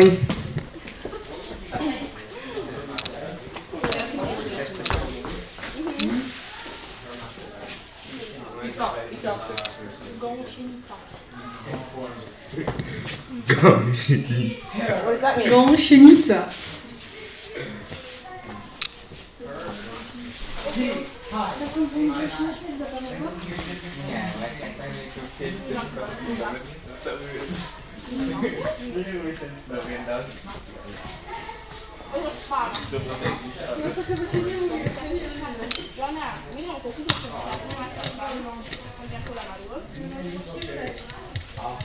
ASMR.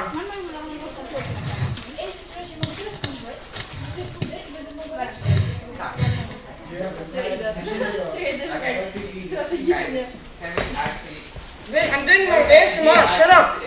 Hello. My ASMR. Prizes for us and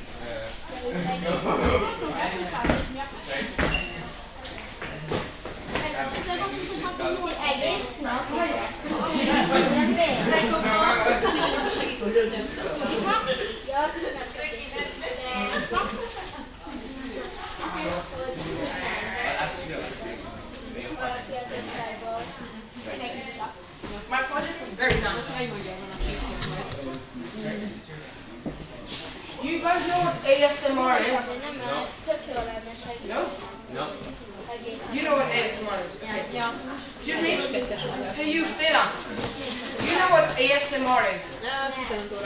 You know what ASMR is? No, next to you. It's later, right? What does it stand for? Ass?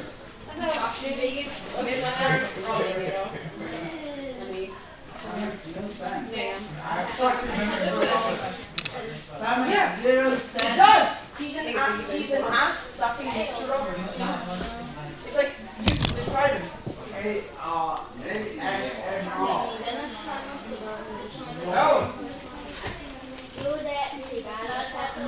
I don't want to disturb you guys, but actually the camera is still working. Wait, what? It still works. Is it live? Yeah. How many people are watching? I don't know. Miss Butler, if you are seeing this, thank you for the support. She's probably watching this. Oscar, you're so good.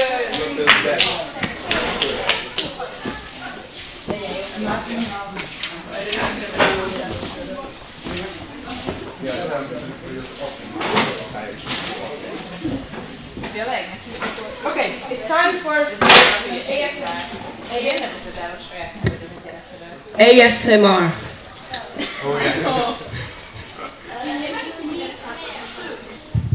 I'm sorry, we have an idiot on the other side. Please kill him. Hello. It's time to eat cookies.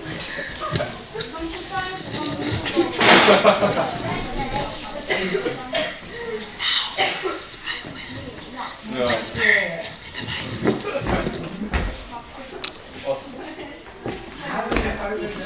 Anna Maria, ti állja!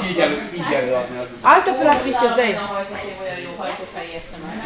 Aris, ecco Ciano. Ecco Ciano. Anna Maria, you know what ASMR is? ASMR. No. It's, you know, when people whisper into the microphone and eat food and then it crunches. Okay. No, eat slower. Yeah. I need a tissue first. Papers might be.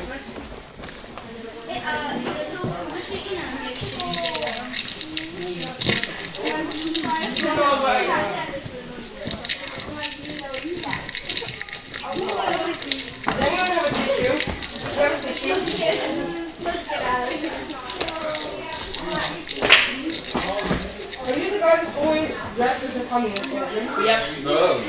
No, he's dressed as a lot of things. Have you seen him in the gas mask? He has 2 separate gas masks. I have 3 gas masks. Oh, sorry, 3. I'm back on the time. Nem hallottam vissza végig.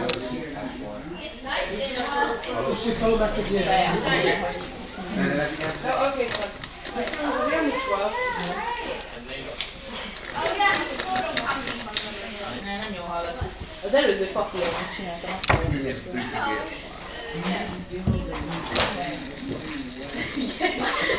Mi hallatszódott? Excusez-moi, ne touchez pas au matériel. Pardon, monsieur. Yeah, thank you very much. Hey, don't give me the words. That's only for speeches. Wait, how does this work? Excuse-moi, il y a quelque chose que tu n'as pas compris dans ce que je disais.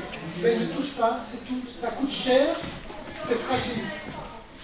Egyébként imádom, hogy a francia nyelven így is az, hogy olcsó, csak az, hogy nem drága.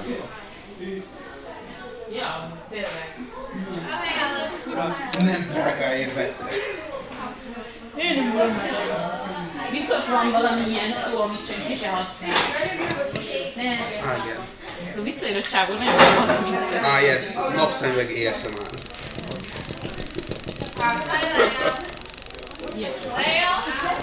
Egyszer tényleg kéne valami Ja, várjuk, most jöttem rá, hogy ezt az egészet letteltem. Okay, guys, Alex, you have to be ready for more ASMR. Most látta a kamera, hogy gyönyörű szememet.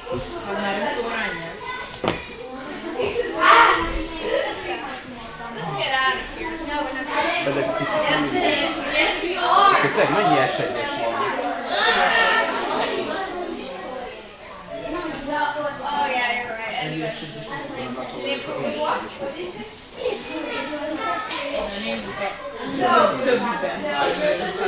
Eddig egyet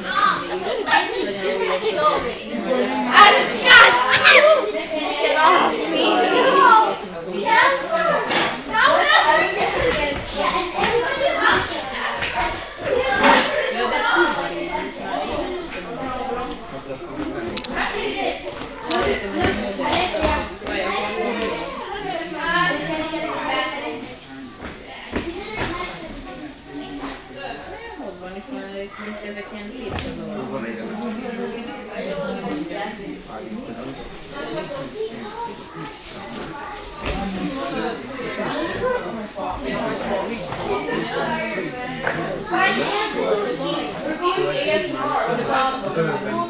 Okay, guys, we're back.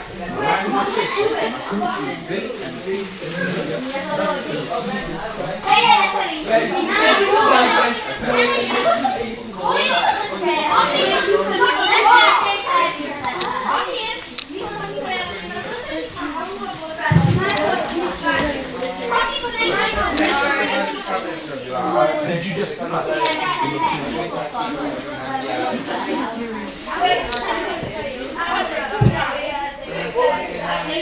gonna type the N-word on the live chat. We have the cameras on. I don't have any eyes. Yeah, but it's off.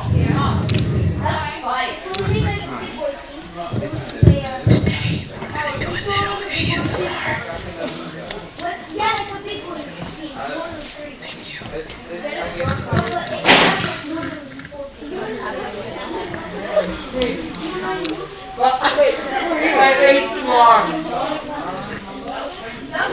I made the perfect microphone. Ezt gyakorlatilag lesmázott előbb a mikrofon.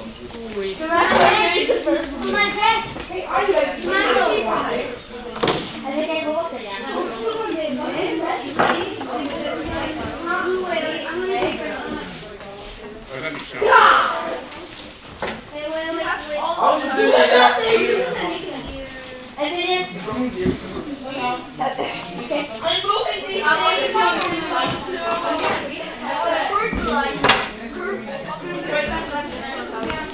Azt kettem.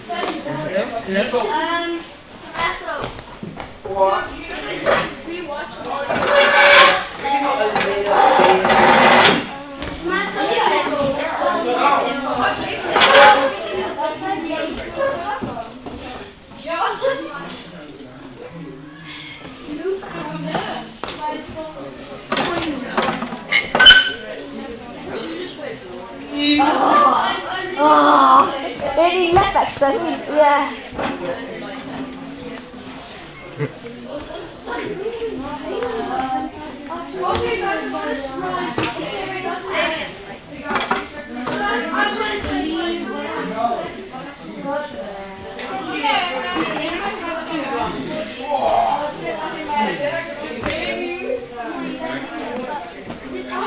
Nem jutott, akkor már végig figyel.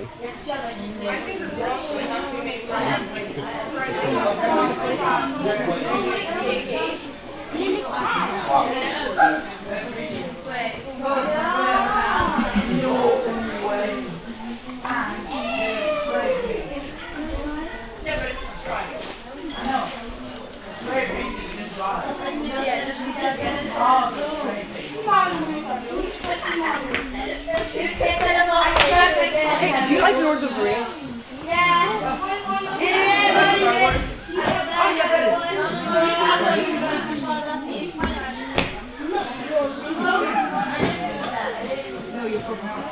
I use the person that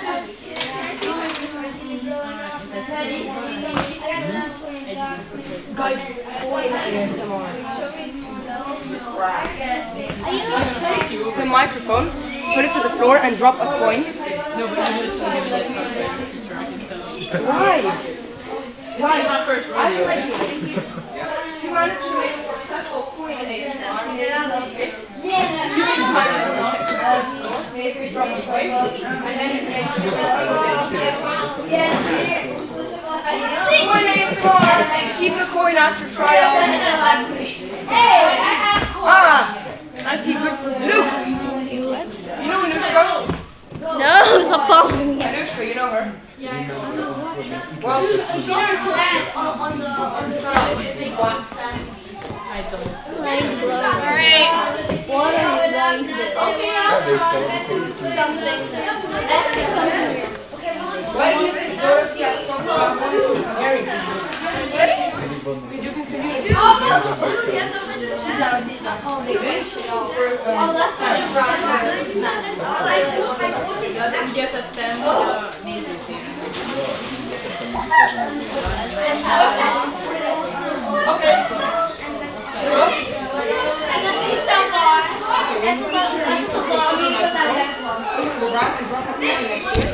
And you'll hear the coin sound.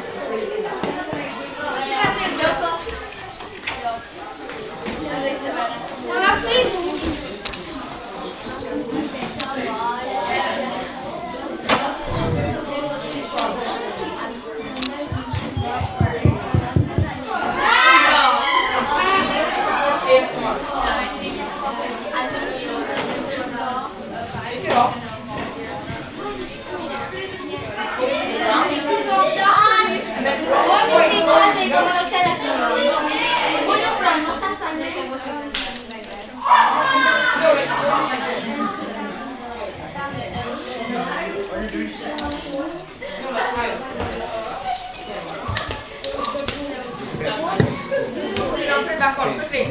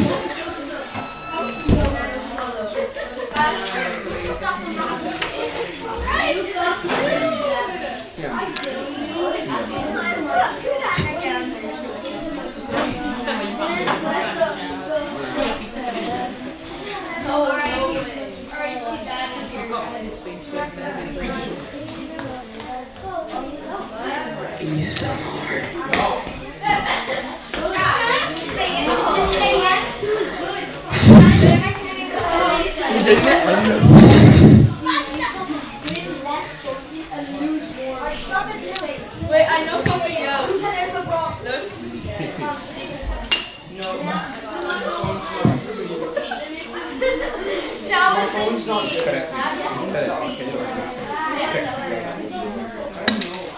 Oh, bro. Oh, you're so kidding.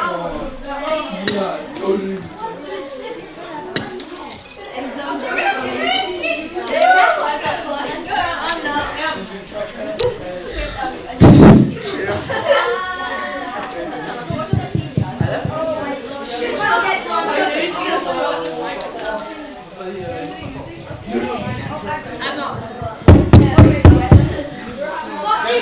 Guys, you gone mad. Stop! Look, you fucking break. I'm sorry, He's the best. You know, he already grew up. He's not thank you so much. That was asking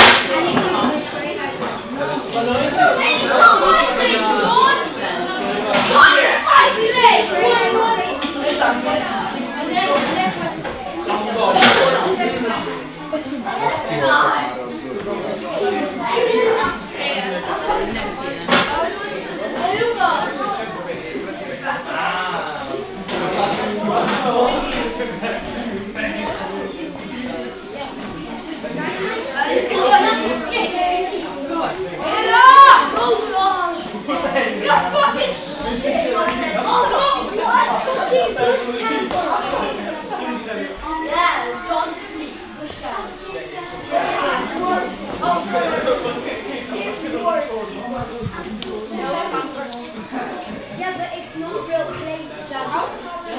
Rock play.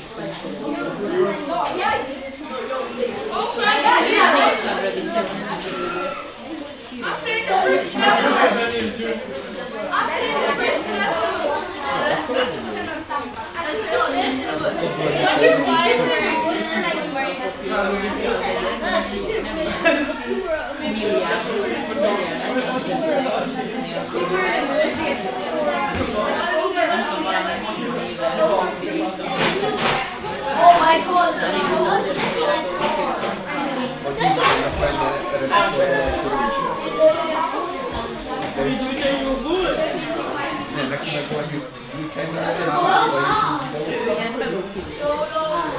Oh my god!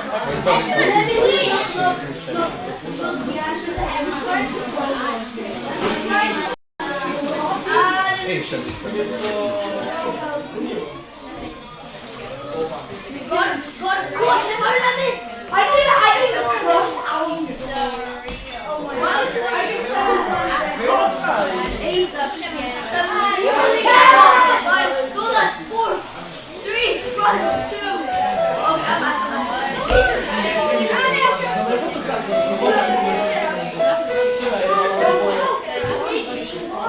I got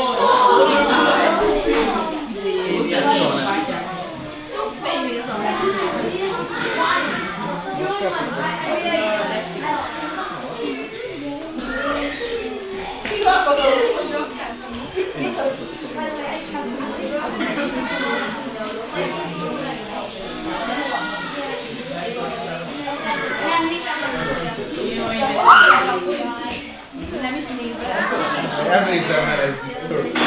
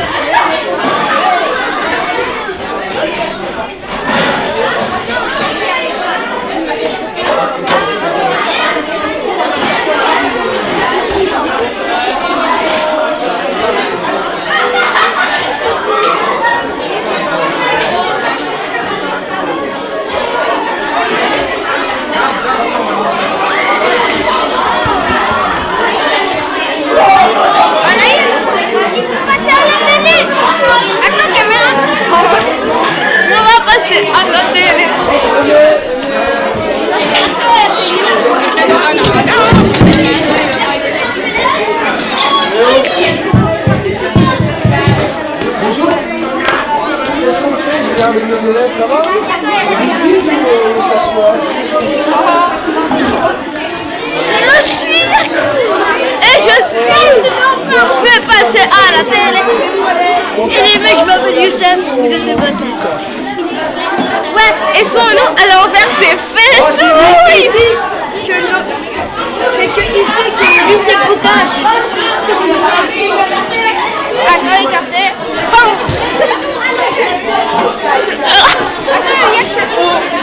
Attends, c'est un truc de science. Une météorite passe à crème sur la Terre.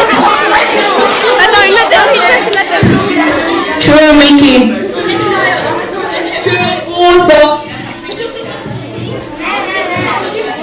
True. Schlange.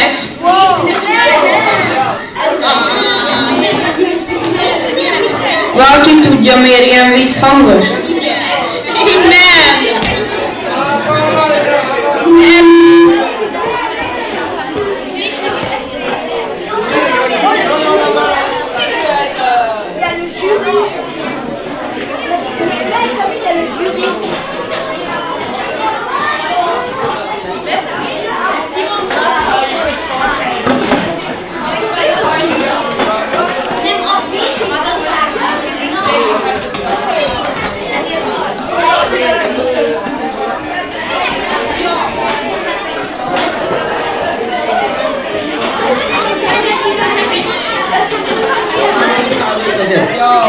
Nagyon jó itt a hangulat a Science Fesztiválon, köszönöm szépen!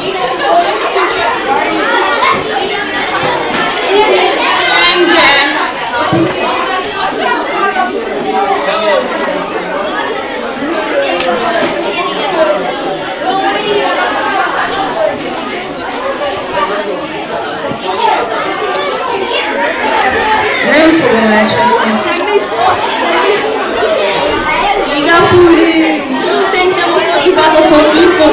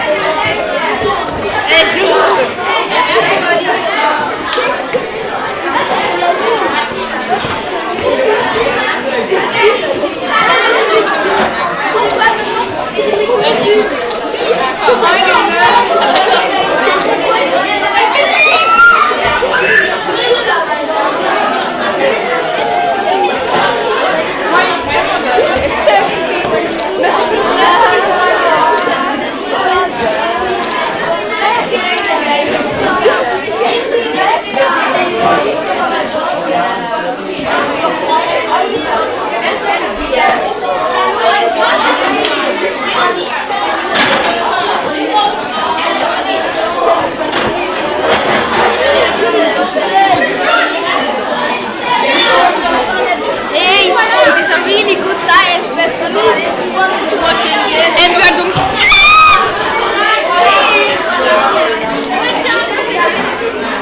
No, you can watch it in.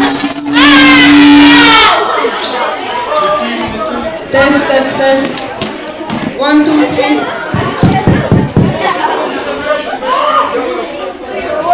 Oui, mais il n'y a pas de place.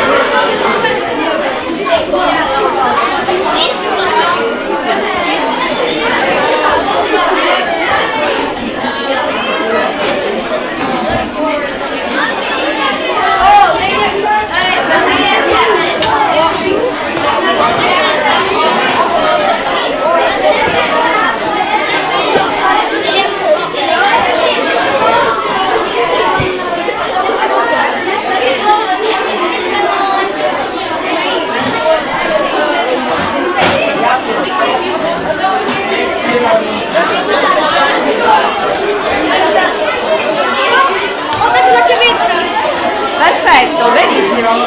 Siete i primi? Io non ho più il foglio. Perché non questo lo devo procurare un altro foglio.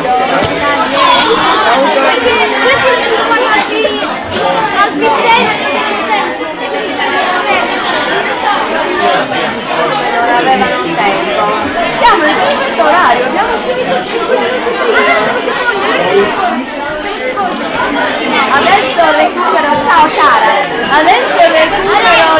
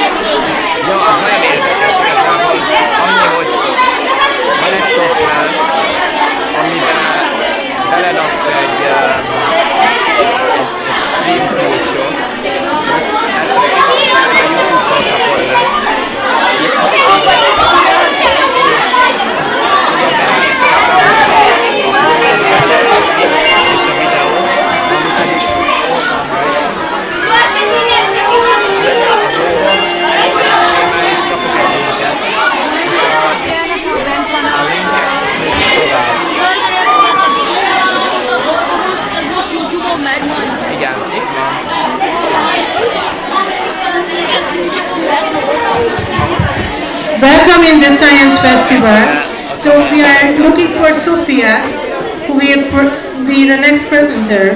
Where is Sophia?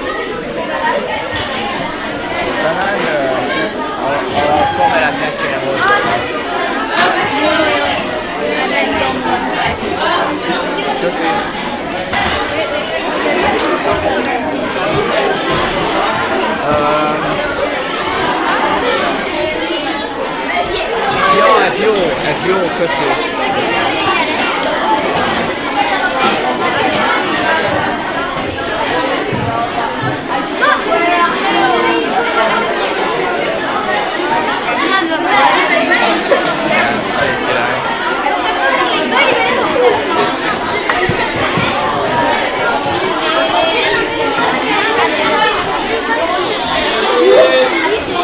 Bonjour, je suis Cécile. Je vais vous parler de l'interaction entre l'électricité et les végétaux.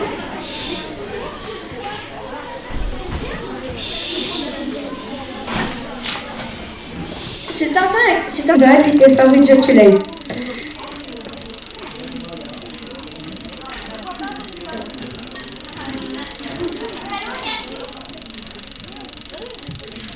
Donc, notre concept est d'utiliser la force électromagnétique pour attirer par exemple un trombone. Donc déjà l'idée m'est venue parce que je voulais trouver un moyen de faire voler mes petits avions en métal. Et donc j'ai pensé à la force magnétique, mais je me suis rendu compte qu'il aurait fallu beaucoup trop de force magnétique et donc je me suis limitée à faire, on s'est limité plutôt, à faire à un trombone, à le faire voler verticalement.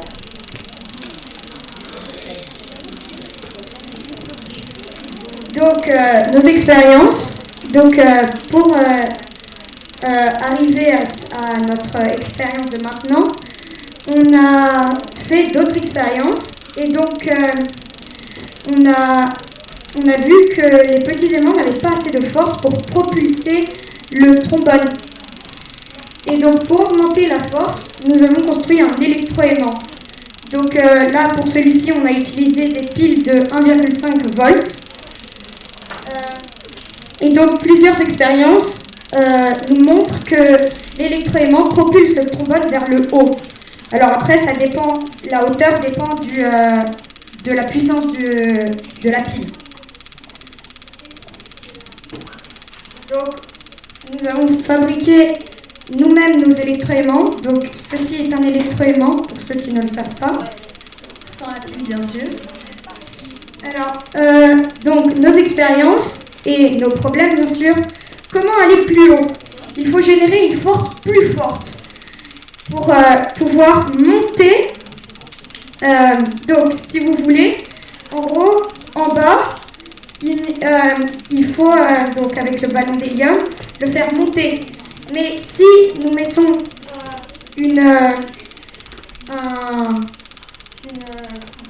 un trombone attaché à cet écrou, et ben, au moment où on va détacher, et ben, le trombone, si on va éteindre, on va arrêter celui-là et attacher celui-là, sauf que le problème c'est qu'il va rester des neutrons dedans, des électrons dedans, qui va faire qu'il va nous empêcher de monter. Et du coup, il aurait fallu augmenter la puissance à chaque étage. Ceci étant très difficile pour nous. Donc, on a essayé d'augmenter la puissance aussi du deuxième électroaimant. Donc, on a essayé d'augmenter la puissance de volts jusqu'à 12 volts, mais la distance d'atténuation n'a pas augmenté. Mais quand on a augmenté la quantité de batterie, ou alors la quantité de fil de zinc autour de l'électroaimant, et bien alors ça a augmenté la puissance.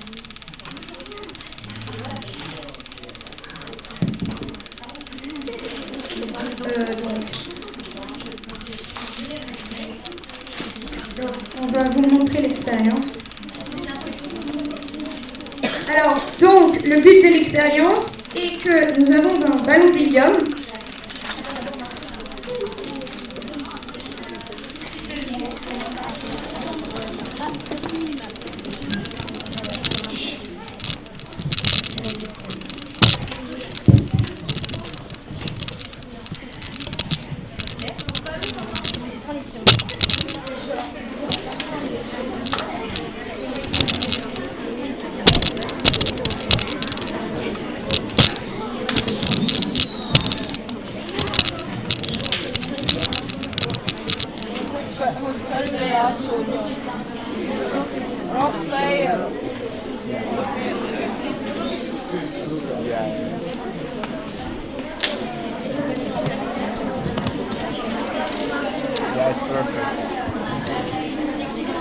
Alors, donc, on a vu que, donc, je ne sais pas si tout le monde va voir, mais en gros, on a un trombone sur la table et un trombone, un simple trombone, et une sorte de rond qu'on met entre la vis et l'électro.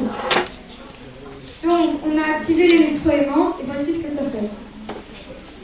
Avec la force de ce qu'on a mis dedans dans l'électroaimant, le trombone s'accroche à l'électroaimant. Mais par contre, avec l'autre, La force n'est pas assez puissante pour le transporter. We can't. Because the YouTube live stream is delayed. Donc, maintenant, on a augmenté la puissance. And we don't have an output on this everything. That's the problem. On augmente la puissance. On augmente la puissance et voici ce que ça fait. Donc, le trombone attire toujours. Et maintenant, la rondelle attire aussi.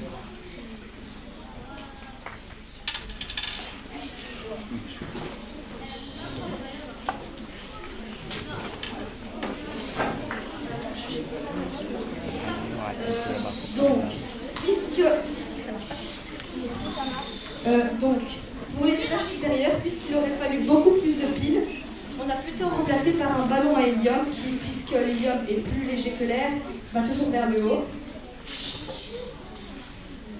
Et donc d'abord on va faire une démonstration là maintenant.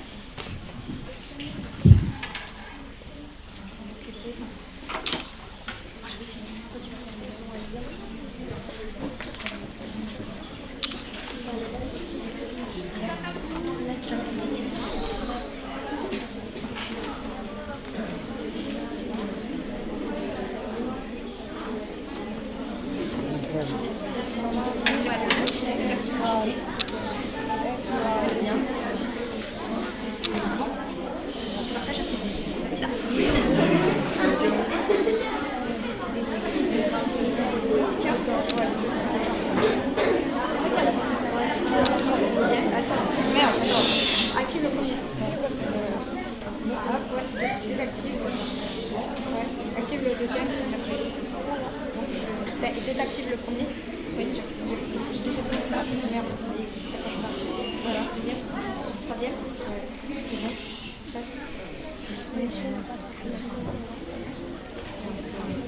Non, ça ne veut pas s'attacher là.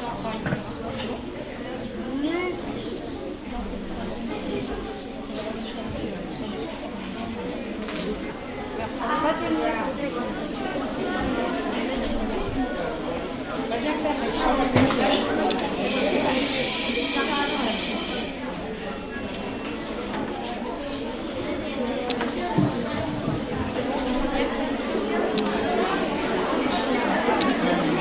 Donc, comme vous avez pu le voir, il y a des problèmes dans cette installation. C'est que quand on désactive le premier, les électrons restent. Donc, si on veut le désactiver et activer l'autre, ça va se bloquer. Et du coup, ça ne va pas s'enlever. Ok. Merci de votre attention.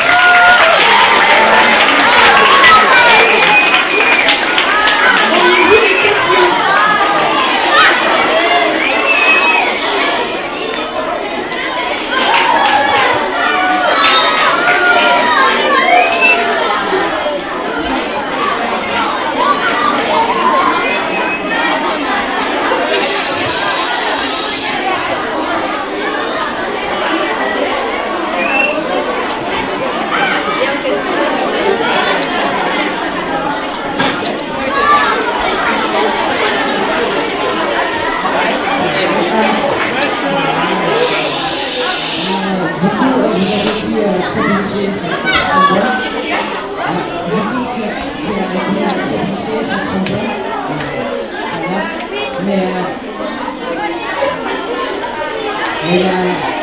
Le ballon de a aidé cette proposition.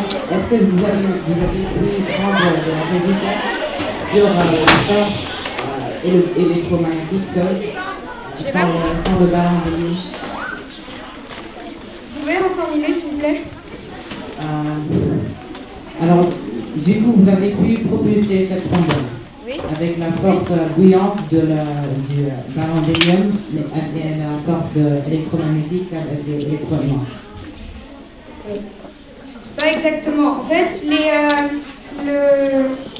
électroaimants empêchaient à l'inverse de le faire monter en connectant avec le trombone, l'empêchait de monter. Sauf que ce qu'on a remarqué, c'est que quand on éteignait un électroaimant, et ben les électrons, il y en avait qui restaient. Du coup, ça ne voulait pas monter. C'est pour ça que j'ai dû un peu l'aider. I told you it would be the ammonia one. I knew it. Still some left there. Mármint ez igen, amúgy a csongatanárnő csinálta, de van egy ilyen dokumentumot, ami leírja, hogy kell, és nem túl rövid, tehát hogy azért ezeket a lépéseket követjük. Látod?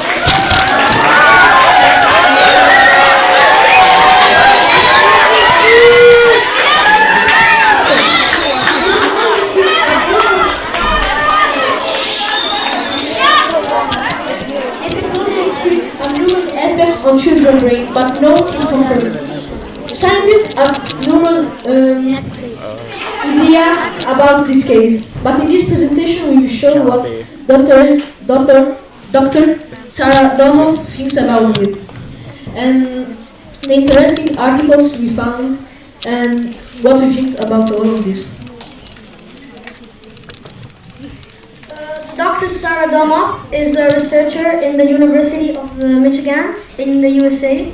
She is an expert in these cases. So she thinks that normally scientists and doctors think that you have to use time time is fundamental to define what is normal from what isn't. So she thinks that it actually isn't time that is the most important thing, but it causes problems in other sections of life. So if the kid starts to hide to use electronic devices, to be and he's nervous when he doesn't use them, it's time to investigate the situation of the child.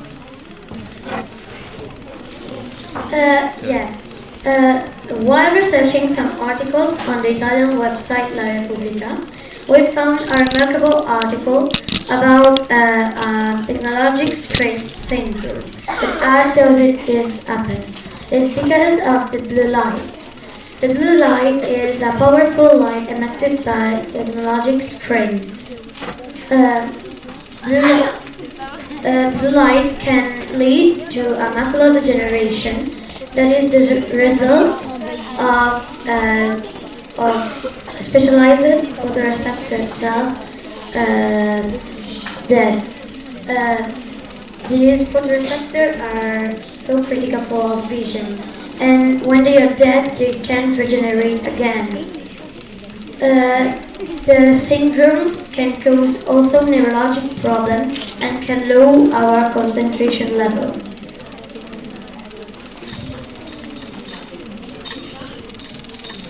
We carried out a survey and collect data into percentage. The classes intervention is only S1, and in the language section are Spanish, Danish, Polish, Italian, 2 French classes, and English. We received more than 100 students, and the result of that analysis is the following. Question number 1. How much time per day do you use electronic devices? So the majority answered more than 2 hours, and that is the 37% of the interview sample. The question number 2 is, do you practice any of the school activities? So the 76% of the sample replied yes, and the rest doesn't do anything. Then the third the question is, what is your concentration level from 0 to 10? So from our findings, we realized that the 18% of the interviewed sample that use 2 hours or more electronic devices have a maximum of 7 on 10 of concentration level. And the 90% of the interviewed sample that don't practice any after-school activities, they stay at home using electronic devices. I'll confirm our research and our surveys. We can confirm that electronic devices can cause addiction and neurological problems. It can cause also a syndrome that nobody would like to have. Thank you for your attention.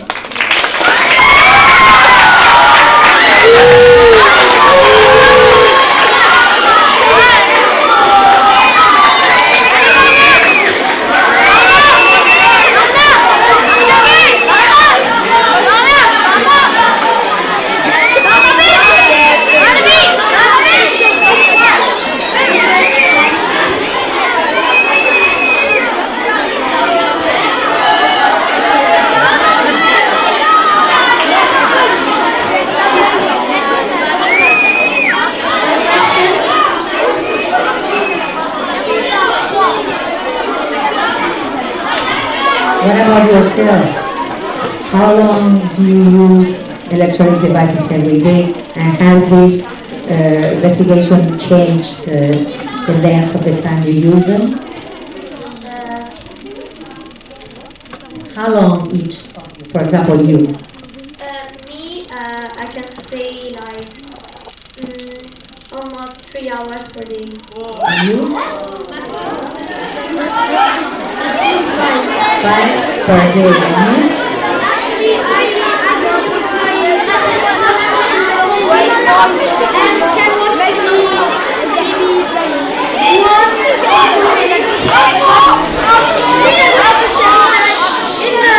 In the survey, we mentioned ourselves and we answered some questions. And do your parents know or do you hide?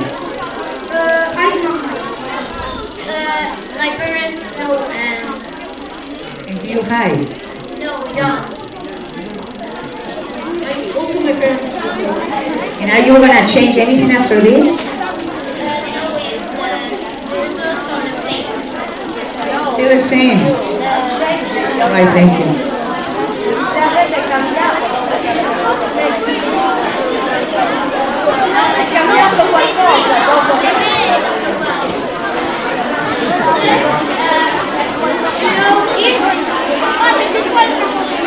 If you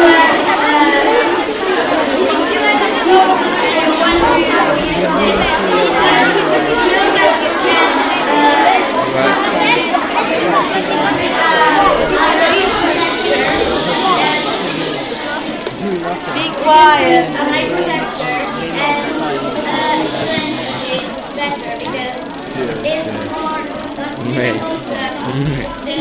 Bro. Other things without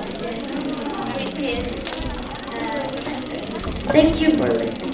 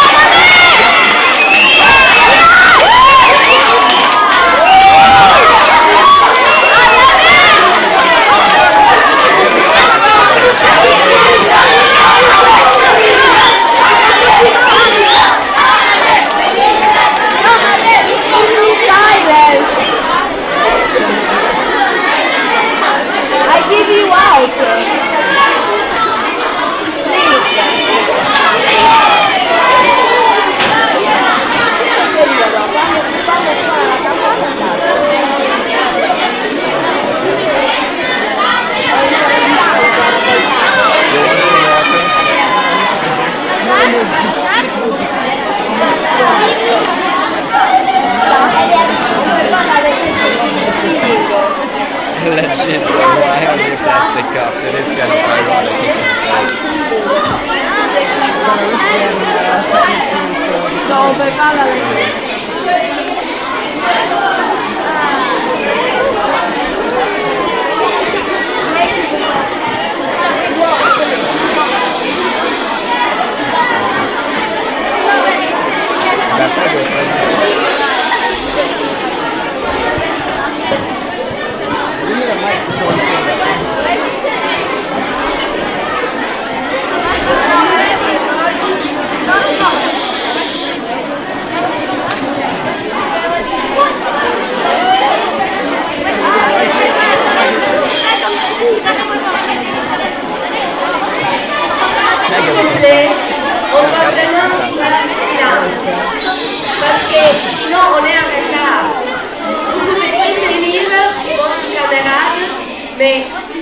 laissez pas un peu de silence, on ne peut pas suivre. Et on est en retard. Merci.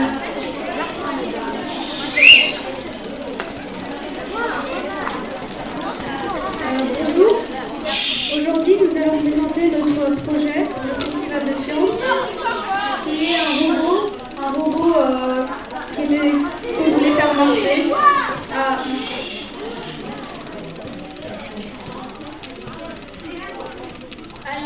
À la base, on voulait faire un robot à 2 jambes pliables. On s'attend que c'était un peu trop dur avec le matériel qu'on avait. On a décidé de faire un robot sans les jambes qui se plient. On a fait ça avec les Lego techniques et du coup notre plan B c'était de s'inspirer, de tester et de répéter. Résultat, on a décidé d'utiliser des engrenages et un moteur pour faire bouger les jambes. Non avec un programme des moteurs. Démonstration. Alors ici nous avons un robot. On en a beaucoup. Et ben voilà.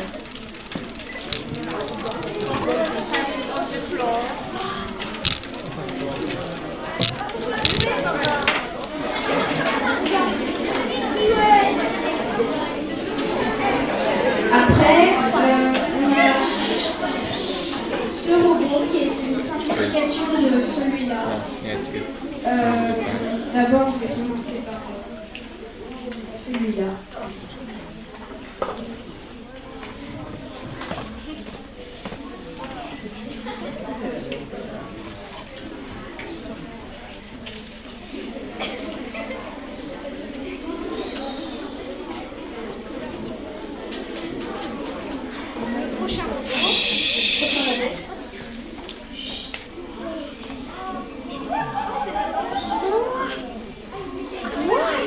Bon, il glisse un peu sur la table, mais bon.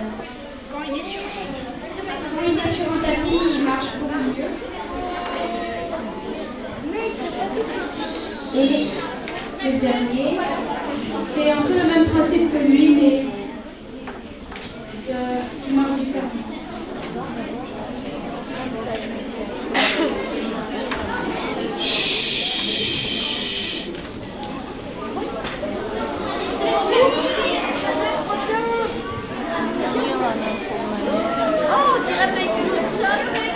Voilà.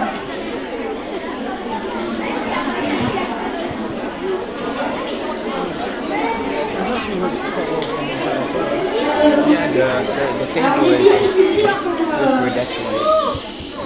l'équilibre parce que nous n'avons pas de gyroscope et c'est quoi un gyroscope? Ça permet de détecter l'angle ou quand le robot se penche. Et ça sert vraiment pour l'équilibre. On n'entend pas, tu dois monter ta voix. On n'entend vraiment pas. La fragilité. Certaines pièces sont très fragiles, comme les moteurs ou les engrenages. Et la complexité, parfois, avec toutes nos idées, on veut toutes les mettre et puis on a du mal. Du coup, et c'est dur. Et aussi, les articulations sont difficiles. C'est pour ça qu'on n'avait pas fait un robot avec des jambes qui se plient. Alors on a des inspirations, des petites vidéos, on va voir des vidéos mais on ne va pas toutes les montrer, mais en principe c'est pour montrer ce qu'on voulait faire, des robots qui marchent.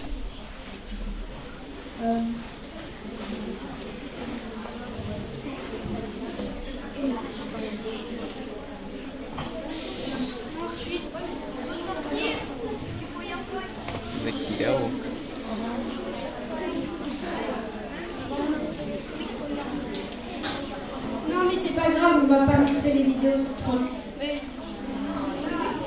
C'est juste pour dire qu'on s'est inspiré de ça, qui marche.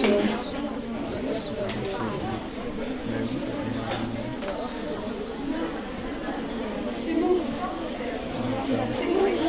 Majd utána visszatérünk. We'll try after, okay? Yeah. Non.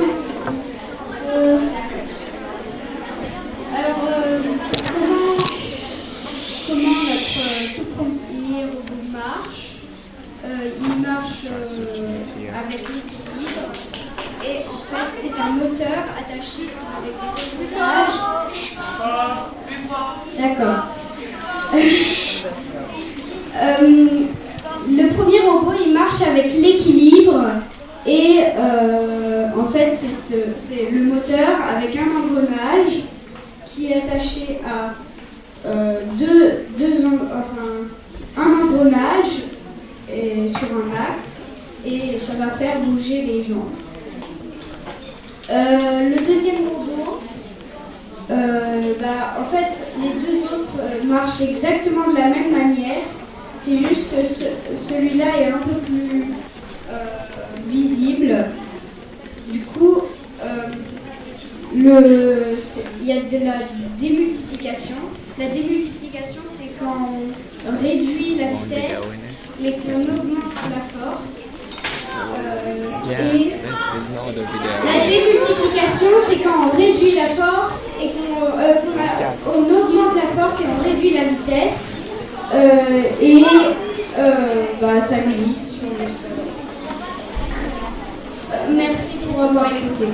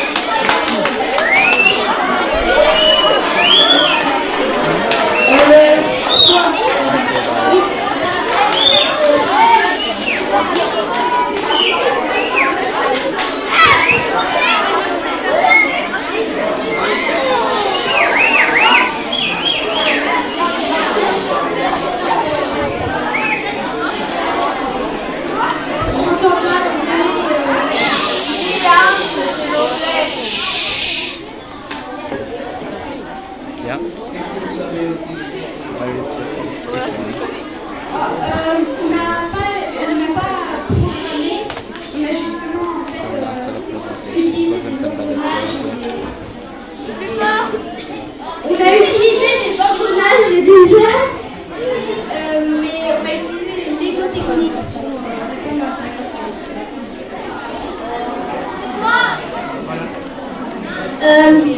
Mais vous avez pris des pièces de certains catalogues ou de certaines boîtes, ou des pièces quelconques pour créer vos robots, ou vous les avez pris d'une boîte qui a été à la base commercialisée par Lego Technique et vous l'avez repris pour construire vos robots?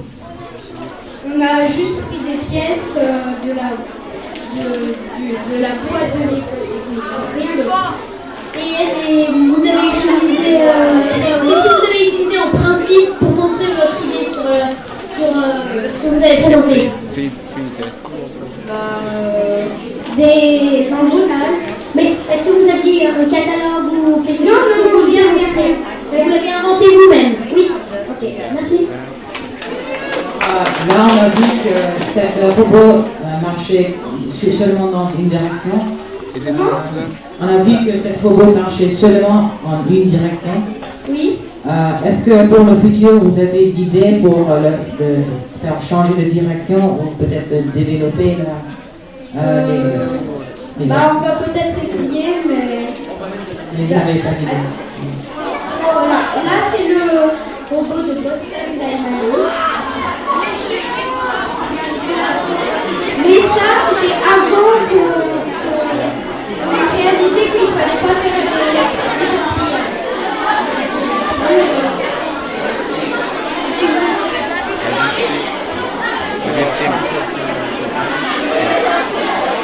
des Black Mirror. Yeah, you should definitely watch it. And this one, Nato Hand, is like a horror version of this. Very cool.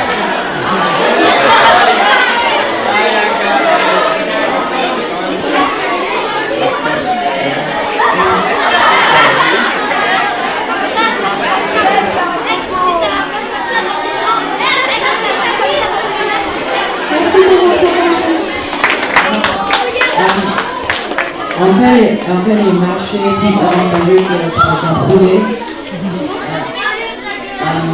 Est-ce est-ce que marcher, est-ce que si le robot marche, est-ce que c'est plus avantageux que si elle roulait et Rouler c'est plus facile, mais un peu plus de difficulté.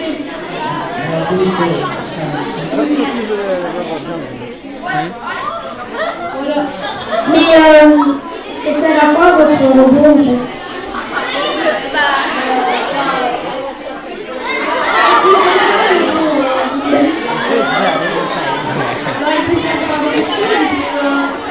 Non, non, mais votre robot, ça sert à quoi en fait?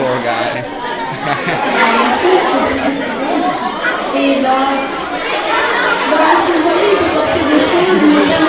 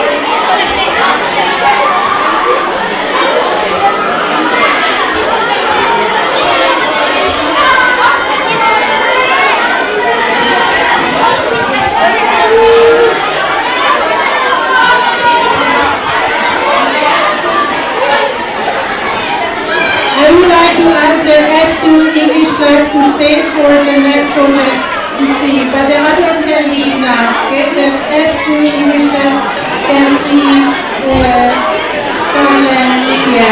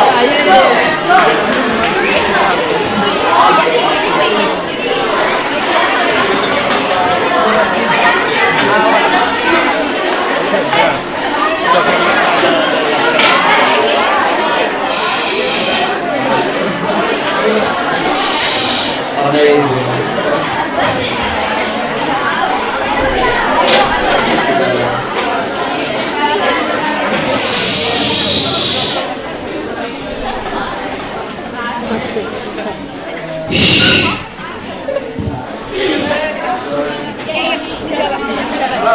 is this?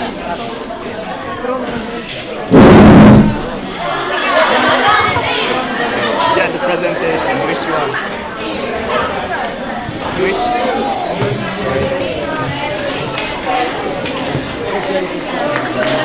Tell me.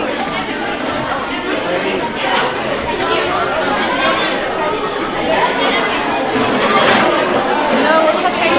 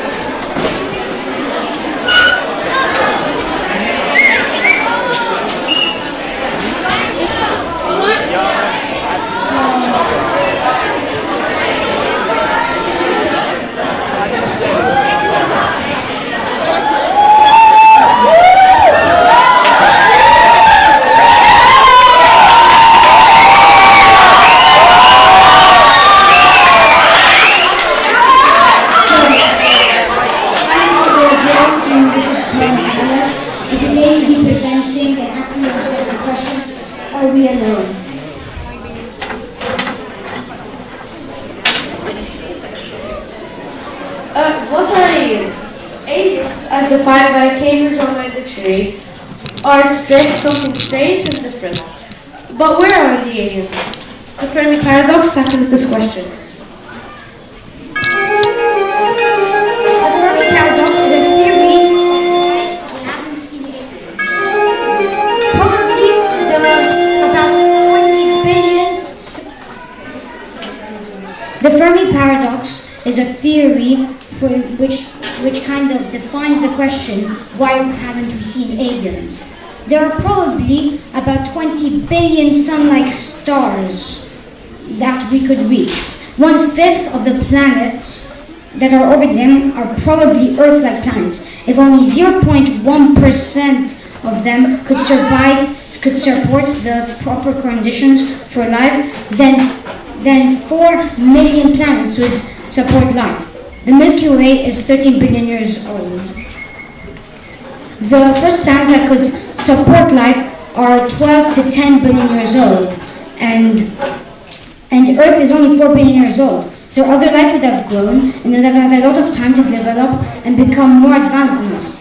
There are 3 possible types of alien civilizations, but we'll talk about them later. This paradox was coined by Enrico Fermi while he was studying nuclear power. He was intrigued by the question, why haven't we seen aliens? This leads us to the Drake equation. The Drake equation. The Drake equation was proposed in 1961. Frank Drake introduced the equation for the first time at the scientific meeting on research for extraterrestrial life, SETI. This equation summarizes the main ideas scientists must consider when posing the question about other life forms. It is used to predict the probability of other life in the universe. This is the Drake equation. N stands for how many technologically advanced civilizations we have in the Milky Way. R asterisk stands for how many stars are born all the time. FP stands for the fraction of stars with planets orbiting them. NE stands for the number of planets per solar system, which are habitable to, yeah. FL is the fraction of planets which could actually have life on them. FI stands for the fraction of life with intelligent life on it. FC is the fraction of civilization that have technology which we can detect. And L, which you can see there, stands for the the length of time it takes for us to realize to realize and find their signals. If we ever do find aliens, we could categorize them into three different types of hypothetical alien civilizations. The first type of these alien civilizations could probably access the energy from its core. We could reach type 1 in 100 to 200 years. The second type is capable of using all the energy from its sun with concepts such as the Dyson sphere. Third type would be like gods to us because they would control their whole galaxy and energy. But do life forms have to live near a sun? Could they produce heat without any heat sources? Or do they have their own heat sources? Then this leads to rogue planets. Rogue planets are planets that have left their orbit. They are mainly covered in ice. Some extraordinary life might be able to live in the water under the planet's ice, using the heat from its core. Some of the creatures that can survive extreme temperatures and conditions are the tardigrades.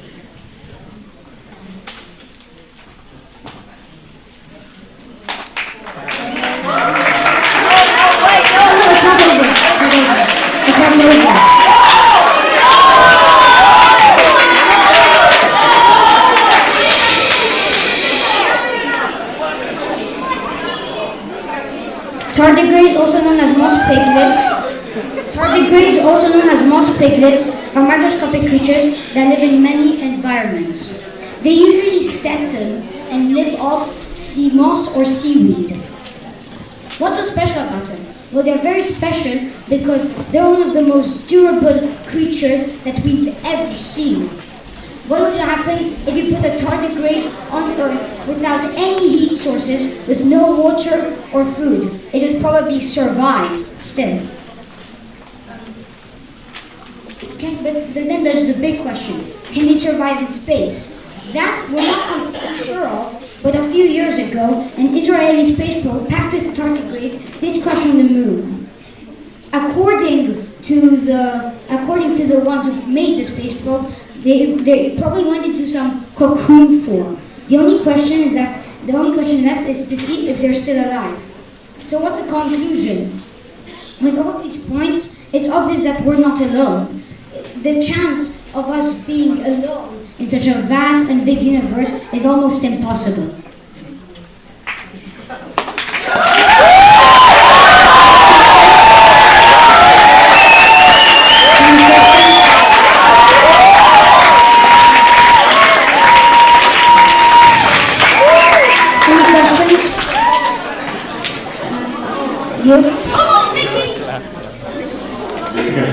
So first question naturally is, why should we limit our observation to the Milky Way? Is there any scientific principle you're basing yourself on making this limitation? Well, because probably if we were to find life, it would probably be around the Milky Way, because then we'd be sure, because if they were away from the Milky Way, they'd be a bit too far off. Any other questions?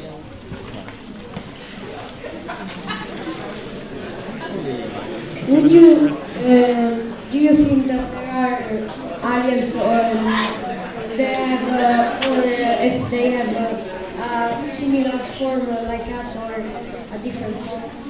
Well, for sure they wouldn't look like us, because it matters about what type of gravitation, about the gravity on that planet. If the planet doesn't have a lot of gravity, then expect them to be tall. But if it has a lot of gravity and the gravity is very strong, then they're not going to be as tall. So they're probably not going to be the same, because they're going to be living in different conditions. Thanks. Any other questions?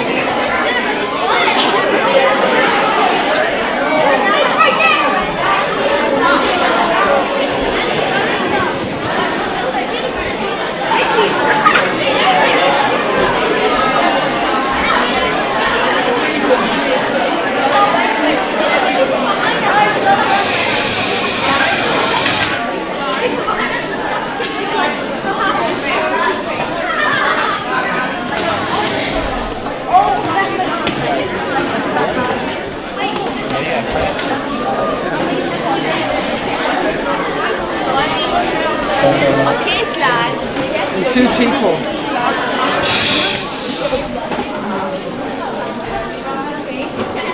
hello everybody. My name is Ursula Kendra and I'm going to present my project about the chicken, how does the chicken work, modeling simple behaviors.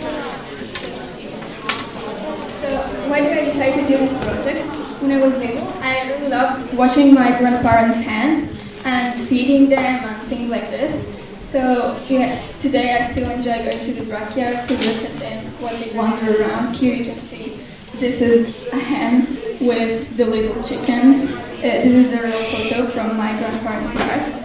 They are the free-range chickens, so I looked at them when they were walking. Also, my younger brother plays a lot of computer games, so I sometimes wondered how it is possible that the animals in the background move naturally and that you treat them like a part of the background.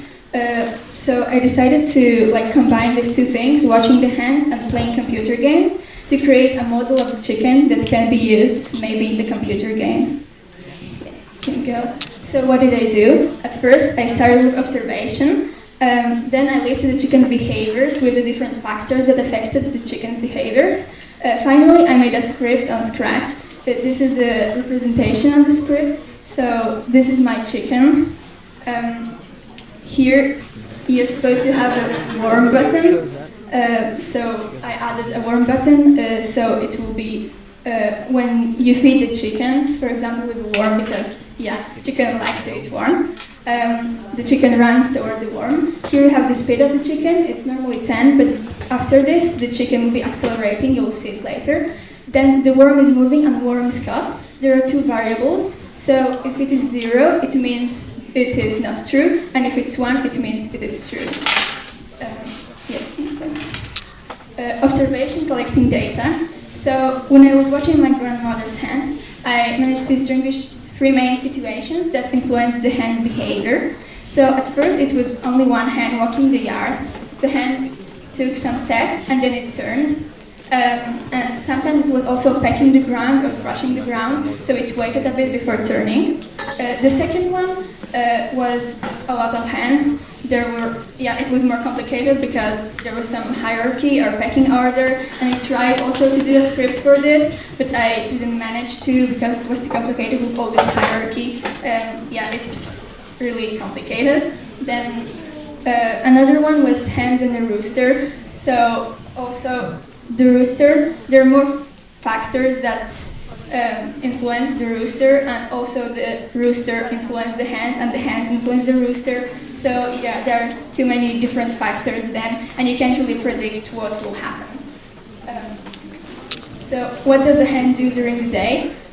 When the sun rises, the hen wakes up and leaves the hen house. You can put the photo. Yeah. So here, the hen leaves the hen house. Then, the most of this free time, it's just wandering around and searching for food, sometimes digging holes. When it's warm, also, the hens can take a sand bath in the holes. The hens are fed 3 times a day. And they eat the food they have. Also, when there is some food left, they often come back to eat the food. Usually after the meal, the hens gather in small groups around the yard and they clean their feeders. And they spend some time there in these groups. Some hens come and some hens go, but the group stays in one place. And here you can see the hens are cleaning feeders. After this, when the sun goes down, when it's getting dark, the hens go back to the hen house and they go to sleep. Here the hens go back to the hen house. Model of one walking hen. This is a video. It is supposed to work. Yeah. Unfortunately, it's turned, so you can just turn your head if you want to see it. Well, a hen takes from 1 to 8 steps, and then it pecks the ground, or it turns. I mean, it always turns, but it sometimes pecks the ground. What's interesting, the hen never takes more than 8 steps, unless influenced by other factors like food or danger or other chickens. So here you can see the hen who's going to the food. Well, I wondered why it is possible that the hen never makes more than 8 steps when walking randomly, but I couldn't find out. A friend of my dad came up with the theory that maybe it's because the hen has only 8 toes for each leg, so maybe the hen can only count to 8. Maybe that's the thing. Then here's a script I made. I made a script on Scratch. Yeah, next slide. Here, I think you all know Scratch, but in case you don't, this is how the script on Scratch looks like. Here, the hen takes from a random step from 1 to 8. Then the speed is set to 10 because after this, the hen will be accelerating move speed steps. So actually, this one is only 1 step for the chicken, but on the script it needs to be 10 steps because it's 10 steps for a computer, or 10 pixels. Then if the hen is on edge, it has to bounce so it doesn't go off the screen. Then it turns random from minus 35 to 35 degrees, and it also waits from random 4 to 12 divided by speed seconds. So this is when the hen is pecking the ground or scratching the ground or just turning without doing anything like this. You may wonder why do you have like 4 divided by speed? Well, this is because after this, when the speed will be higher, when the hen will be accelerating, then it will be weighting less. So this is why I made it. Here you have the warm button. I decided to do it so it won't be just a one hen. It's kind of boring when you have only one hen walking. So I decided to make some food so we can actually take this button and give the worm to the chicken.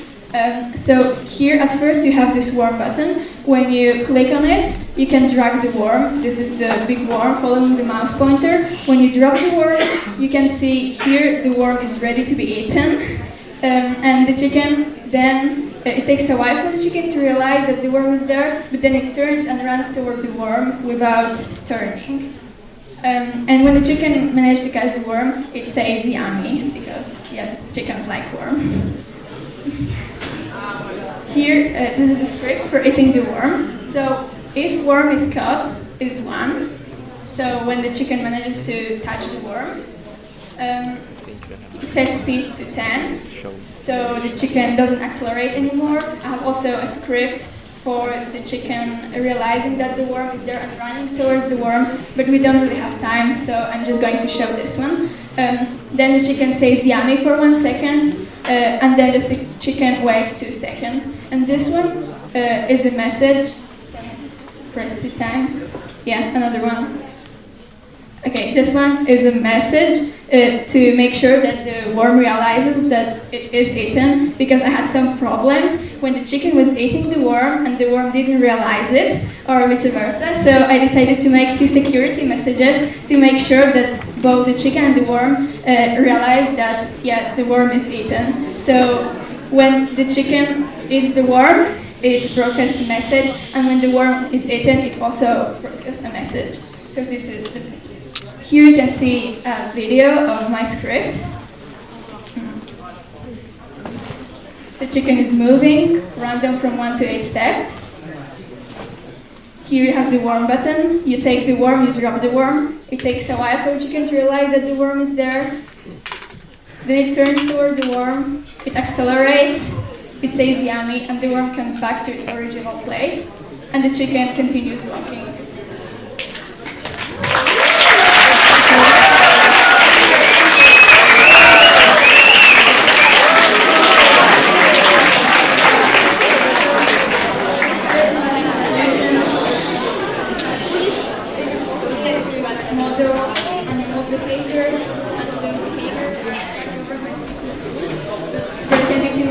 Influencing the behaviors, so sometimes it can be hard to predict, and so you can make models using these rules, and such models can be used, for example, in computer games.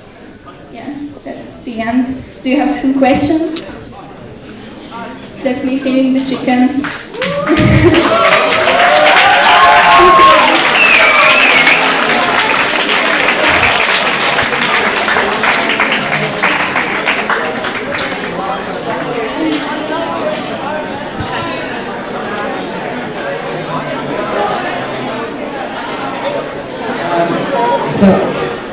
apart from video gaming, is there any other applications for the simulation that you meant to promote?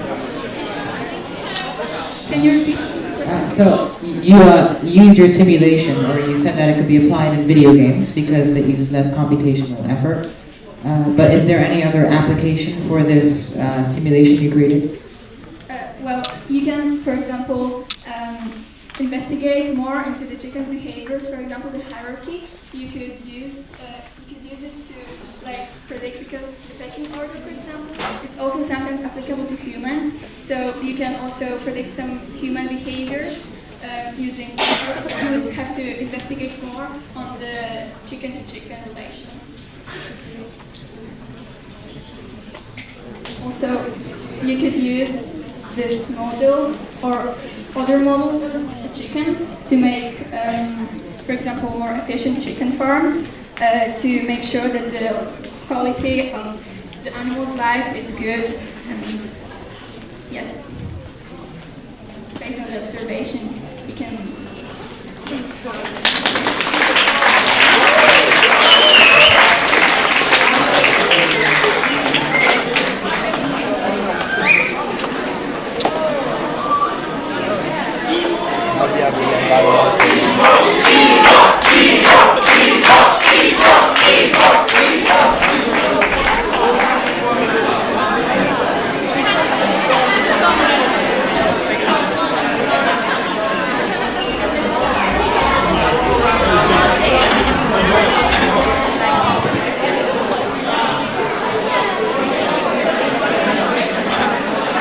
Hello everyone, today we're going to be presenting environmental effects on student performance. So, have you ever had a really bad day where you couldn't concentrate, or you were in a really bad mood? Well, amongst many factors, the environmental factor could contribute to this. Our main goal today is to improve student performance during periods where a lot of brain power, for example in exams, is used. To achieve this goal, we first read pre-existing articles, so we researched articles where this already was looked into. Secondly, we built a sensory board for later research for ourselves. And finally, we built our own survey so we could test it on several people.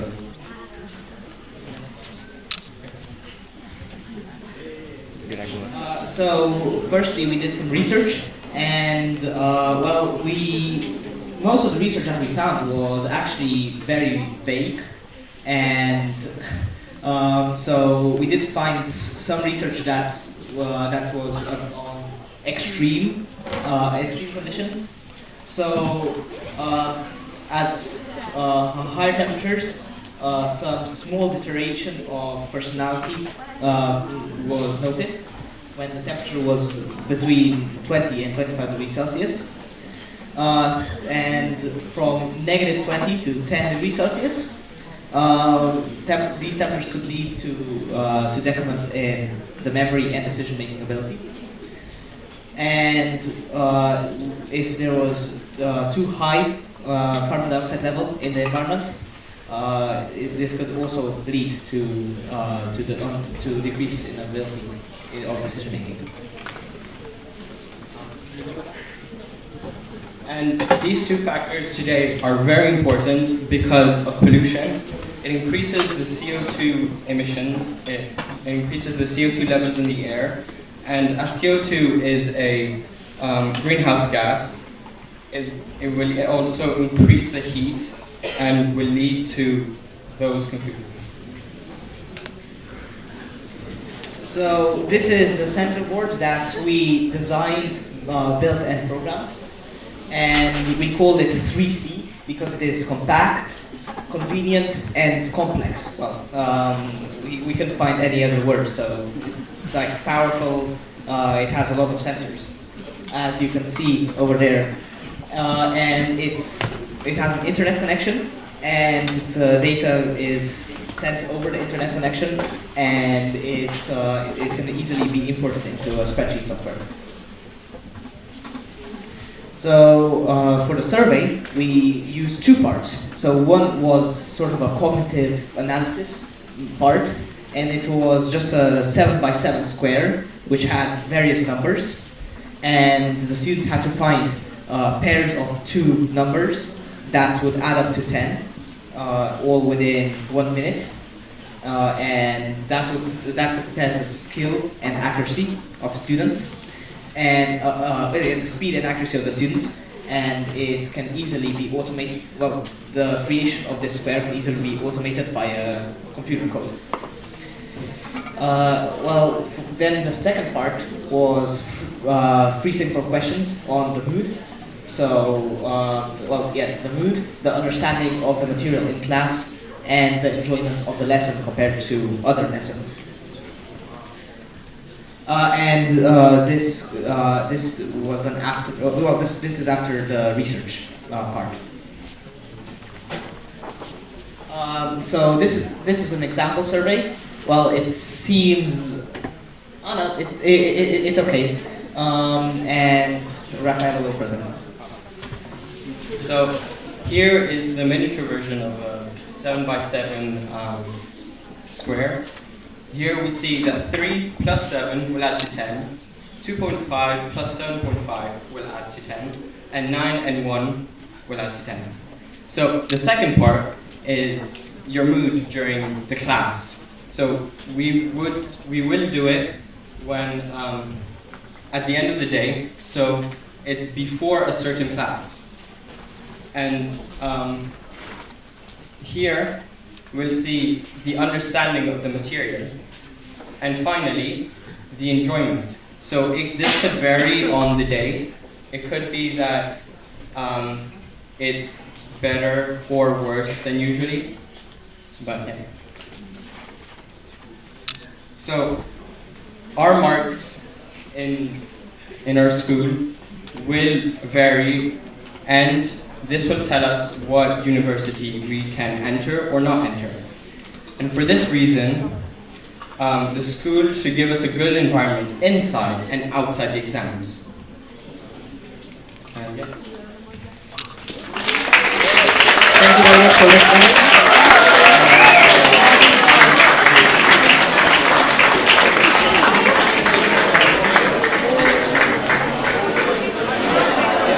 Is there any questions? Yes.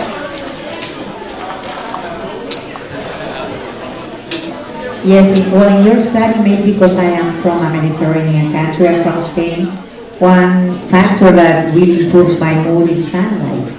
So I wonder if it's something that you would consider studying in research? Oh yes, the sensor board actually does have a light level sensor.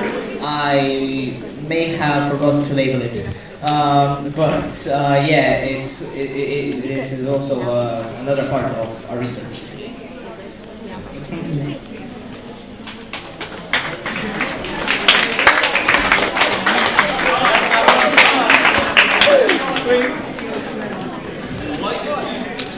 Because we had exams, and so there wasn't much time to do the survey. What do you think it would be? That's a very good thing. I didn't say that. We would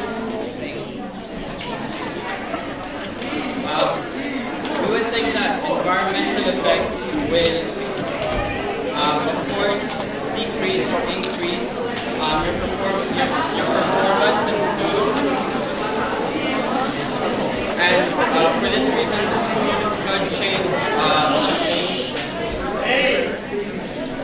could change some things in the exam hall, so we would have a better environment. Because we're not in one exam room, and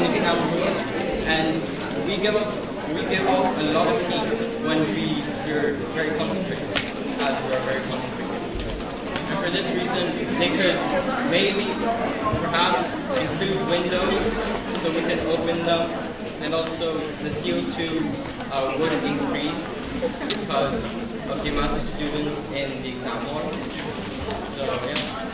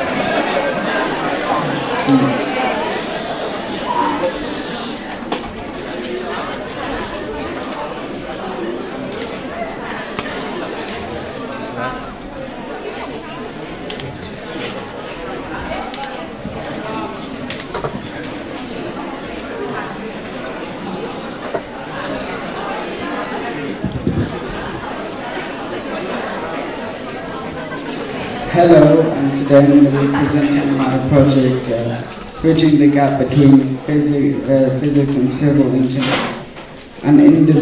an investigation to see how bridges hold forces. Civil engineers build bridges in different ways, on which forces work in different ways. And in my project, I'm going to investigate how the forces work on the truss bridge, the beam bridge, and the thrust arch bridge. I decided to construct models that would work in practice and can bear what load they can bear. The materials I used was wood, polyamide glue, and polyamide cordon glue.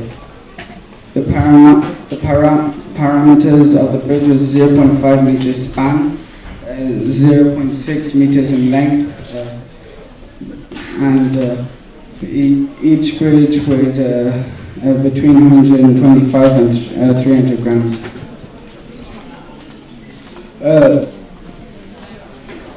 The beam bridge is the most simple bridge there is, and it can not carry a lot of weight compared to a lot of other kinds of bridges, even because it has no real supports apart from the struts, and most other bridges have no supports, and this is also the oldest type of bridge, and it's just the oldest as it's just a log across water. That's a beam bridge.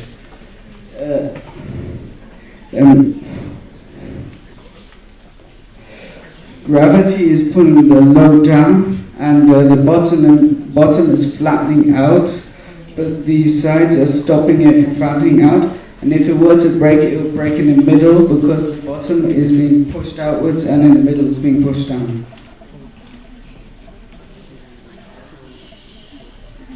The truss bridge is made up of triangular units and constructed of straight material at angles at each other.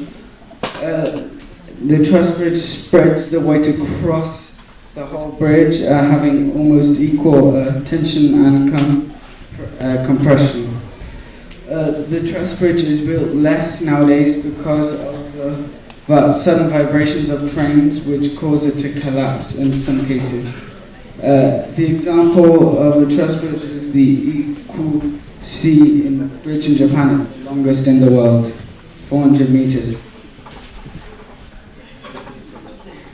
The thrust arch bridge, there are many types of arch bridge, but I focused on the thrust arch bridge. There's tension in the cables, which would normally flatten the bridge out like this, but the ground puts pressure against the bridge here, pushing it up. meaning that the force is stopped by the foundations, usually the earth, meaning that you need to put a lot of weight on it to actually break it, or the material will break it first. And then the example is the Sydney Harbour Bridge. Model assembly and testing. I planned a lot of my stuff on research. I used wood, glue, and polyamide cord. A lot of the wood was cut to 15 centimeter length. The pits that weren't here, the arches, they were put in hot water with a cord around the bottom to keep them in that shape, and it took a day. I touched the wood to each other with glue or polyamide cord, and I placed them across a 0.5 meter gap between two tables. I suspended the cables from underneath of the bridge and filled up the bucket with sand to the point they would fail. My results, every single bridge carried the maximum load possible, which is 13.65 kilos. No sounds or evidence was heard or seen from the beam bridge that was breaking. The truss bridge, you could hear cracks, but no real evidence. The arch bridge flattened out a bit, but that's because it didn't have any real foundations, meaning it wasn't really fair because it flattened out here, but if it had foundations, it wouldn't have flattened out and it would have been strong. In real life, it would have not flattened out.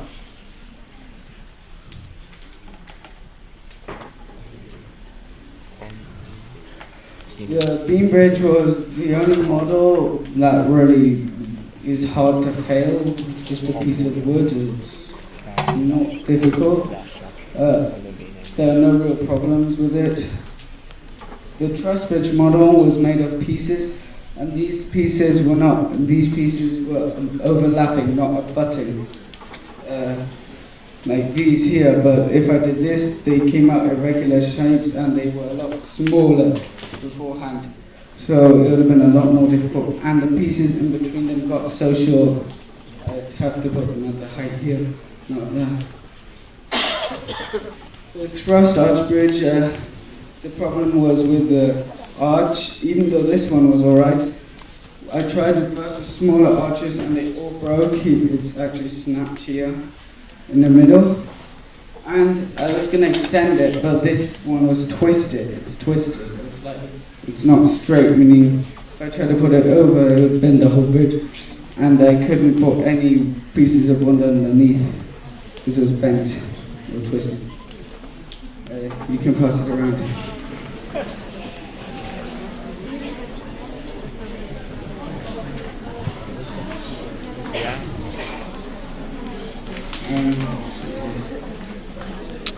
Conclusion.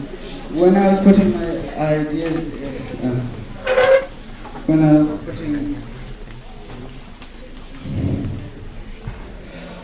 I need to make the models with a new design because it seems like this one and this one will have to be redesigned so that each one is properly at its max capacity. I'll need to redesign all the wood and everything. These bridges might have not stood as long in reality because of all the weathering and the weather. If a hurricane came, all these bridges would have fallen down. All of these bridges were somehow stronger than expected, and if I would have to redo this experiment, I'd need to put more load or greater load. And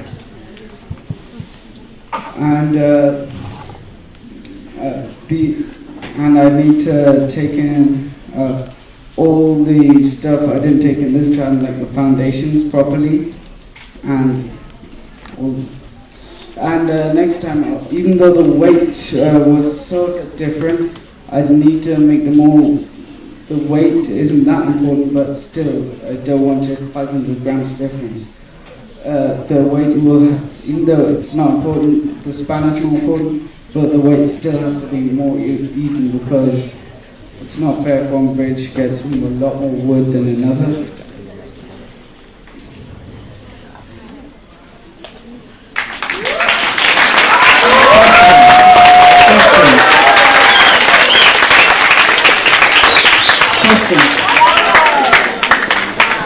Does anyone have any questions?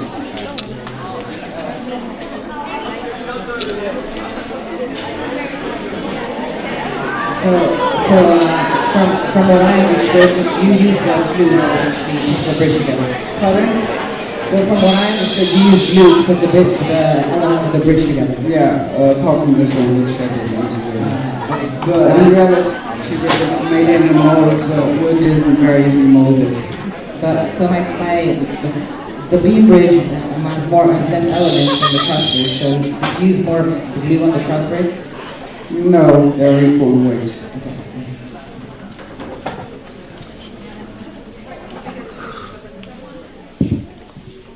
Would you like to become an engineer or an architect when you grow up? Not sure. I don't do art, so not really, I can't really anymore. I'll be honest, I'm not a big fan. I don't know all the songs, just the basics. But I mean, the way I am is less.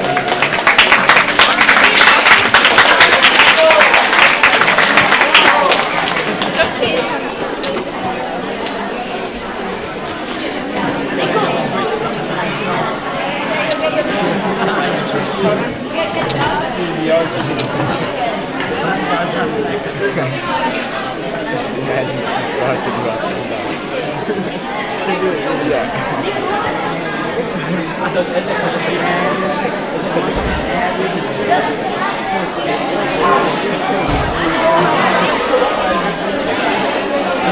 You're like, I've never seen a white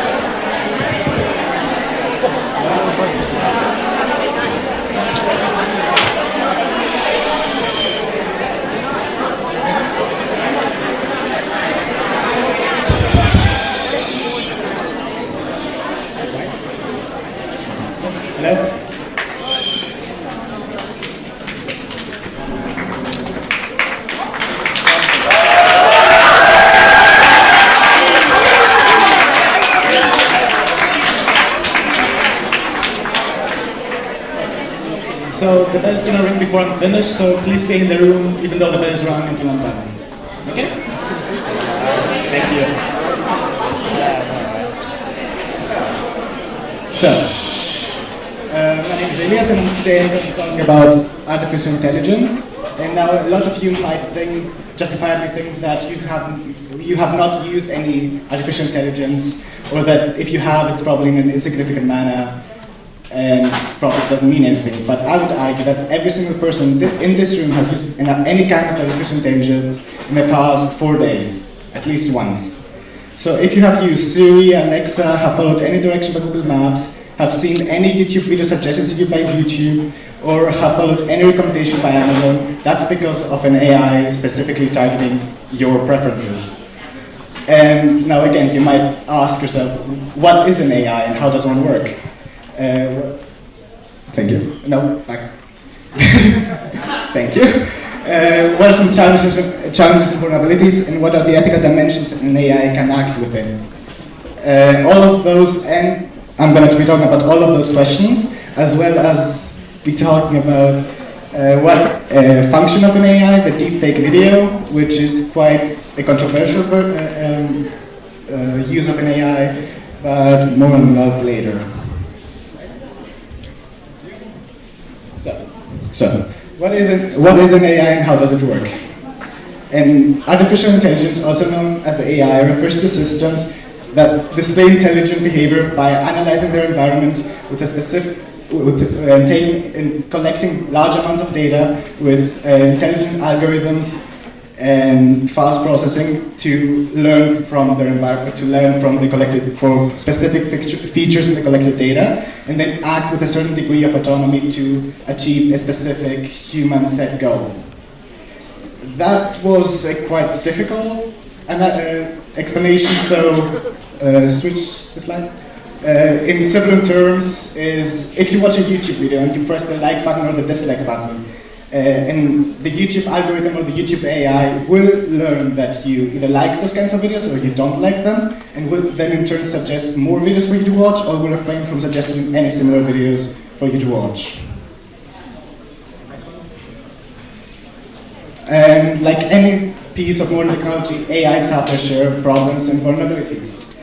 So some of them are pictured behind me, and because I can't talk about all of them due to time, I chose one challenge and one vulnerability to talk about. The challenge I chose was building trust between humans and artificial intelligence. And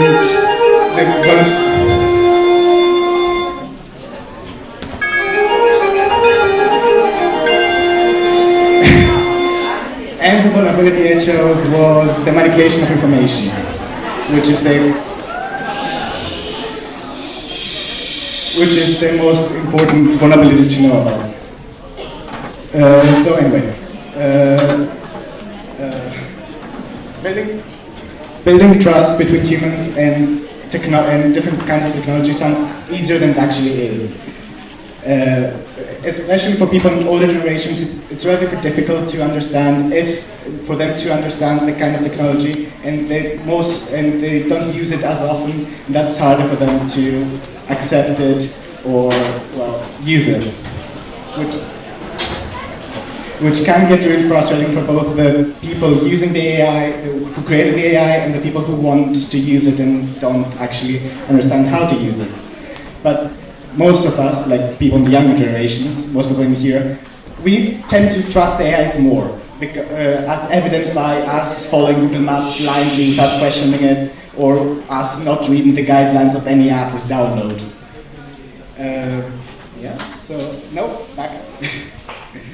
And now to the vulnerability, the manipulation of information. That's quite difficult to explain without an example. So I chose as an example the Brexit vote. So during the Brexit vote, AIs were used to identify people who were unsure what to vote, and they targeted those specific people and showed them ads or videos or pictures so that they would swing those voters to either side, and as it was evident, the AIs did their job too well, and the referendum went through and Brexit was voted through. That was because of an AI, and if you think about it, AIs pretty much decided the future of a nation, or helped decide the future of a nation, which sounds a bit scary in my opinion. And that's why, next slide, the EU, who is a pioneer in ethical dimensions of AIs, has set a couple of guidelines and a lot of rules that AIs have to follow, which again I don't have time to go through all of them, so I'm just going to mention some of them. The AI has to be trustworthy, has to be ethical, robust, and lawful. Which also means that it has to have has a human supervisor. It can never be completely autonomous, and it has to be held accountable, and it has to be safe for humans to use. And now to the more interesting part, in my opinion, to AIs, the function, the deepfake video. So deepfake is an AI-based technology to produce video content of an event that didn't actually occur. So the term came from a Reddit user known as Deepfakes, who in December of 2017 created pornographic material with faces of celebrities on them. And again, a human invention was used for porn, like so many before. Who clapped? Anyway, that's why deepfakes are mostly banned on most websites or get taken down immediately. And I wanted to create my own deepfake, but sadly that video is still rendering, so I couldn't actually bring it with. So I searched for 2 videos and I found found two deep fake videos. One is of of Rasputin singing a song by Beyonce, and the other one is of Sylvester Stallone playing the kid and the dad from Home Alone, and I would like to show a clip from the second one. Just play the first 15 seconds.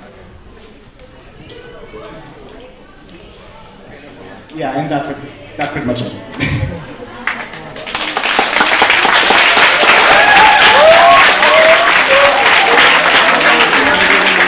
Any questions? Okay, any questions?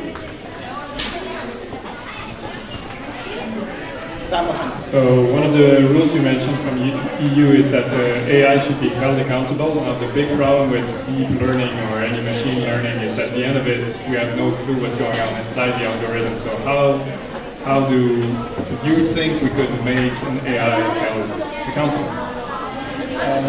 That's a difficult question. So AIs can't actually be held accountable because they can't. Because we created them to answer the exact same way every time we ask questions with the black box principle. So it's hard to actually be accountable. Yeah. That's it in full screen.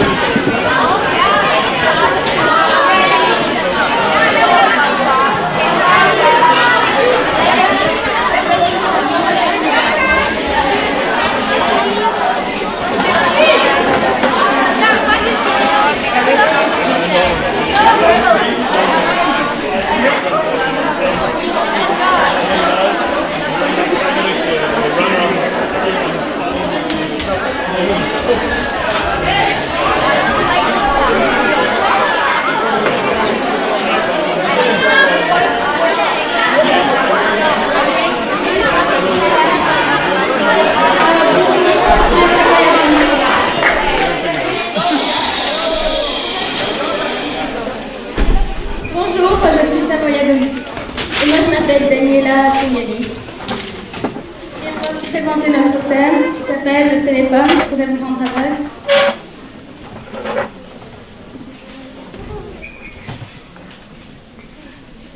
Le long de notre présentation, nous allons d'abord vous présenter notre projet. Après, nous allons vous parler de quels sont les problèmes que cause regarder son téléphone dans le noir. Après, nous allons vous parler de notre questionnaire, de l'adaptation de la luminosité et de notre solution. Et pour finir, nous allons vous faire une démonstration. Donc nous cherchons un thème adapté à nos jours. Donc nous avons pensé au téléphone, qui est un objet qu'on utilise tous les jours.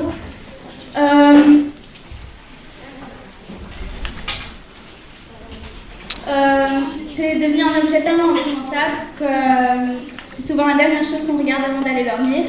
Et c'est pas très bien. Alors nous allons vous expliquer les risques, les problèmes et notre solution. Donc un des risques selon nous les plus intéressants, c'est la cécité temporaire, c'est-à-dire devenir aveugle pendant un certain temps. Et donc comment cela est possible? Donc quand nos yeux ils fixent le téléphone dans l'obscurité, ils fixent un point très intense pour eux. Et ils doivent se forcer à regarder ce point très intense. Ce point n'est pas très fort, mais comme il n'y a aucune luminosité autour, ils doivent se concentrer pour la regarder. Et quand ils arrêtent de regarder cette luminosité, ils doivent de nouveau s'adapter à un nouvel éclairage qui peut être une luminosité très pâle ou même l'obscurité totale. Et ce temps d'adaptation est la cécité. Et ceci peut durer de 5 à 15 minutes. Il y a 3 autres problèmes concernant la vue et regarder son téléphone dans le noir. Un des problèmes est l'affaiblissement de la vue, car quand on doit fixer, comme a dit Domitila, le téléphone sans avoir d'autres lumières autour, les yeux doivent vraiment se forcer, alors la vue peut s'affaiblir en perdant la macula, qui est là, c'est la protection du nerf optique. Un autre problème, c'est l'affaiblissement de la circulation sanguine, car en perdant la macula, du coup la protection du nerf optique, le nerf s'affaiblit et fait passer plus lentement le sang. Vous avez sûrement entendu déjà parler de la lumière bleue. C'est une partie de la lumière visible du téléphone. Et un des risques, c'est qu'elle peut blesser la cristalline, qui se trouve là-bas.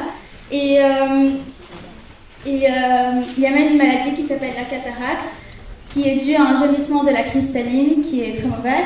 Et ceci est évitable dans un mode très simple, c'est de mettre toutes les couleurs du téléphone en noir et blanc.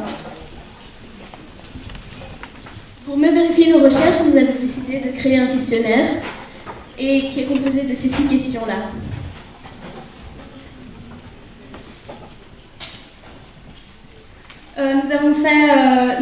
Nous avons posé nos questions à plusieurs personnes, à des adultes comme à des enfants, car nous savons que ces deux ont des habitudes très différentes. En tout, il y avait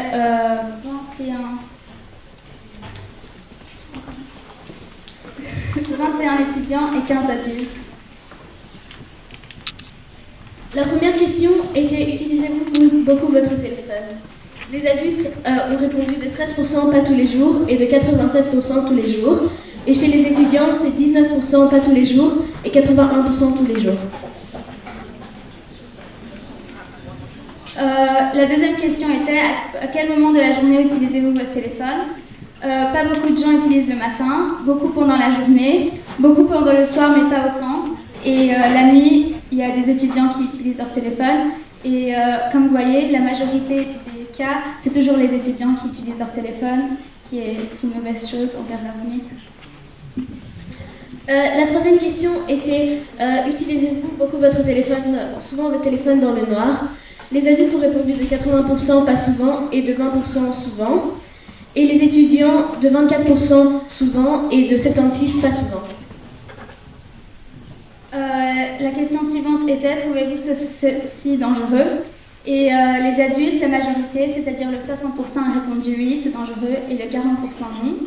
Et pour les enfants, la majorité, c'est-à-dire le 57% oui, et le 43% non. Une autre question était: utilisez-vous votre téléphone avant d'aller dormir? Pour les adultes, c'était de 33% non et de 67% oui.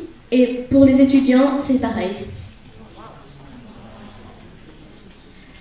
La dernière question était, utilisez-vous une lumière pour regarder votre téléphone dans l'obscurité? Et chez les adultes, la majorité, c'est-à-dire le 60%, a répondu oui et le 40% non. Et c'est très intéressant car quand on avait vu le diagramme sur la dangerosité, il y avait les mêmes pourcentages, c'est-à-dire que le 60% qui trouvent ceci dangereux utilisent une lumière. Et pour les étudiants, la majorité, le 76%, n'utilise pas de lumière et que le 24% utilise une lumière. L'adaptation de la luminosité. Pour que les yeux ne s'affaiblissent pas, il faut que la lumière du téléphone et la lumière extérieure soient quasi pareilles. Et du coup, quand vous avez beaucoup de luminosité autour de vous, que c'est par exemple le jour, vous pouvez mettre la luminosité le long de la ligne rouge. Après, si c'est peu de luminosité, le long de la ligne orange. Et pas beaucoup très peu de luminosité, c'est le long de la ligne jaune. Il y a des téléphones qui ont ces fonctions en automatique, mais c'est toujours mieux de l'adapter soi-même parce que souvent la vision est différente pour plusieurs personnes. Donc notre solution. Donc nous cherchions une solution bien sûr pour ne pas affaiblir la vue et pour ne pas trop déranger les autres. Alors nous avons pensé d'attacher à la protection du téléphone une lampe de poche qui pourrait être facile à transporter. Et l'idéal, bien sûr, ce serait qu'elle s'allumerait automatiquement, mais on n'a pas pu le faire. Et donc, nous allons pour l'instant, c'est qu'un modèle qui pourrait être développé. La vision est différente pour plusieurs personnes.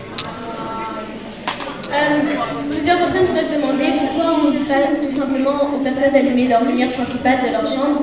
Mais comme vous avez pu voir dans les sondages, il y a plusieurs personnes qui ne pensent pas. Téléphone, une lampe de merci pour votre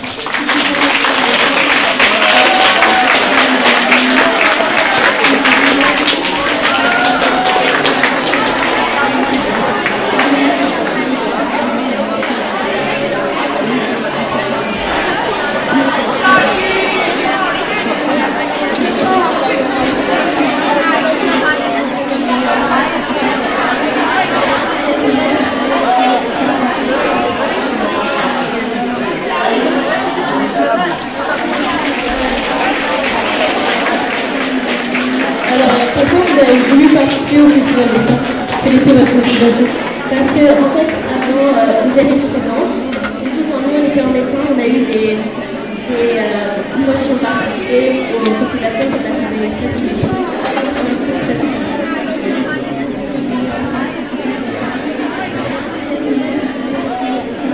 Alors, sur quel téléphone je sais qu'il y a un réglage parce qu'il y a une lumière bleue.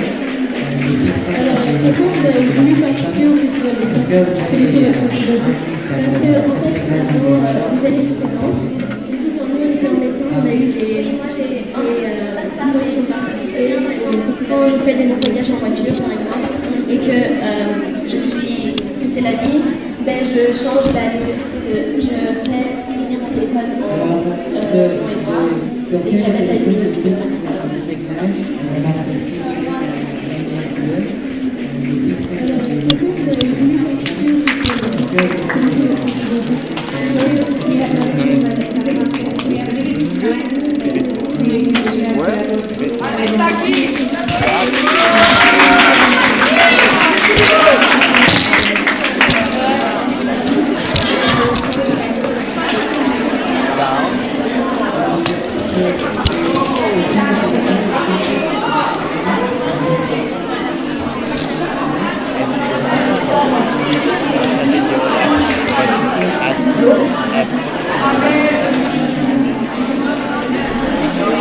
Are we trying to film this?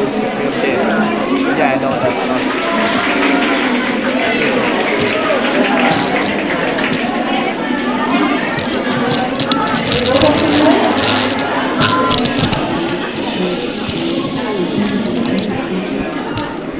Alors, mon camarade et moi-même allons aujourd'hui vous parler de l'énergie solaire renouvelable.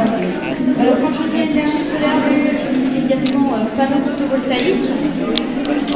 Mais aujourd'hui, nous allons plutôt vous parler des centrales solaires. Alors, il y a trois types de ces centrales, les thermodynamiques, les linéaires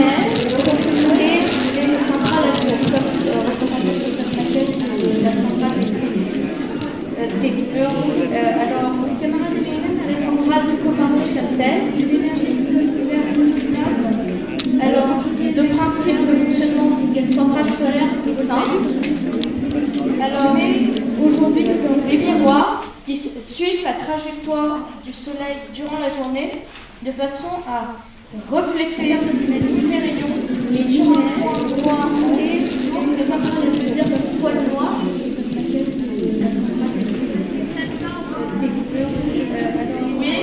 Oui, parce que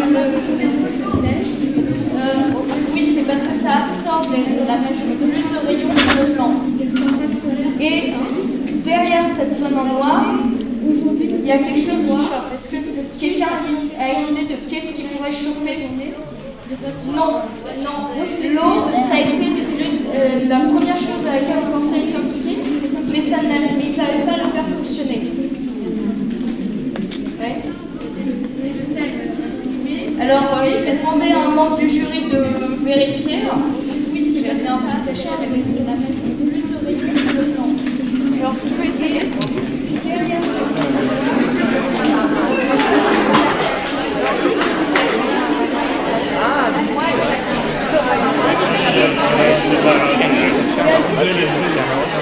What do you want to be called?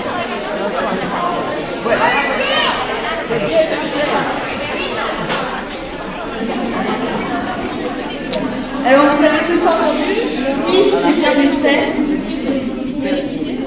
Alors, après, ce sel, vous vous dites bien qu'on ne peut pas juste faire chauffer du sel pour produire de l'énergie.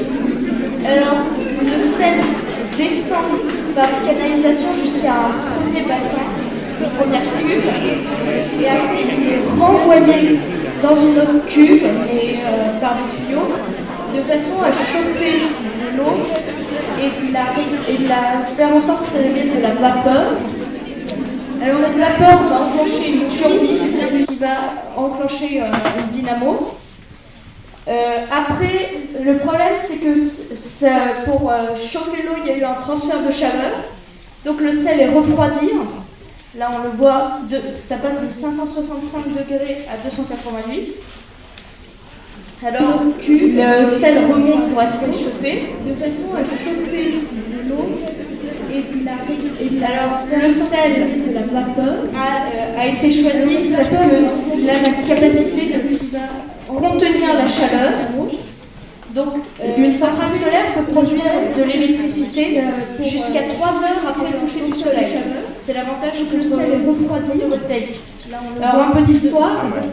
Les années 1940 en France ont été commencées par des chercheurs des cours solaires qui ont été utilisés pour faire des recherches sur les très hautes températures. Dans les années 1970, pendant la crise pétrolière, l'État français, les centrales solaires posent à l'État français de produire du courant électrique grâce à cette chaleur du soleil. Ce n'est pas encore pour des raisons écologiques, on n'est pas encore à cette époque les risques. Alors, ça, c'est la maquette de la centrale T, la première centrale solaire à avoir été construite pour faire des recherches. Alors, elle a été construite dans les années 1900, elle a été construite, les débuts des travaux en 1973. Elle a été mise en marche en 1983, mais c'était petit, il y a eu beaucoup de problèmes, de mal de fonctionnement. Et finalement, son coût de production était trop élevé, alors ça ne pouvait alimenter que l'équivalent de 500 maisons. Donc c'était pas intéressant et le prix du baril de pétrole était redescendu. Donc finalement, la centrale a été fermée 3 ans après, en 1990, après seulement 3 ans en septembre 2003, et a été réouvert en 2004 comme site de recherche. 1983. Alors, maintenant on va vous dire où sont les meilleurs emplacements pour ces centrales. Et finalement, donc les meilleurs endroits pour les centrales solaires. Donc en Europe, c'est surtout en Espagne. Et dans le monde entier, c'est surtout un peu en Asie, mais surtout en Amérique du Sud et un tout petit peu en Amérique du Nord. Sinon, en Afrique centrale et dans le sud de l'Afrique. J'ai oublié Donc, les centrales solaires, c'est aussi, ça peut être, pour moi, c'est un intervalle dans la science, parce que c'est écologique, mais au bout de 50 ans, il faut faire des réparations, car la tour, elle peut être endommagée en Amérique. Elle peut être endommagée et la chaleur, ça pourrait créer un feu. Sinon, c'est aussi très dur à construire parce que les panneaux, pendant la journée, ils doivent refléter avec le soleil et le point noir. Donc, si un panneau n'est pas bien placé, déjà le soleil ne peut pas toucher les deux points. Et le miroir peut tout simplement casser un autre miroir. Il faut faire des réparations, car la tour, elle peut être endommagée. Moi, je vais vous parler de la centrale solaire de Cuneux. C'est juste un projet qui va être construit en Afrique, forcément. Les panneaux. Et cette centrale, elle fait avec le soleil 2 millions de foyers européens. Donc, et un panneau n'est pas bien placé. Elle n'est donc pas encore construite, mais il y a une petite partie qui est construite. Le miroir peut tout simplement casser un autre miroir. Faire des réparations. Alors, pour revenir à moi, je vais vous parler de la centrale solaire de l'énergie et la chaleur. C'est juste un projet qui va être construit en Afrique. Et cette centrale, elle a 2 millions de foyers. Ça a fonctionné. Et par exemple, les États-Unis n'ont pas encore construit, mais il y a une petite partie de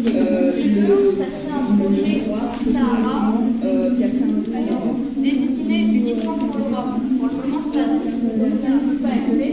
Je vais vous dire que il y en a certaines qui existent sur d'autres continents. Là, c'est utilisé vraiment pour la production d'énergie. Des questions?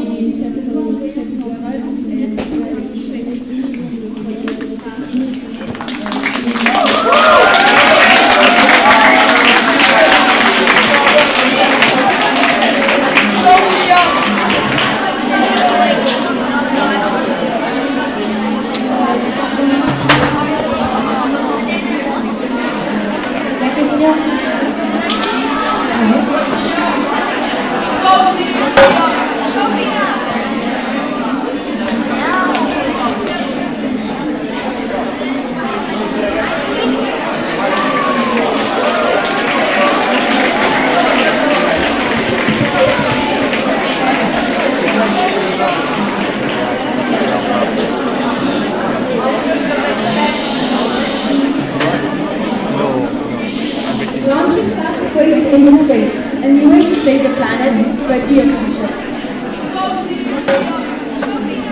These days, plastic is everywhere. It's practically impossible to live without it. A study by scientists has shown that only 9% of all the plastic ever made is being recycled. Most of that recycling comes from developed countries, and underdeveloped countries are leaving most of the plastic waste in landfills and in nature. This creates massive pollution, endangerment of wildlife, and health problems. And this is why I decided to talk about the idea of sending plastic waste into space. There, it might not impact the planet nearly as much, if not at all. And this is what I found out. Firstly, we have to think about where in space we're going to send the plastic to. It's not supposed to be too far from Earth, as the rockets have to use more fuel, they can take longer, and they can carry less. I've come to a conclusion that the low Earth orbit, or LEO, and the geostationary orbit, GEO, would be the best choices. Endangerment of wildlife and health problems. And this is why I decided to talk about the idea of sending plastic waste. Now, here, it might not impact the planet as much. How much plastic would even go into a rocket? I've chosen the Falcon 9 Heavy rocket as it has a lot of storage space. These are its dimensions. It's not far from Earth as the rocket. Now, to calculate how much plastic can be stored inside the storage space, we have to calculate the volume. The volume is 143.657 meters cubed, the best choices. Now, on average, plastic has a density of 1.1 tons per meter cubed. Now, that means 158.022 tons of plastic waste from inside a rocket. Unfortunately, the rocket cannot carry the weight to space. It can only carry 63.8 tons to LEO and 26.7 tons to GEO. Now we can calculate the number of rockets. A study by Science Advances has shown that there was approximately 6.3 billion tons of plastic waste waste by 2015. Every year, another 300 million tons of plastic are produced. This means by 2019, there will be 7.5 billion tons of plastic waste. That means for Leo, we need approximately 180 million rockets in space. And for Geo, we will need 281 million rockets. While annually, we would need additional 4.7 million rockets for Leo, 11 million rockets for Geo, for the new plastic that will be produced every year. Another 300 million tons. Now let's find out the expenses. This means on average, to produce and launch one Falcon 9 heavy rocket, you need 81 million euros. This means the expenses for Leo would be 9.5 quadrillion euros, and annually additional 380 trillion euros. For Geo, the cost would be 22.7 quadrillion euros, and annually the cost would be 910 trillion euros. Now, what will happen after the plastic waste was in space? Would it be possible its area can take up significant percentage of the sky? First, I've calculated the area of Leo. Its area is 546 million squared, and Geo's area is 22.3 billion kilometers squared. Now we have to discover the approximate area of the plastic. I calculated that the area of plastic would be approximately 7.6 thousand kilometers in Leo and 18.2 thousand kilometers in Geo. That means the plastic will take up a total of 0.0040% in Leo's area and 0.00008% of Geo's area. Those numbers are very small compared to the vastness of the two orbits, which means they would have, the plastic in space would really have no major effect on our life. So in conclusion, while the project is a good idea and it won't have much of a negative effect on people's daily lives, it will also cost a lot and it will come with a lot of difficulties as countries all over the world will have to join forces to pull this off. It also won't solve the real problem at heart, which is the producing of plastic. So I think it might be better to invest the money into finding sustainable solutions to plastic and support the ongoing research instead of trying something completely new.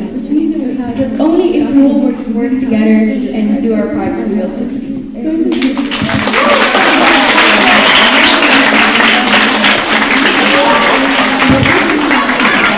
Any questions? Yeah? So, being in the realm of hypotheticals, why don't we send it to a lower orbit, so we could send more of it, and then hopefully cover a larger area, so we can block more sun, and then we can combat global warming at the same time. Do you think we could do that? Well, if it goes forward the Leo, the plastic would start burning in the atmosphere, and then it wouldn't take up the part of the area because it would burning. And also, you blocking the sun does not affect global warming, because global warming is caused by the greenhouse gas.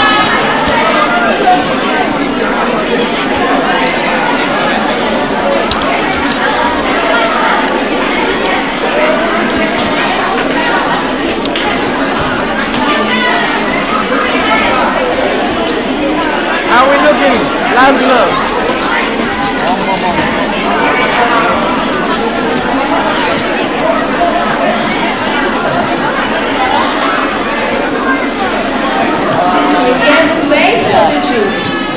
So you can play waiting for the jury work. So don't be too much.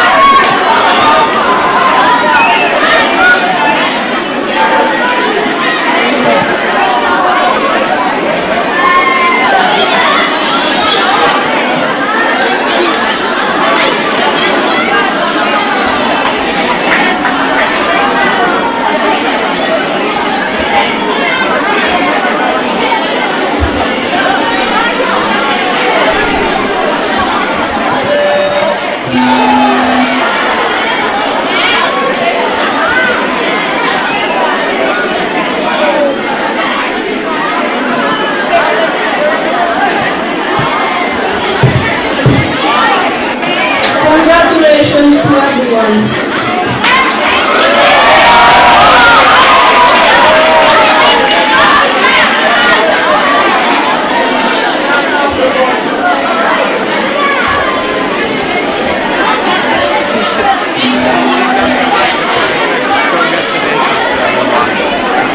Thanks to us.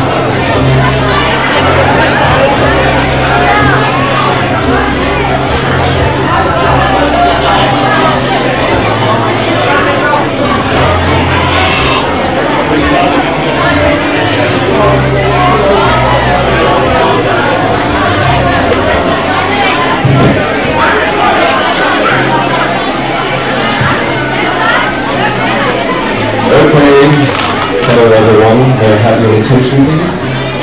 Okay. First I'd like to thank all of you who have participated today in this science competition. Below is shortly going to hand over prizes to some of you, but I'd like to thank all of you, both those who are going to get prizes and the rest of you, for all your efforts because it's not missed any one of you. I'd also thank the members of the jury for all the hard work and for the organisers for this. And of course also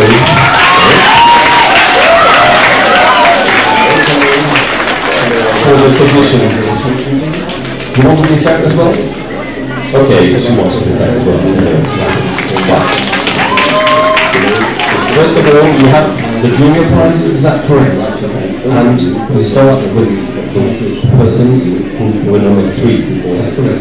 So the third prize for the juniors goes to Albert Weiner and Isabella Berger. Please come up here.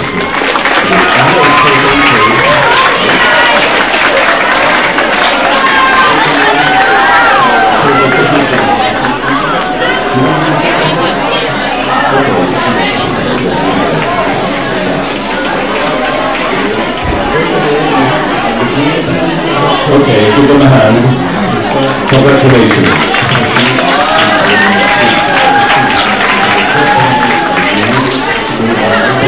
Please. The second prize for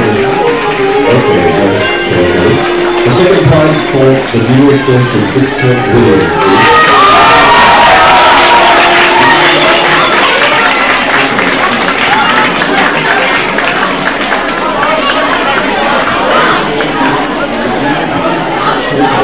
Give him a hand and applause, please. And the first prize for the juniors goes to Rafael Carlos. The second prize. Congratulations. So, which means now we go to the seniors, the old ones. What is this? Oh, same family, because the third prize for the seniors goes to Nicholas family.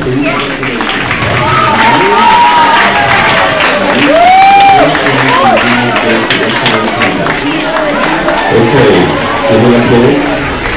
And the second prize for the seniors goes to Ursula Petra. So, which means I will go to the seniors. The early ones.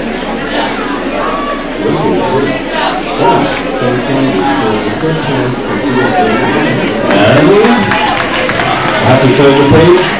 The first prize for the seniors goes to Julian Matti.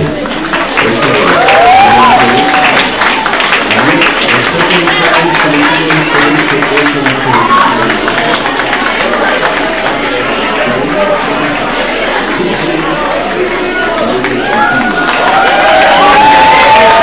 Okay, please, all the prize winners, I ask you to stay and please come up on stage for a group photo. Okay, and for the rest of them, are they free? So once again, thank you all for participating, thank you all for your efforts, and enjoy the afternoon. Bye bye. Those are the prize winners for the photo.